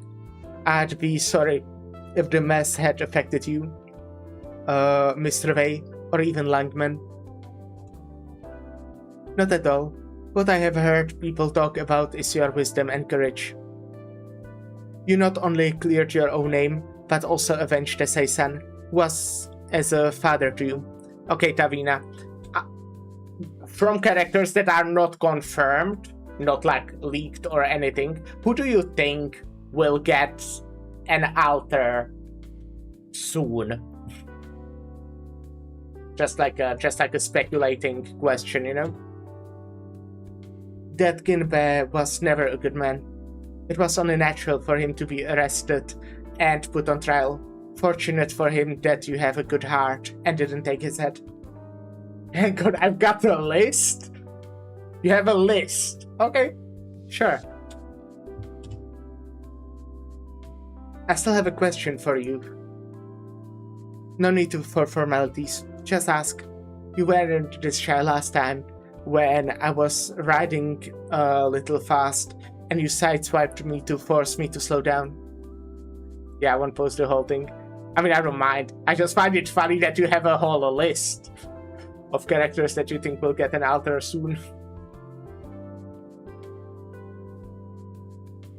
Actually, ever since I came back from Mitsukue, I've been thinking, Langman and Mitsukue, this is a difference between the what's the difference between the two? Shining, Crossmontes, Ifrit, and Skadi. Okay, you know what? All of those make sense to me. All of those make a lot of sense to me.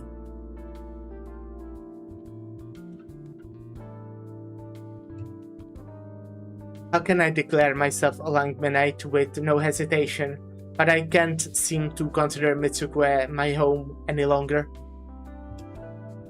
Because Mistralin manages the Triads well? Because Langman has no so-called kami? No, that's not it. Hoshiguma, the most important thing in this inner city is the people, real, living residents. People have dreams, and the dreams determine what sort of stories will happen within the boundaries of the city. You mean, Langman has long since awoken from the dreams Mitsukue is still in?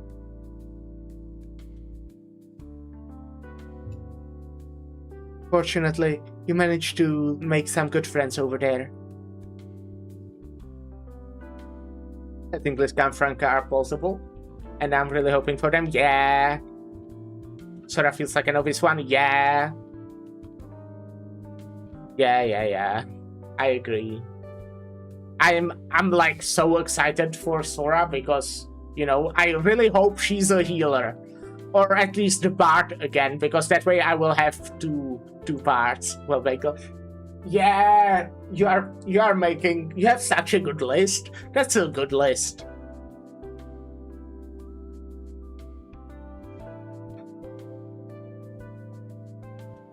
They are probably the best part of my experience in Mitsukue. Isn't that good enough? I really hope they add Haruka out there. I have a bizarre story to share with you too, Inspector. I'm joking about that. Like, I mean, I do really like her, so yeah, I hope, but I don't think that's happening anytime soon in the slightest. What is it? Pretty sure we'll get the Mostima altar too, to be honest, but I don't necessarily think that one is soon, since I expect her to be during Castilian time apocalypse that's occurring in Fia's bloodline of combat skill. I see. That's interesting information that I just got. I still really want that one Fia skin. I don't know if that's the bloodline of combat one, but I really want one of Fia's skins. Because I think it looks kind of cool. I think it's I think it is the bloodline of combat one. Yeah, okay. I have heard that near to Mitsukue in Himedo City, young Yogaku has appeared. He keeps his face hidden, and through his swordplay isn't stellar. He still manages to overpower his enemies with just a Bokuto in hand. There's still just Holy City and Castle left. You really give me the worst headaches, Mostima. Once I find you, I'm going to punch you in the face. That's mean. Bloodline of Combat Collection Judgment Day, Gun Knight Fiametta returns to where her squad fell apart. Fragments of time have turned into vicious beasts, intent on bringing everything in the area into stasis. Without the slightest hesitation, she pulls the trigger. Gun Knight Fiametta, that's so cool. Okay. That's nice. That's interesting. And also, I would say that's a good theory that maybe Mostima Alter would release during that time. Maybe Fiametta Alter could release during that time. You know? Well, I guess not with the skin. That wouldn't make sense, maybe. And she becomes a Gun Knight without getting a halo, yes. Patrizion, yeah. That's good. That's good. He keeps his face hidden, and through his swordplay isn't stellar. I read this already. He still manages to overpower his enemies with just a Bokuto in hand. Honestly, we don't know. The line of combat Kalti takes place in the future too, but we have Counter coming up anyway. Yeah.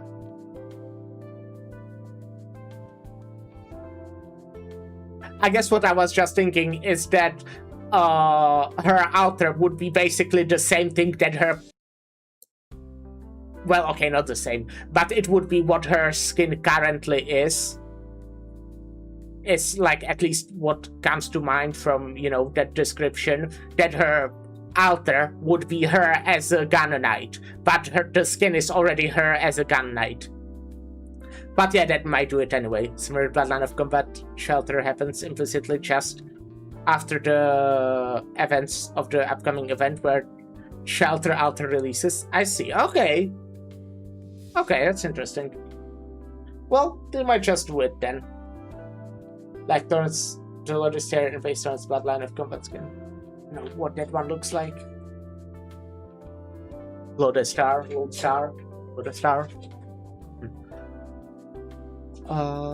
He keeps his... I almost read it the third time. The young man who seemed ordinary eliminated the gang that had been committing fraud in the city for years. It's literally the same outfit with an inverse color palette. I see. Well, it's a nice outfit. According to him, he walked all the way from Mitsukue to Himedo and would rest no more than a few days from there before embarking for the next city. I hope his journey goes well. One more thing, which isn't as strange, but it has something to do with you. A police officer dismissed from his post in Mitsukue is now planning to run for diet office. You think the old cop will make it? Odds are 99% no, but should it want just quit simply because of it's difficult to achieve? True. Alright, that's enough chatting for today. Well, we are pretty much done with the Jianbing too. Time for the next round to begin. I did notice you've switched to a new ride today, but my old pal won't give in without a fight. I didn't expect to pressure to settle in even before I started my engine, Inspector. Could it be your attire today? 30%, maybe.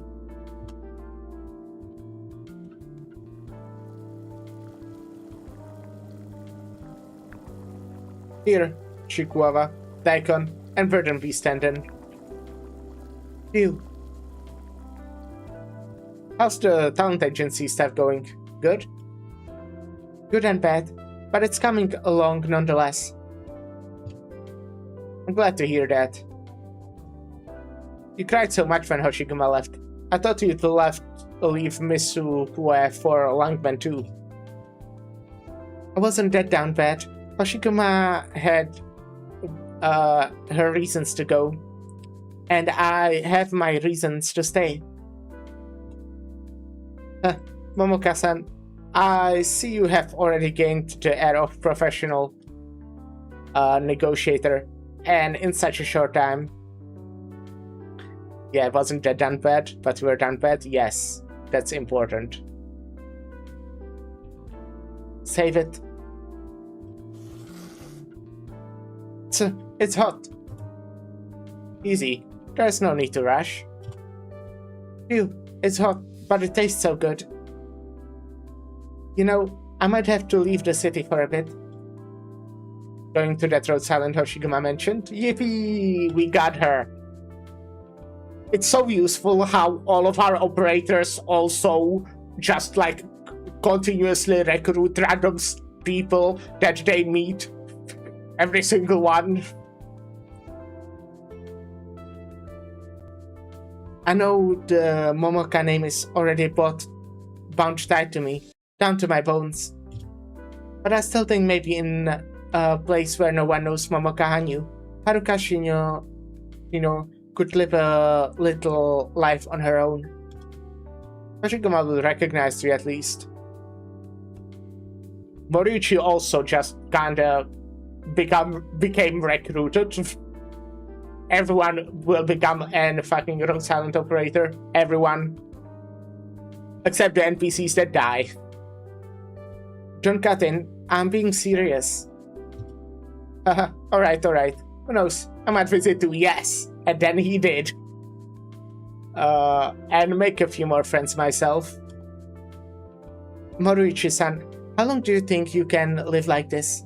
We can live like this? What's with the sudden topic change? I don't really get what you mean.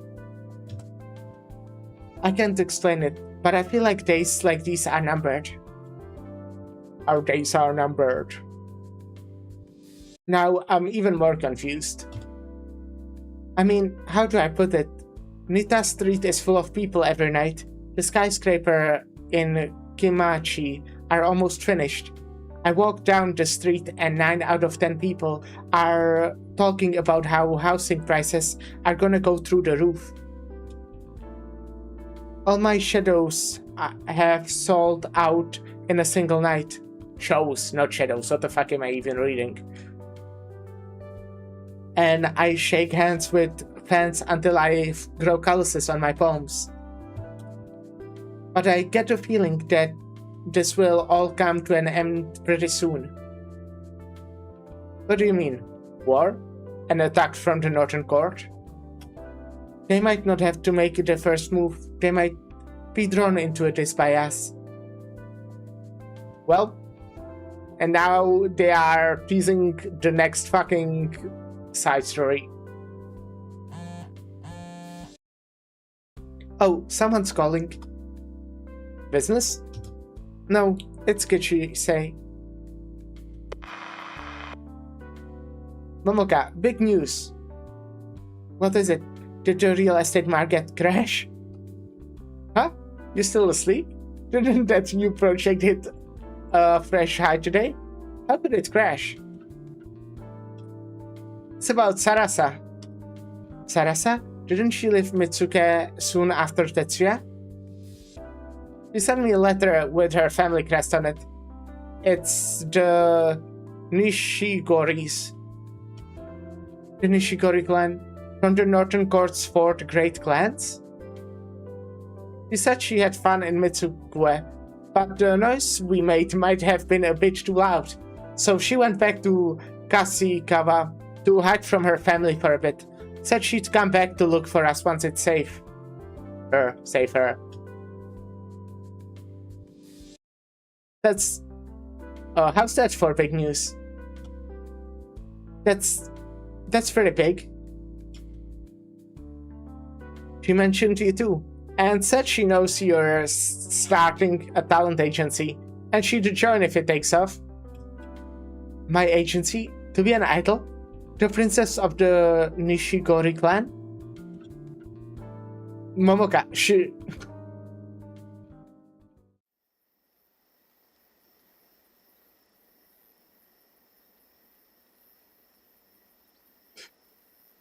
that like insect sound or whatever it is like I got confused by it for a little bit. If there's nothing else, there's no rush. Your work is consistent, more so than Mifune. The Kinseki Kai are under you now, but the Kinseki group remains a hot potato with few willing to take over. Have you an interest in picking up his scraps and giving the Kinseki Kai another chance? No, sir. Indeed, picking up his legacy is rather easy in theory, but who knows how many hardships stand in the way. Do you intend to remain like this for the rest of your days? A gang leader for a group that has lost their home turf?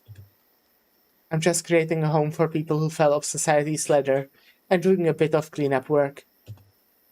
Besides, there is no way I can passively drag this on forever. If Mitsuku no longer needs the Kinseki Kai.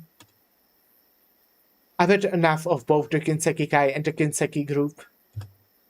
I came here today to not only fulfill Mifune-san's promise to you, but also inform you. I've tried my best to deal with the Kinseki Kai aftermath, and now I bid my farewell. You have made up your mind, so I won't insist on changing it. Good. Excuse me. Alas, a beautiful face, but a heart icier than the fields of verses. I was trying to be kind, but she just wouldn't appreciate it. How rare. Forget it. Let's take a look at the goods. The Punchy?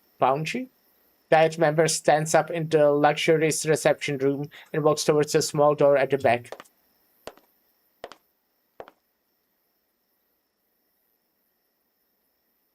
Shockingly, the room past the door holds no confidential documents or precious metals. Bereft of even entertainment facilities, merely looks like a simple sloppy room of a local. Other than the old pachinko machine in the center of the room. Having escaped distraction in Kachimachi, it is now connected to the dedicated circuit, emitting light and distorted music. The Diet member, who appeared quite dignified earlier, is jumping at the chance to have a try at the machine. He lifts a huge basket of pachinko balls from the ground right before he inserts them into the machine. A voice sounds from behind it. Got your wish? Yes, Kami-sama. Thank you for your blessing. I'm finally content. Thank you for showing up at my Hankel home after so long. You stayed with me for so many years, but suddenly vanished the other day, and I was so worried. I thought you had abandoned me. Ah, happy returns. The Kami swiftly bounces onto the top of the machine. Is it? Ooh. Ominous music. Ooh. All that trouble just for this machine? Fair enough. I mean, I wouldn't have achieved all this without this machine. All thanks to your blessing. I don't remember ever blessing you with anything.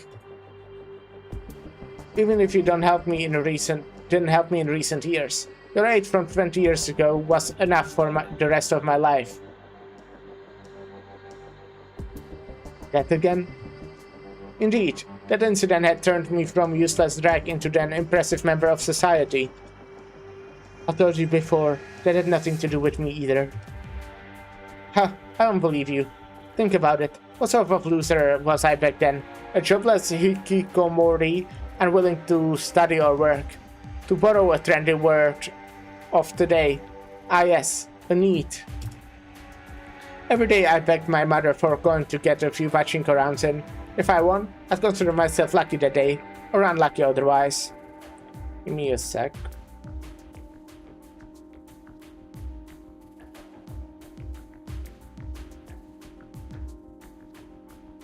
I'm gonna snooze the ads.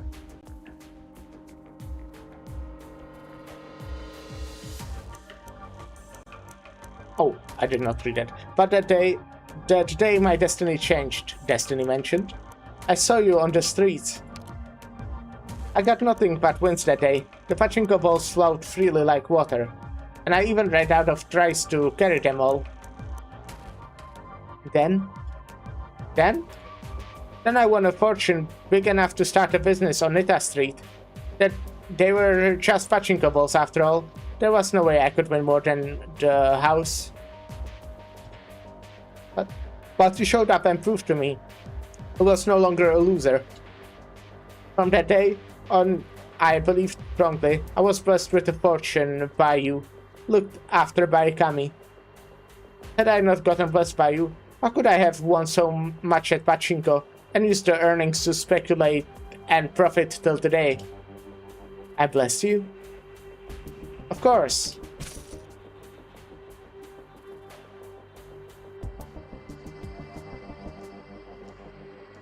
Cool art? Does this mean something? Like this simple maybe or something? Possibly? If you know, maybe, Tavina. You don't have to know, by the way. But it felt like a big reveal since until now the face was like shadowed out. And that's like what it revealed. Let me take a screenshot. So maybe I can figure it out, who knows.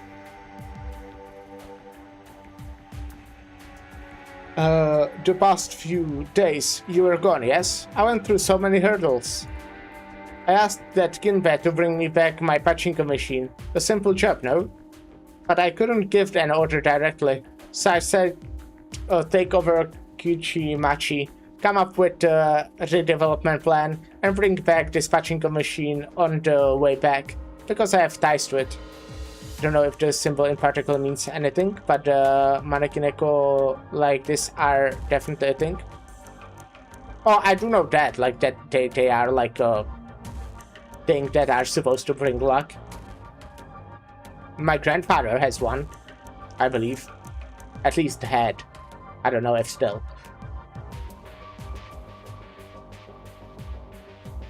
Yeah, I don't have anything specific, sadly. Gotcha.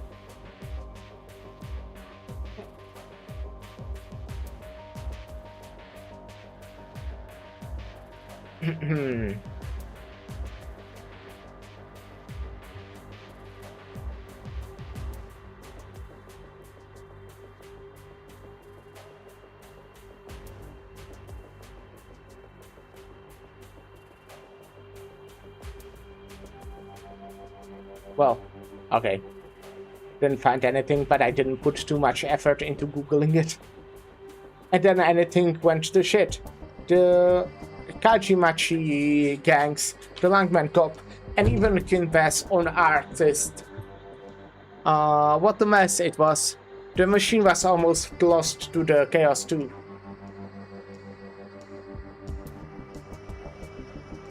Usa Keruna.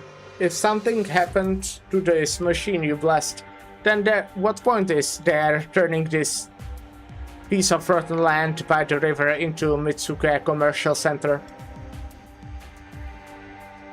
It's not just me, but the whole of Mitsuke too. All of Southern Court is under a watch, which is why we are developing so fast and how our property prices are soaring, right? The Northern Court bumpkins are scrunching up their faces in anger, but I can't do anything about the fact you don't want to go over there. With you watching over us, we will surely improve. For a drop of sweat slides down his face, not from nervousness, but his passion has gotten him heated up. For eternity. And Kami looks down at him from the top of the machine. Down at this secretly purchased 30-floor high luxury apartment with VIP exclusive elevator. So yeah, hey, there was a major property bubble at the late 1980s, early 1990s in Japan. Gotcha.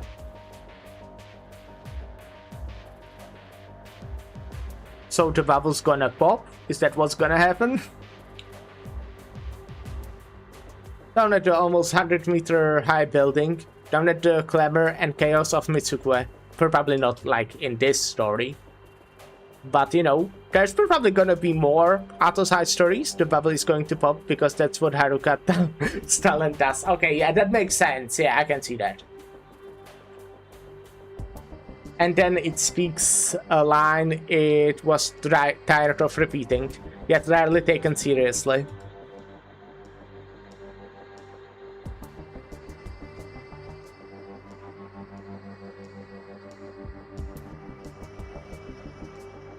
Taking another screenshot just so I can find that maybe later the symbol. Anyway, CV also takes place in an economic collapse that right, catastrophes or wakes of vultures or something. Come catastrophes, yeah.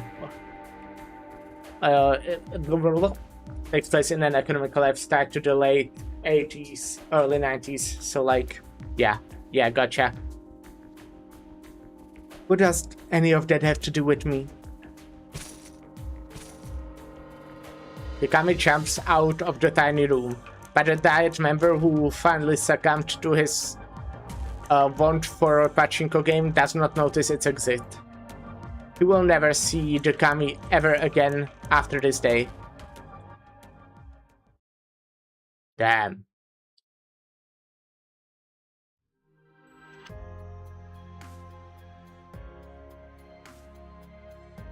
How long have you been talking? Have they been talking? 3 hours at least. And there's no signs it's ending. Can I go to the bathroom real quick? Don't even think about running away. You do know what you caused. That you caused a huge commotion in Mitsukue. Attracting 2 of the 8 major family heads. And even nearly caused a dispute between the North and South, do you?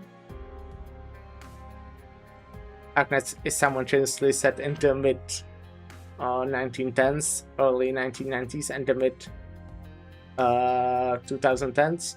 I think there's much more than just that. Forget about my old man. At least that old dear from the Kano can't do anything for you. You're a priest after all. There, yes? Damn, I wonder which year is IS. But those are the most common time period inspirations. Yeah, makes sense. Even if you're not one of the 8 great clans, your bloodline's pretty... Enough. You may no longer want to live, but you shouldn't drag your friends down with you. You even sent those damn letters saying you were planning to hide in Kusirikawa. They would have been in danger right now if you weren't here, performing Dogeza.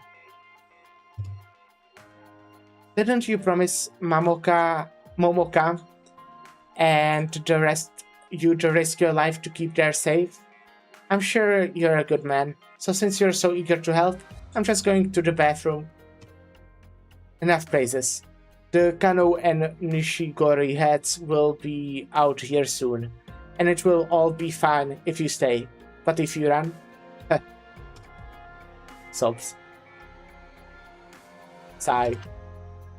Are you hungry? I have some chikuva here. You can have them if you want.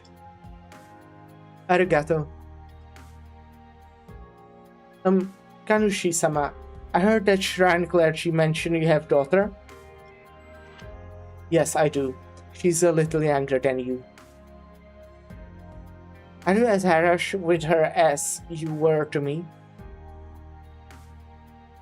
The priest is momentarily stunned, then look at Sarasa as if she's a creature he cannot communicate with. Me? Harsh with Lisa? What are you thinking? I wonder who this Lisa is. Who could I be talking about? I mean, didn't she run away like I did? I'm still in Higashi, but she ran all the way to Sirakusa. About that. Ingrid can explain the whole thing to you if you meet her. Ingrid, wonder who that could be. The door suddenly opens. Fortunately, Sarasa notices earlier the flickering light coming from the door gap, and returns to her Dogeza pose right on time. The priest immediately catches on, and straightens his back with head bowed, standing to the side. Now then, allow me once again apologize to you and the Kano clan on behalf of the Nishigori clan. We are extremely sorry for the trouble caused by our failure to discipline our younger generation. So yeah, definitely setting up Suzudet and Sarasa as upcoming Higashi banner-offs. Yeah, I'm excited for that. Please, tell me no need to exaggerate. The important issues are all settled, and I would like to thank your daughter. I can't read. Thank your daughter for providing this opportunity for us to hold this discussion in person. So I know that Ingrid, Vulpisfogia, right? Has like interaction or like a special buff when she's in team with Suzuran, or the other way around, maybe. It would be fun if you have all three of them. They are just overpowered. I mean, Vulpes is very strong as far as I know. I don't have her. Mitsuka has an incompetent diet member who allows violent gangs to run rampant, and your daughter merely acted in the name of justice. What wrong has she committed? As for the Kami's whereabouts, if I may be so bold, I believe it's the best to leave them to appear on their own terms for now. The two clan leaders slowly stroll through the shrine's garden and towards the exit to the divine grounds, as if they have not noticed the two standing and kneeling behind them. So, we're out of trouble? Technically, yes. It's time to head home, Theresa. The old Ager casually calls out as he stands under the Torii gate. Sarasa freezes on the spot, her flustered cheeks from the joy of having gotten herself out of trouble turning pale. She raises her head to look up at the little patch of sky encircled by the shrine, closes her eyes, and clenches her fists in a position where she believes her father cannot see. Then she puts on an obedient and emotionless expression as she follows her father's step out of the shrine grounds. Well, interesting. Okay, I'll be speedrunning right now, because otherwise I have to play ads in like 3 minutes, and it would be awkward to play the ads and then stream for like 2 minutes and end, you know, so I'll try to do it before I have to play the ads. I think I have at least like a solid idea on where I want to put this on the list, and it will be somewhat high. I wouldn't say S tier, you know, but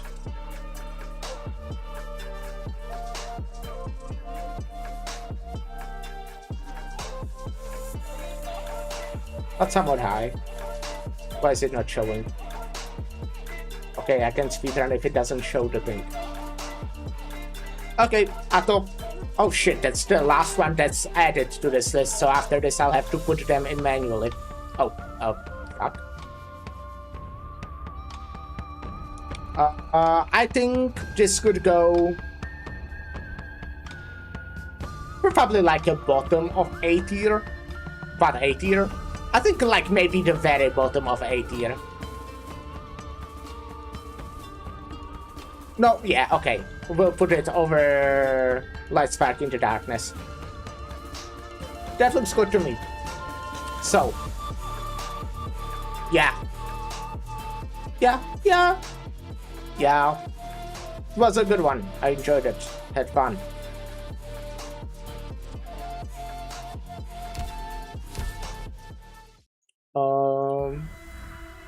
Let's look if I can rate someone. I can rate Lyra, who's playing Arknights Chapter 14.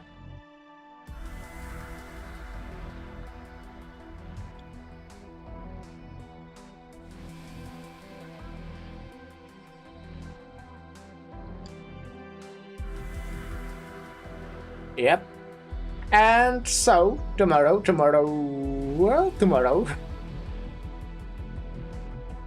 we'll be playing more Arknights, yes. And I'm pretty sure it's main chapter what we're playing tomorrow, yes. Episode 16. Exciting. So yeah, tomorrow, noon Central European summertime. And yeah, we'll do some stuff for sure. We'll be doing some stuff. So yeah, thank you everyone for stopping by. And bye.